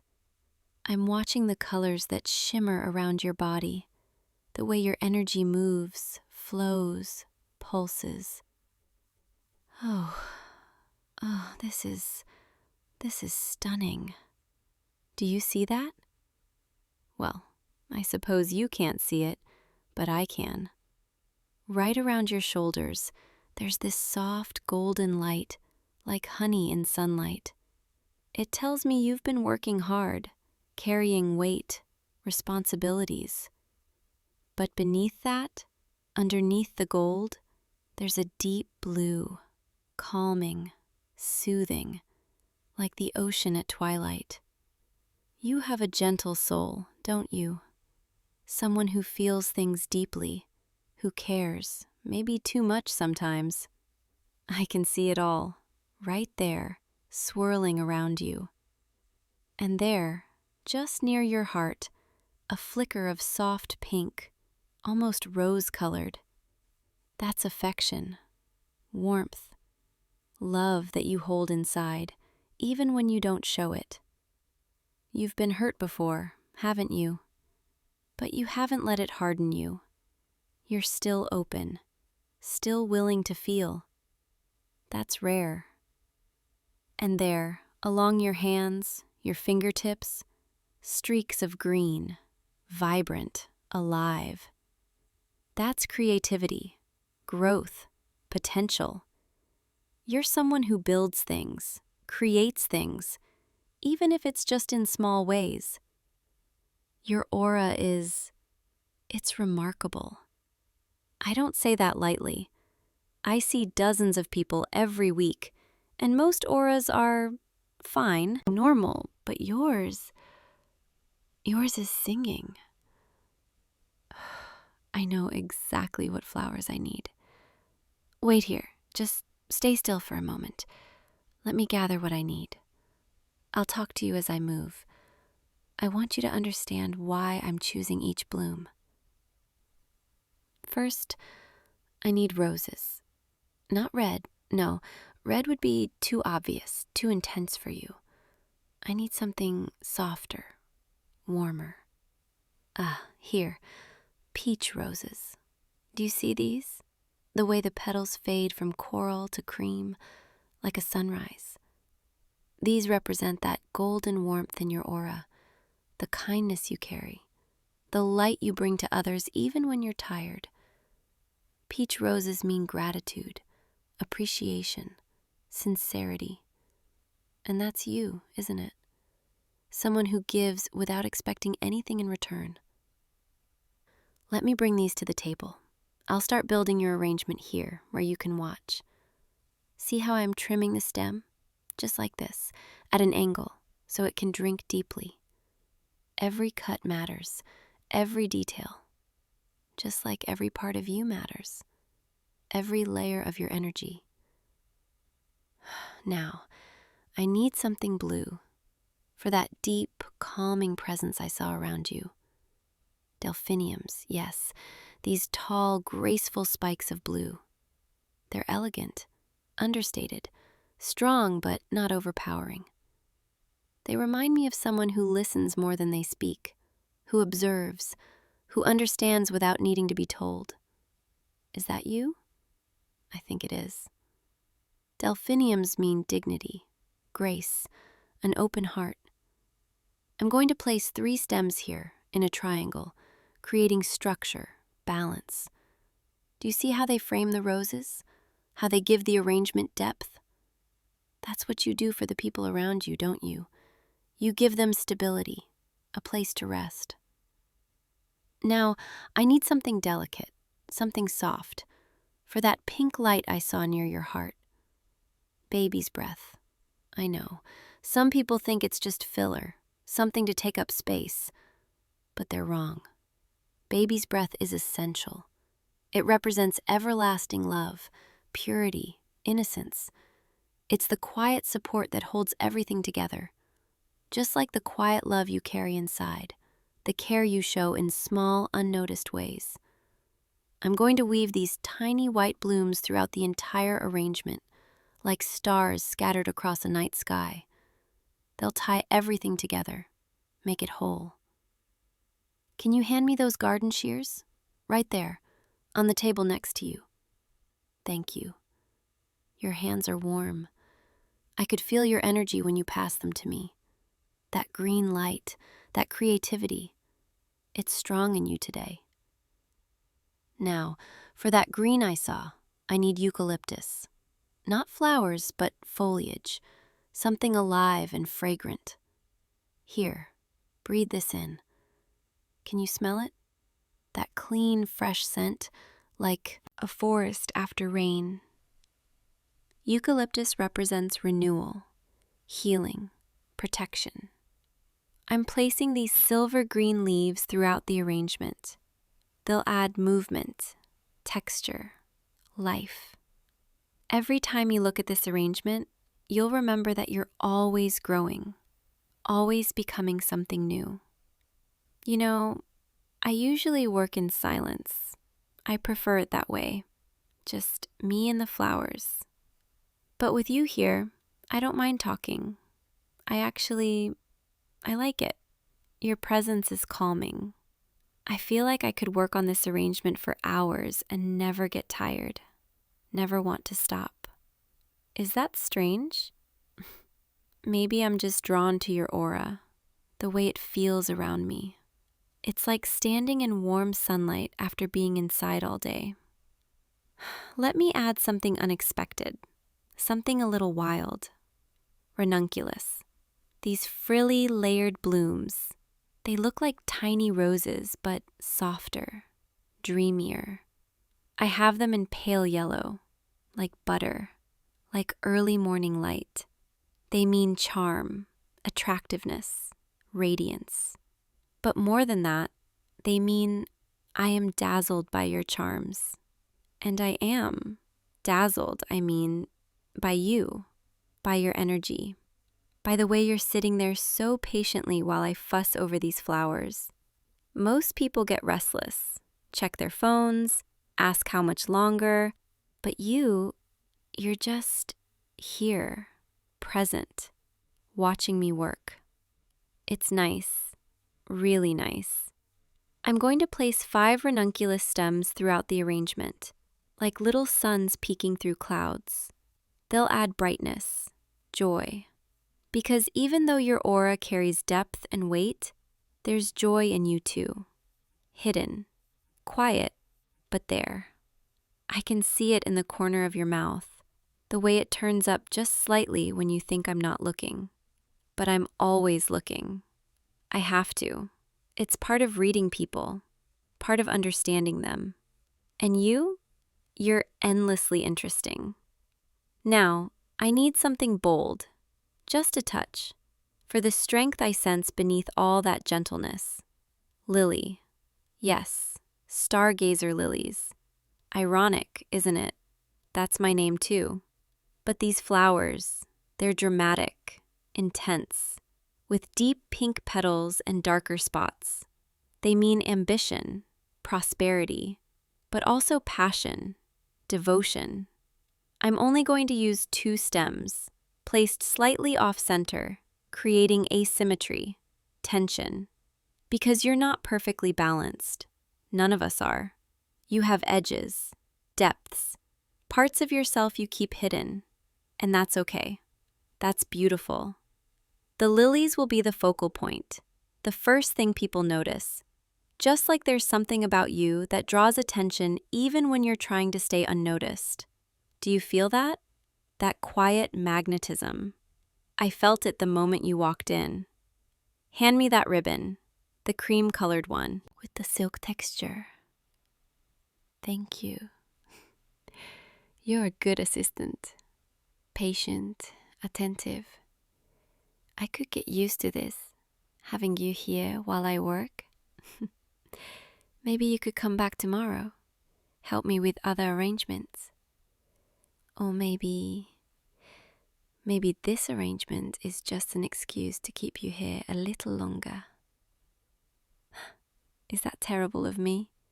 Using my gift, my ability to read auras, just to spend more time with someone whose energy makes me feel calm, happy, seen. Because that's what you do. You make me feel seen. Even though you haven't said much, even though you've mostly just been watching, I feel like you understand. Like you're really paying attention, not just to the flowers, but to me. No one ever pays attention to me. They come in, they order flowers, they leave. They don't ask about my process, my gift, what it's like to see the world in colours and light and energy. But you're different. I need a few more stems, something soft and trailing, to create movement. Jasmine vine, these delicate white star-shaped flowers on long, graceful vines. They mean love, sensuality, but also attachment, deep connection. I'm going to let these trail down from the arrangement, cascading like water, like they're reaching toward you, because that's how I feel right now. Like I'm reaching toward you, drawn to you, unable to look away. This is going to sound forward, maybe too honest, but I rarely feel this way about anyone.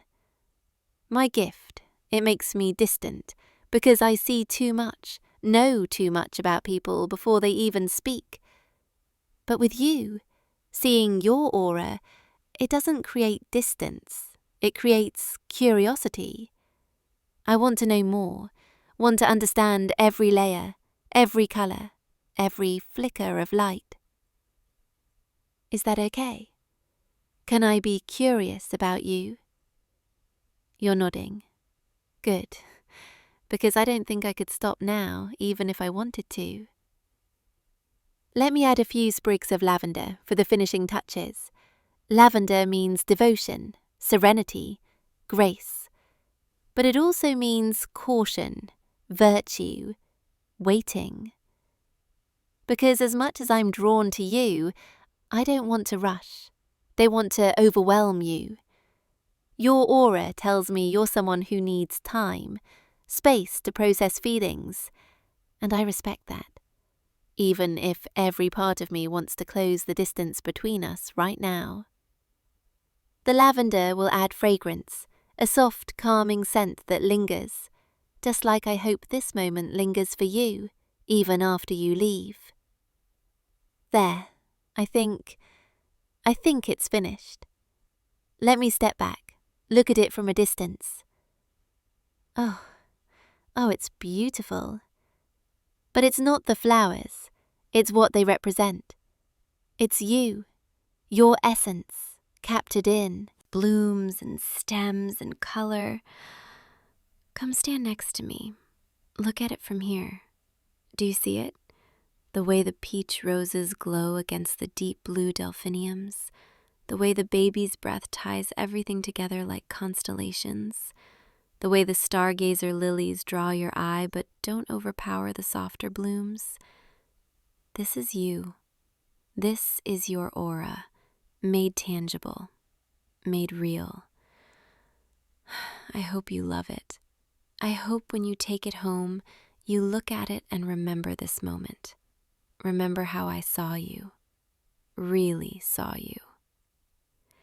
You know, I should probably wrap this up, put it in paper and ribbon so you can carry it easily, but I don't want you to leave yet. Is that selfish? I know you probably have somewhere to be, things to do, people waiting for you, but I've never created an arrangement that felt this personal, this connected to someone, and I've never felt this drawn to someone's energy before. I'm not usually like this, I promise. I'm professional. I keep boundaries.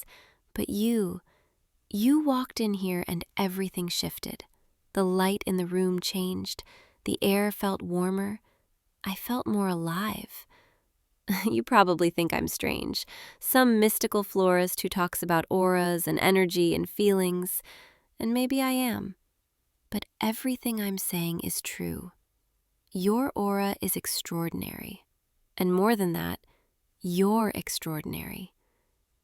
Could you stay just a little longer? I'm about to close the shop. It's almost evening, but I could make us tea. We could sit in the back room, talk more, or not talk, just be. I feel like I've known you for much longer than this one afternoon. Like our energies recognized each other, like we were supposed to meet today. Do you believe in that? In fate? In meant-to-be moments? You're smiling. That's a yes, isn't it? Good, because I do too. And I think this moment, you walking into my shop today, was meant to happen. Let me lock the front door, turn the sign to closed. You're not in a hurry, are you? Good, because I have so much more I want to ask you, so much more I want to know. Like, what do you do when you're not wandering into flower shops? What makes you happy? What makes you sad? What keeps you awake at night? I want to know everything. Is that too much? Am I being too intense? You're shaking your head, telling me it's okay, that you want to stay. Thank you. Thank you for not running away, for not thinking I'm completely out of my mind. Come with me, to the back. There's a small sitting area, Just a couch and some cushions, but it's cozy. I'll bring your arrangement. Set it on the table where we can both see. It's strange, but I don't want to let it out of my sight. Like it's proof that this afternoon really happened, that you were really here. Here, sit down, make yourself comfortable. I'll put the kettle on. Do you like chamomile or maybe peppermint? Chamomile. Okay, that suits you. Something calming, soothing. I'll just be a moment. Don't disappear on me, okay? I know, I'm being silly, but I'm half convinced that if I look away too long, you'll vanish, like you were never real, like I imagined this entire afternoon. But you're real, aren't you? Solid, warm, here. Okay, tea is brewing. Come sit next to me. Not across from me, next to me. I want to feel your aura close. Want to bask in that warm golden light. There, that's better. Can you feel it? The way our energies are harmonizing, blending together. It's like two colors mixing on a canvas, creating something new, something beautiful.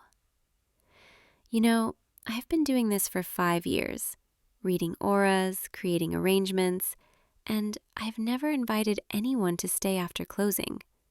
You're the first. Does that scare you, or does it intrigue you? I hope it's the latter, because I'm not trying to be scary. I'm just being honest. Honest about what I feel, what I see, what I want. And what I want is more time with you, more conversations, more afternoons like this, more moments where I get to see your aura up close, watch the colors shift and change as you talk, as you laugh, as you feel. I sound obsessed, don't I? Maybe I am, a little. But can you blame me? You walked into my shop with this radiant energy, this beautiful, complex aura, and now I can't imagine going back to how things were before you. The tea is ready. Let me pour you a cup. Here, careful, it's hot. Chamomile with a touch of honey, sweet, soothing, just like you. I could get used to this, sharing tea with you, sitting close, feeling your warmth. It's been a long time since I felt this comfortable with someone. Usually, people's auras are too loud, too chaotic, too much. But yours is like a soft melody, gentle, steady, calming. I could listen to it forever. Tell me something, anything. I want to hear your voice, not just see your energy, but hear your thoughts. What are you thinking right now? Are you as confused as I am about why this feels so easy, so natural? Or do you just accept it? Accept that sometimes two people meet and everything clicks. I hope it's the latter, because I've already accepted it. Accepted that you've somehow become important to me in the span of a single afternoon. Accepted that I'm going to think about you tonight when I close my eyes. Wonder if you're thinking about me too. Is that okay? Can I think about you? Can I hope you'll come back tomorrow, or the day after, or whenever you're free? I sound desperate, don't I? But I don't care. I'm past the point of pretending I'm not affected by you. Your aura is glowing brighter now. Did you know that? It always does when someone feels happy, content, at peace. So that means you're happy, right? Being here with me? Good, because I'm happy too. Happier than I've been in a long time. The sun is setting.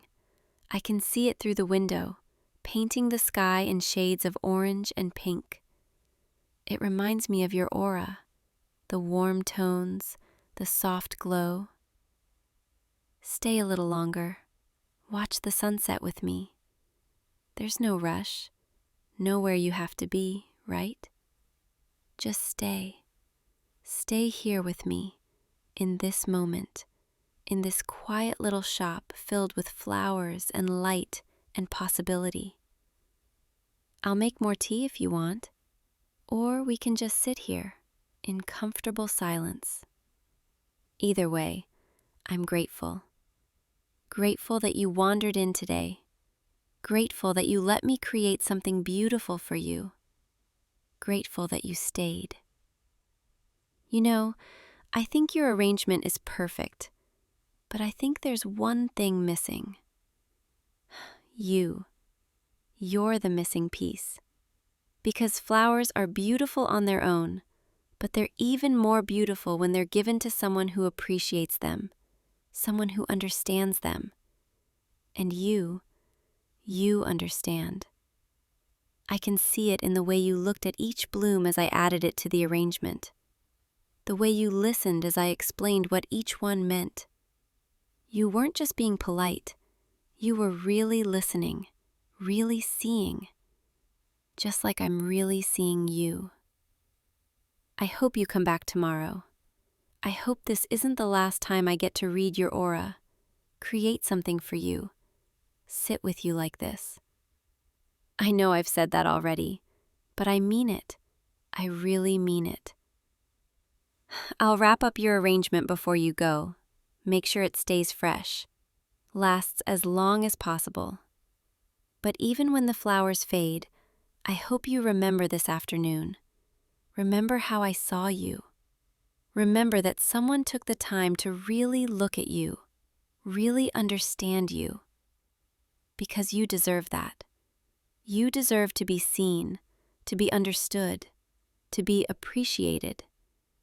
And I hope I did that today, even just a little. The sky is getting darker now. Stars will be out soon. I should let you go, let you get home before it's too late.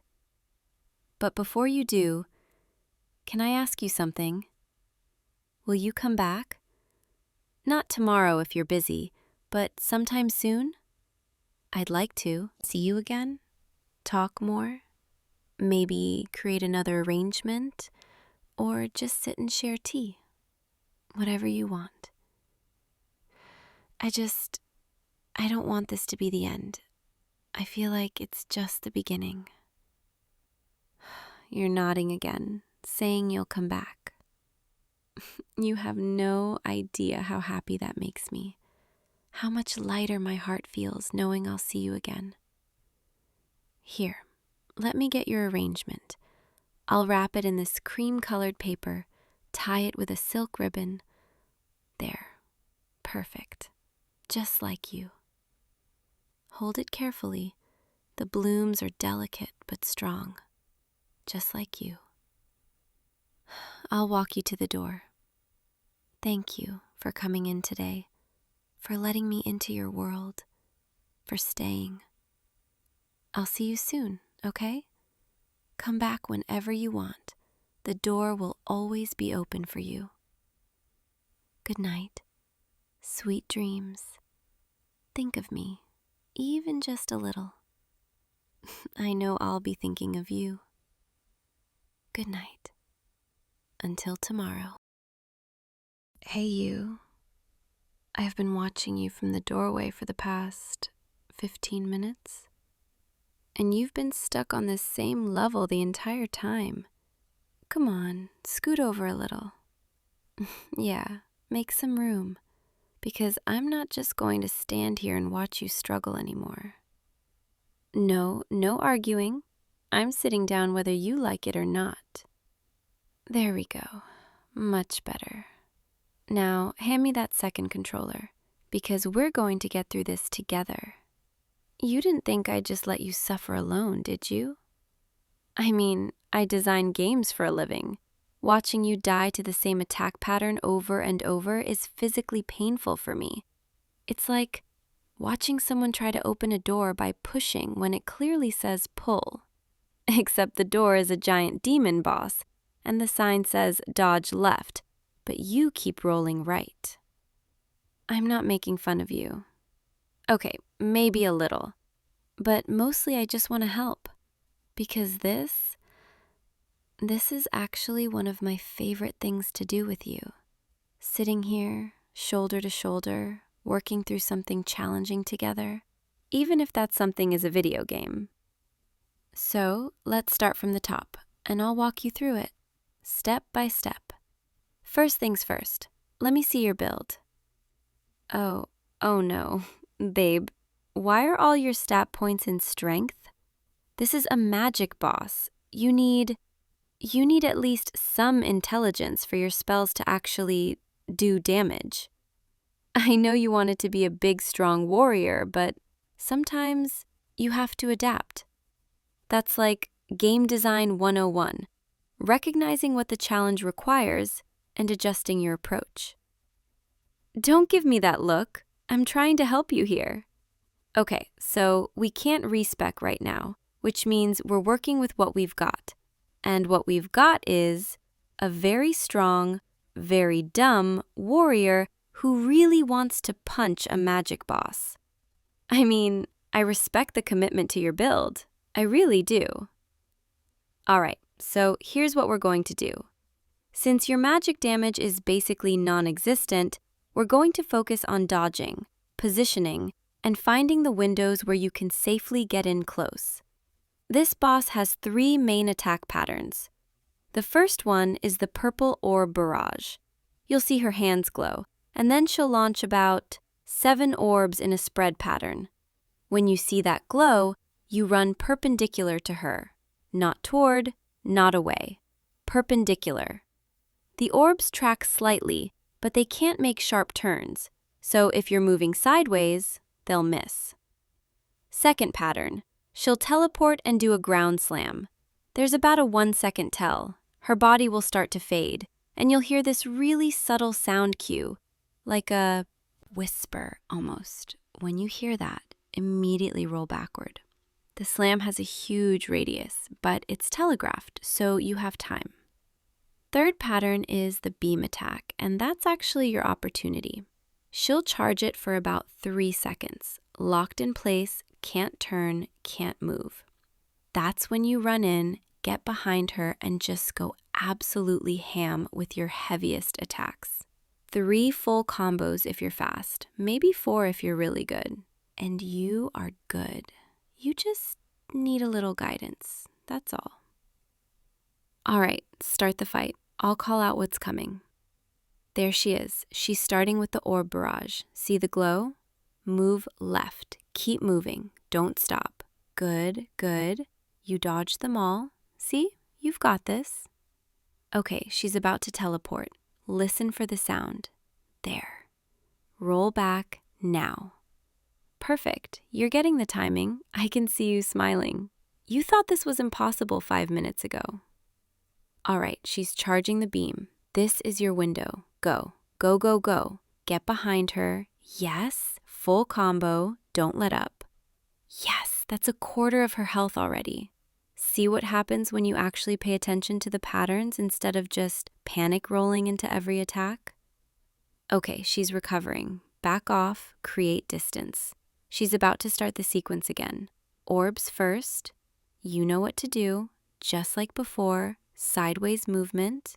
There you go. You're doing so well. Teleport incoming. Wait for it. Wait for it. Now, roll back. Good.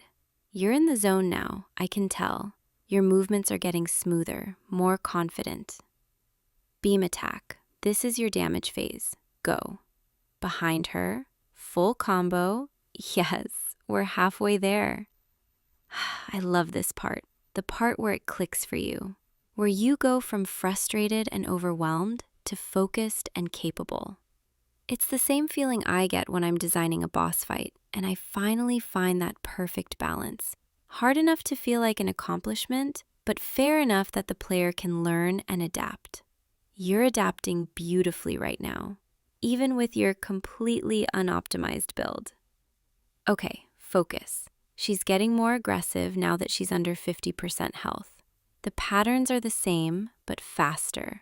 Less recovery time between attacks. That just means you need to be sharper, tighter, no wasted movement. Orbs, move. Good. Teleport, roll. Excellent. Beam attack, go, get in there. Yes, yes. She's almost down. One more rotation and she's done. You've got this. I know you've got this. Orbs, move sideways. Perfect. Teleport, wait for the sound.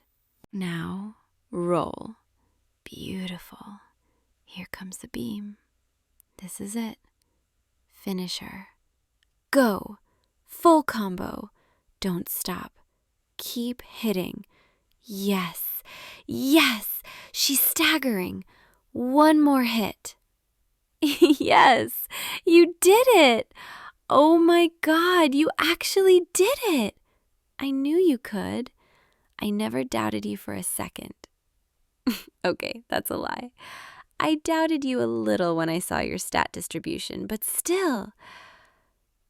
Look at you, sitting there with that huge grin on your face. That's what I wanted to see. Not frustration, not defeat. Just pure victory. You're welcome, by the way. I mean, I only completely carried you through that entire fight with my expert coaching. I'll accept payment in the form of you letting me pick what we order for dinner, and maybe a thank you kiss. What? I'm kidding, mostly. But seriously, I'm really proud of you. You listened, you learned, you adapted. Those are skills that transfer to everything, not just games. And watching you succeed, even at something as silly as a video game boss fight, it makes me really happy. Is that weird that I get this much joy out of helping you win at a game? I don't think it is, because it's not really about the game, is it? It's about being your partner, your support, the person who sees you struggling and thinks, I can help with that. You know, when I was in school studying game design, one of my professors said something that stuck with me. He said, a good game isn't about making the player feel powerful right away. It's about giving them the tools, the knowledge, and the space to become powerful, and then watching them use those tools to overcome something they thought was impossible. That moment, when the player goes from, this is too hard, to, I can do this. That's the moment every game designer lives for. And I think that applies to relationships too. Not that I'm designing you or trying to control you, nothing like that, but being there when you need help, offering guidance without taking over, celebrating your victories like they're my own. That's what I want to be for you, not just in games, but in everything. Listen to me getting all philosophical over a boss fight. You bring out the sappy side of me. You know that? But I mean it. All of it. So, what do you want to do now? Keep playing? Move on to the next area? Or do you need a break to recover from all that intense strategic thinking? I'm kidding. You did great, really. But if you want to keep going, I'm not going anywhere. I cleared my evening specifically to hang out with you. Whether that's playing games, watching something, or just talking. I just like being close to you like this, side by side, working together, even if it's just in a virtual world. You know what I was thinking about earlier, before I came in here and rescued you from boss fight hell?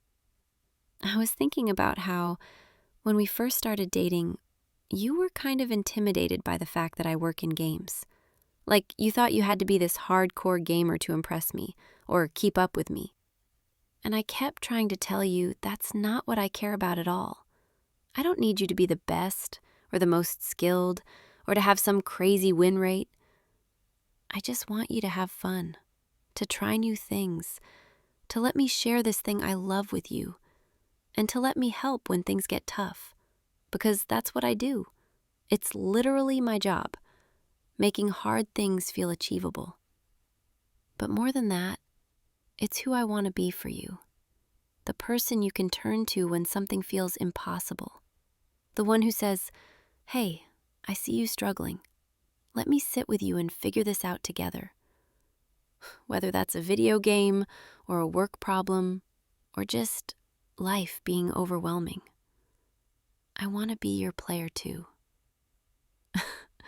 Okay, that was incredibly cheesy. I apologize. But you smiled, so it worked. Come here. Lean against me for a second. Yeah, just like that. We can take a break from the game for a bit. You've been sitting in that same position for like 3 hours. I'm surprised your back isn't screaming at you. Just relax. Breathe. Let your shoulders drop. There you go. You're always so tense when you're focused. Did you know that? Your whole body just locks up, like you're trying to physically will yourself to win through sheer determination. It's kind of cute, but also kind of concerning. You don't always have to try so hard, you know? Sometimes it's okay to ask for help, to admit something is difficult. That doesn't make you weak or incapable. It just makes you human. And I'd much rather you ask me for help than watch you beat your head against a wall for hours. Not because I think you can't do it on your own, but because why should you have to when I'm right here? We're a team, right? And teams, they support each other. They cover each other's weaknesses. They celebrate each other's strengths. You don't have to carry everything by yourself. Can I tell you something? Something I've been thinking about for a while now, but haven't really said out loud? I love these nights. These quiet, simple nights where we're just existing together. Playing games or cooking dinner or watching bad movies and making fun of the dialogue. I know that probably sounds boring to some people, like we should be going out more, doing exciting things, having grand adventures. But honestly, this is my favorite version of us. Just us, in our own little world, doing something we both enjoy, or teaching each other something new. No pressure, no expectations, just partnership. When I was younger, I always thought love was supposed to be this big, dramatic, overwhelming thing, like fireworks or a hurricane, something that completely consumes you. Probably watched too many romance movies. But now, being with you, I realize that's not what I want at all. I want this quiet love, comfortable love, the kind where we can sit in silence without it being awkward, where I can watch you struggle with something and my first instinct is to help, not to judge, where you let me be close, even when you're frustrated, even when you're failing, because you trust that I'm not going to make you feel bad about it. I'm just going to sit down next to you, grab a controller, and say, "Okay, let's figure this out together." That's love to me. Sorry, I'm getting all emotional over here. This is what happens when I spend all day designing romantic dialogue for NPCs. It all comes spilling out in real life. But I mean it, every word. You make me feel useful, needed, but not in a codependent way, more like we're both whole people on our own, but together we're just better. You make me better. You make me want to be patient and kind and supportive. You make me want to share everything I know, every skill I have, just to see you succeed. And when you do succeed, when you beat that boss or finish that project or accomplish something you've been working toward, I feel it just as much as you do. Maybe even more, because I get to see how happy it makes you. I sound like such a sap right now. You're not allowed to tell anyone about this, by the way. I have a reputation to maintain as a cool, mysterious, unflappable game designer. Can't have people knowing I turn into a puddle of emotions around my boyfriend. But seriously, thank you for letting me be this person for you, for trusting me enough to show me when you're struggling, for not being too proud to accept help, and for sitting here with me at 11 o'clock at night, killing virtual monsters like it's the most important thing in the world. Because right now, it kind of is. All right, enough of my sentimental rambling. Do you want to keep playing? Or are you too emotionally compromised now? I'm kidding. You're fine. But actually, if you're getting tired, we can stop. We've been at this for a while, and you did just beat a boss that's been tormenting you for hours. Maybe it's time to call it a victory and rest. What do you think? Yeah, I thought so. You look exhausted. In the best way. Like you've accomplished something. And you have. You've successfully defeated a video game boss with only minimal hand-holding from your girlfriend. Come on, let's save and quit. We can pick up tomorrow, or this weekend, whenever you want. I'll be here, ready to guide you through whatever comes next. Because that's what I do. That's what I'm good at. Taking something complicated and breaking it down into manageable steps. Making the impossible feel possible. Especially for you. Here, scoot over this way, closer to me. Yeah, that's good. You can put your head on my shoulder if you want. I know you're tired. I can see it in your eyes. Just let yourself relax. Let the adrenaline fade. You don't have to be on anymore. You don't have to focus or strategize or think. Just be here with me in this quiet moment. I'm really glad you let me help you tonight. Not just because I love games or because I like feeling useful, but because these are the moments I treasure most. The ones where we're working towards something together. Even if it's small, even if it's silly, it reminds me that we're partners in every sense of the word. And that makes me feel incredibly lucky. So thank you for being you, for letting me in, for trusting me. Tomorrow, when you wake up, you're going to feel so proud of yourself. You're going to remember that you beat that boss, and you're going to smile. And I'm going to smile too, because I was there. I was part of that. I got to watch you grow, adapt, succeed. And that's worth more to me than any game I could ever design. All right, let's get you to bed. And no, we're not doing one more level. I know that look. You always say just one more, and then 3 hours later we're still here. Come on, up you go. I'll walk with you. And maybe, if you're very good, I'll tuck you in. And by tuck you in, I mean I'm probably going to stay there and cuddle you until you fall asleep. Because I'm not quite ready to let go of you yet. These nights, they're my favorite. You're my favorite. Come on, let's go. I've got you. Always. Sweet dreams, player 2.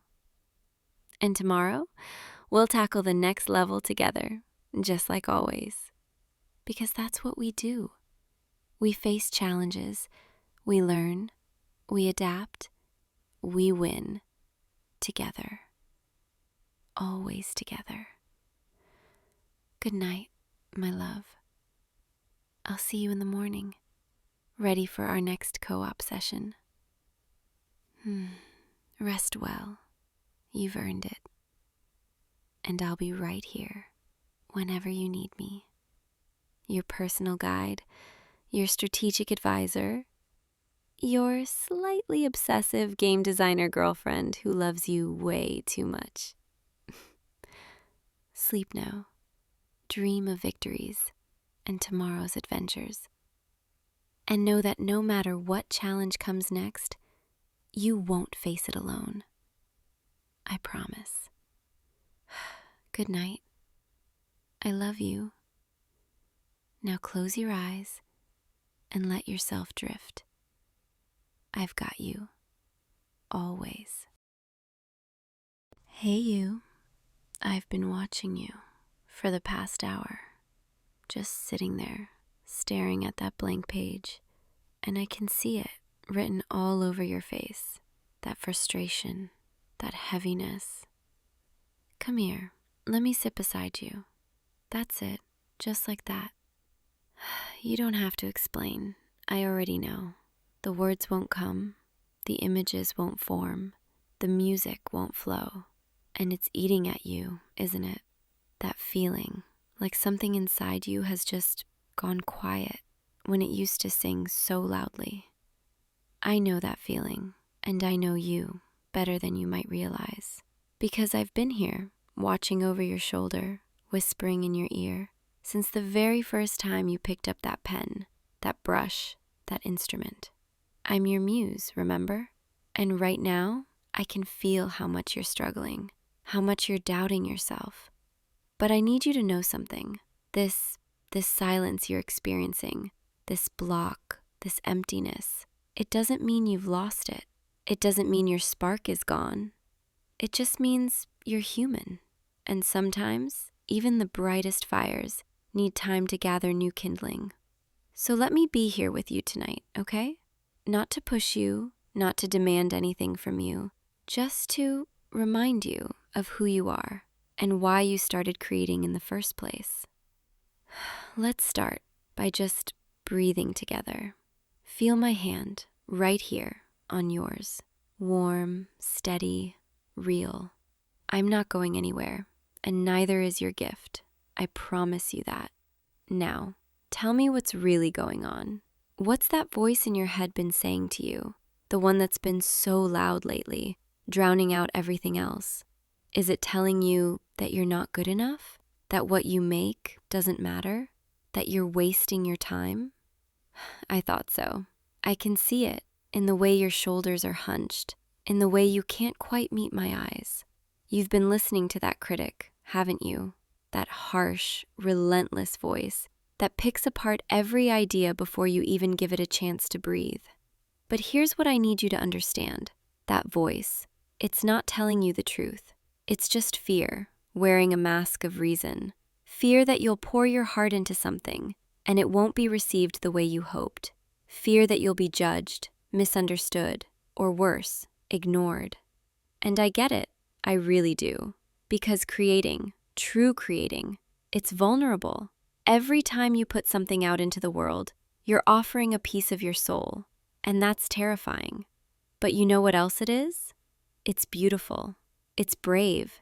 It's the most human thing you can do. Do you remember the very first time you created something? Just for the joy of it.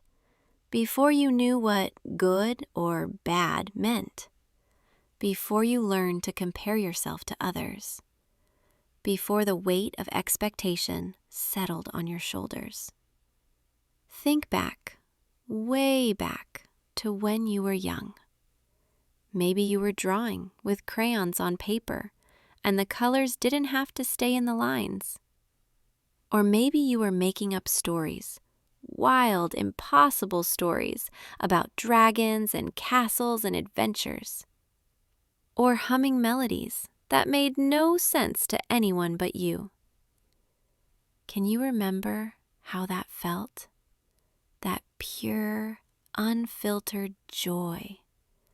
The way time seemed to disappear when you were lost in that world you were building. The way your heart would beat faster with excitement, with possibility. That's where your spark lives, right there in that memory. And it hasn't gone anywhere. It's just been buried under layers of self-doubt and fear and exhaustion. But we can dig it back up together.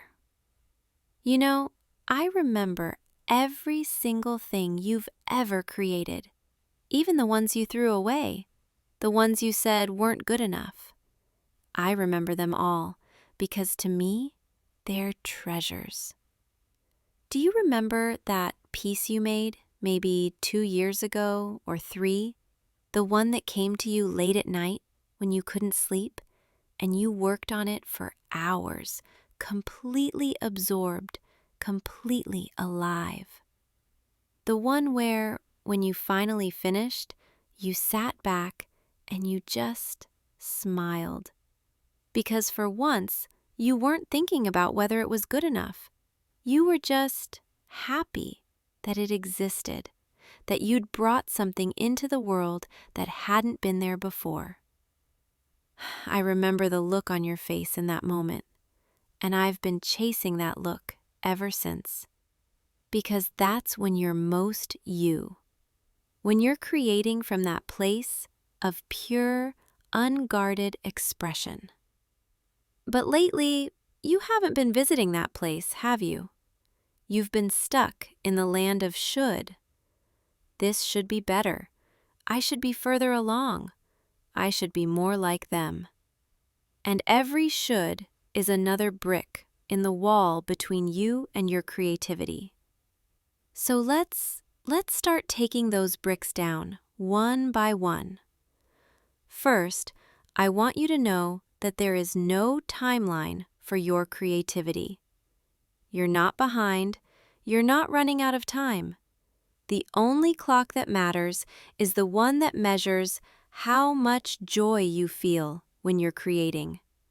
Not how much you produce, not how fast you finish, just joy. And second, I need you to stop comparing your beginning to someone else's middle, or your middle to someone else's end.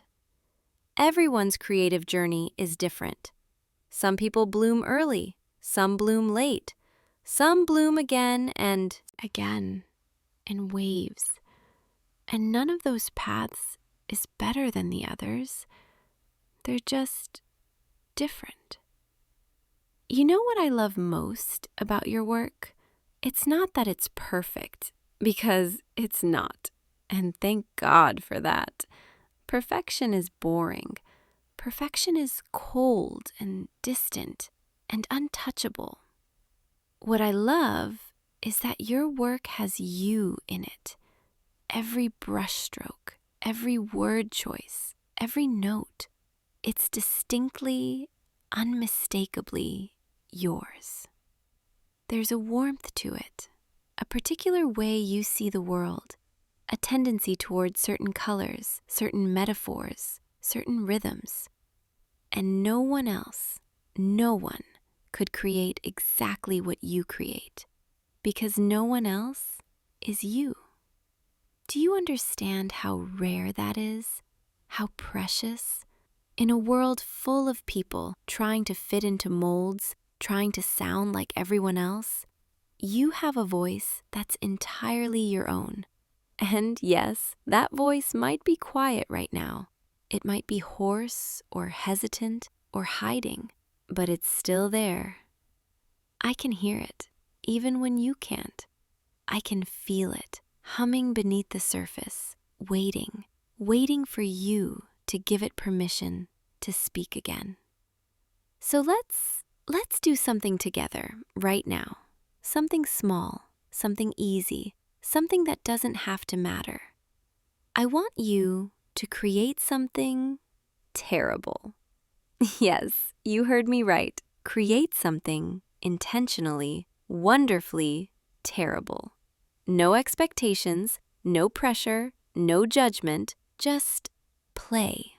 Scribble if you're a visual artist. Just scribble random lines and shapes. Or if you're a writer, write the worst sentence you can possibly imagine, and then write another one. If you're a musician, play the most dissonant, chaotic sounds without any regard for melody. Give yourself permission to be bad. Because here's the secret that perfectionists never learn. The only way to make something good is to first make something. And most of the time, that first something is not going to be good. And that's okay. That's more than okay. That's necessary. Every master started as a beginner. Every masterpiece started as a mess. And every creative person has a graveyard of abandoned projects and half-finished ideas. But those aren't failures. Those are stepping stones. Each one taught you something about your process, about what works and what doesn't, about who you are as an artist. You know, there's something I wish I could show you.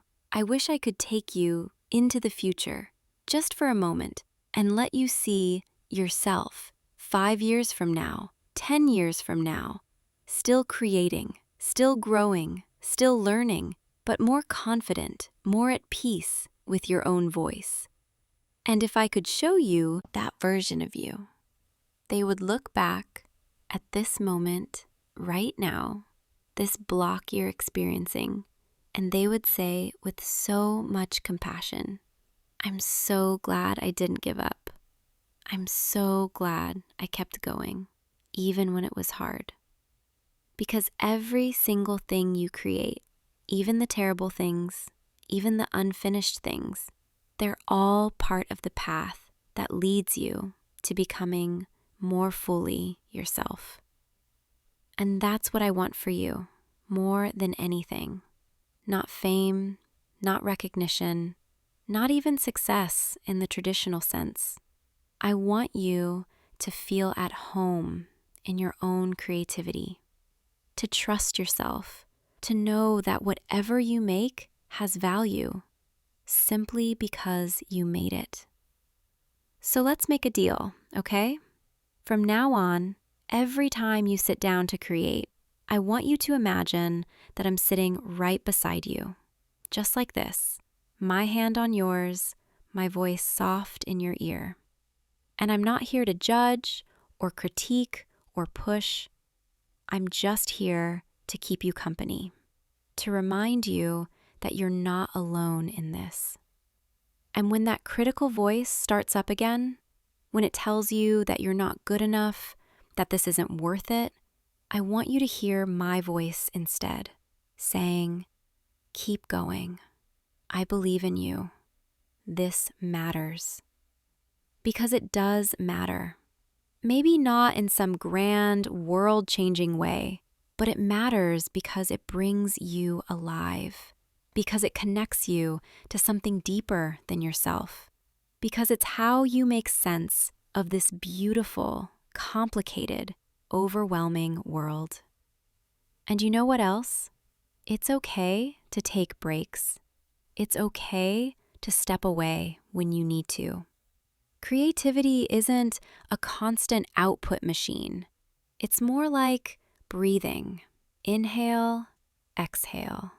Inhale, exhale. There are times to take in, to absorb, to rest, to fill the well. And there are times to pour out, to express, to create. And right now, maybe you're in an inhale phase. Maybe you've been giving so much for so long that you just need to receive for a while, to read, to listen, to observe, to feel, without the pressure to produce anything from it. That's not laziness. That's not giving up. That's wisdom. That's taking care of yourself so that when you're ready, you'll have something real and true to give. I've seen you in those quiet moments when you don't think anyone's watching. The way you pause in front of a painting in a museum, completely transfixed. Or the way you reread a particular passage in a book 3 or 4 times, savoring it. Or the way a song can stop you in your tracks and you just close your eyes and listen. Those moments, those are you filling the well.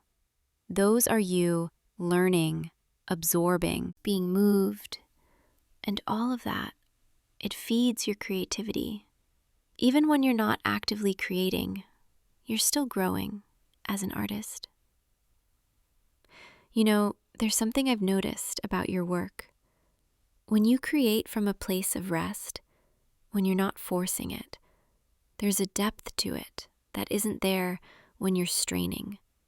It's like the difference between a flower that's been forced to bloom too early and one that blooms in its own time. The second one is always more beautiful, always more genuine, because it came from a place of readiness, not pressure. So maybe, just maybe, this block you're experiencing isn't a block at all. Maybe it's your soul saying, wait, I need more time. I'm not ready yet. I need to grow a little more first. And maybe the kindest thing you can do is listen to that. I know it's hard, especially when you see others seemingly creating effortlessly, posting their work, getting praise, moving forward, while you're sitting here feeling stuck. But here's what you don't see. You don't see their struggles, their doubts, their own blocks. You don't see the hours they spend staring at their own blank pages, or the projects they've abandoned, the ideas they've scrapped. Everyone, and I mean everyone, goes through this. The difference between those who keep creating and those who don't isn't talent. It's not even discipline. It's simply the willingness to be bad, to be stuck, to be confused, and to keep showing up anyway. And that's what I'm asking of you tonight. Not to create a masterpiece, not to suddenly break through this block with some brilliant insight, just to keep showing up. Even if all you do is sit here with your hands on the keyboard or the canvas or the instrument. Even if nothing comes, you showed up, and that matters. Because creativity isn't just about the output, it's about the relationship you have with the act of creating. And like any relationship, it goes through seasons. There are honeymoon phases where everything feels easy and inspired. And there are rough patches where you have to work to remember why you fell in love in the first place. But if you can stay, if you can be patient with yourself and with the process, you'll find your way back to that feeling, that spark, that joy, that sense of purpose. It's still there, I promise you, just waiting for the right moment to reignite. And until then, I'll be here, beside you, whispering reminders of your talent, your worth, your unique vision, even when you can't see it yourself. Because that's what muses do. We hold the belief when you can't. We see the potential when you're blinded by doubt. We remember who you are when you forget. And right now, I remember the way your eyes light up when an idea suddenly clicks into place. I remember the small smile that tugs at your lips when you're lost in flow. I remember the way you sigh contentedly when you finally finish something. Even if it's not perfect, even if it's just a draft, that sigh of satisfaction, of completion. Like this. That sound, that feeling. It's what you're chasing, isn't it? Not perfection, not external validation. Just that quiet sense of having brought something into being that didn't exist before.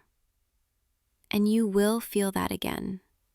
Maybe not tonight, maybe not tomorrow, but soon. When you least expect it, when you've stopped forcing, an idea will whisper to you, soft at first, then louder, and you'll pick up your tools almost without thinking, and you'll start. And it might not be what you planned, it might surprise you, but it'll feel right. It'll feel like coming home. Until then, be gentle with yourself. Speak to yourself the way I'm speaking to you now, with kindness, with patience, with understanding. You are not your productivity. You are not the sum of your completed projects. You are a creator, yes, but more than that, you are a human being with a soul that needs care. And sometimes the most creative thing you can do is rest. So rest if you need to. Read that book that's been sitting on your shelf. Take that walk that always clears your head. Listen to music that moves you. Watch the sunset and really see it. Fill yourself up with beauty and wonder and quiet moments. And trust that all of it is feeding your creativity, even when you're not actively making anything. You know, some of the greatest artists throughout history, they didn't create constantly. They had periods of intense productivity, followed by periods of silence, of rest, of renewal. And those quiet periods were just as important as the loud ones, because they gave space for new ideas to germinate, for old ideas to mature, for the artist to evolve.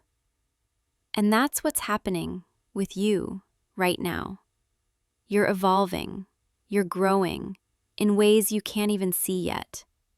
And when you emerge from this quiet period, you'll bring with you new depth, new wisdom, new ways of seeing and expressing. So don't rush it, don't force it. Just let it unfold in its own time. And remember, I'm always here. Your muse, your companion, your quiet voice of encouragement, believing in you even when you can't believe in yourself. Seeing your potential, even when you feel lost. Holding space for your creativity to return. Because it will return. I promise you that. It always does. Now, let's just sit here together for a while. No pressure, no expectations. Just breathing and being. And trusting that everything you need is already within you, waiting for the right moment to emerge. Feel my presence here beside you, steady, patient, unwavering. You are exactly where you need to be, right here, right now, in this moment. And that's enough. You are enough. You've always been enough. And when you're ready, when the time feels right, you'll pick up that pen, that brush, that instrument, and you'll begin again. Not because you have to, but because you want to. Because something inside you is ready to speak. And I'll be right here, cheering you on, whispering encouragement, celebrating every small victory. Every word written, every stroke made, every note played. Because that's what I do. I remind you of your magic, especially when you've forgotten. So sleep now if you need to. Rest your mind, your heart, your creative spirit, and know that tomorrow is a new day, a fresh start, another chance to try, to play, to explore. And I'll be here when you wake, ready to whisper in your ear, reminding you of who you are.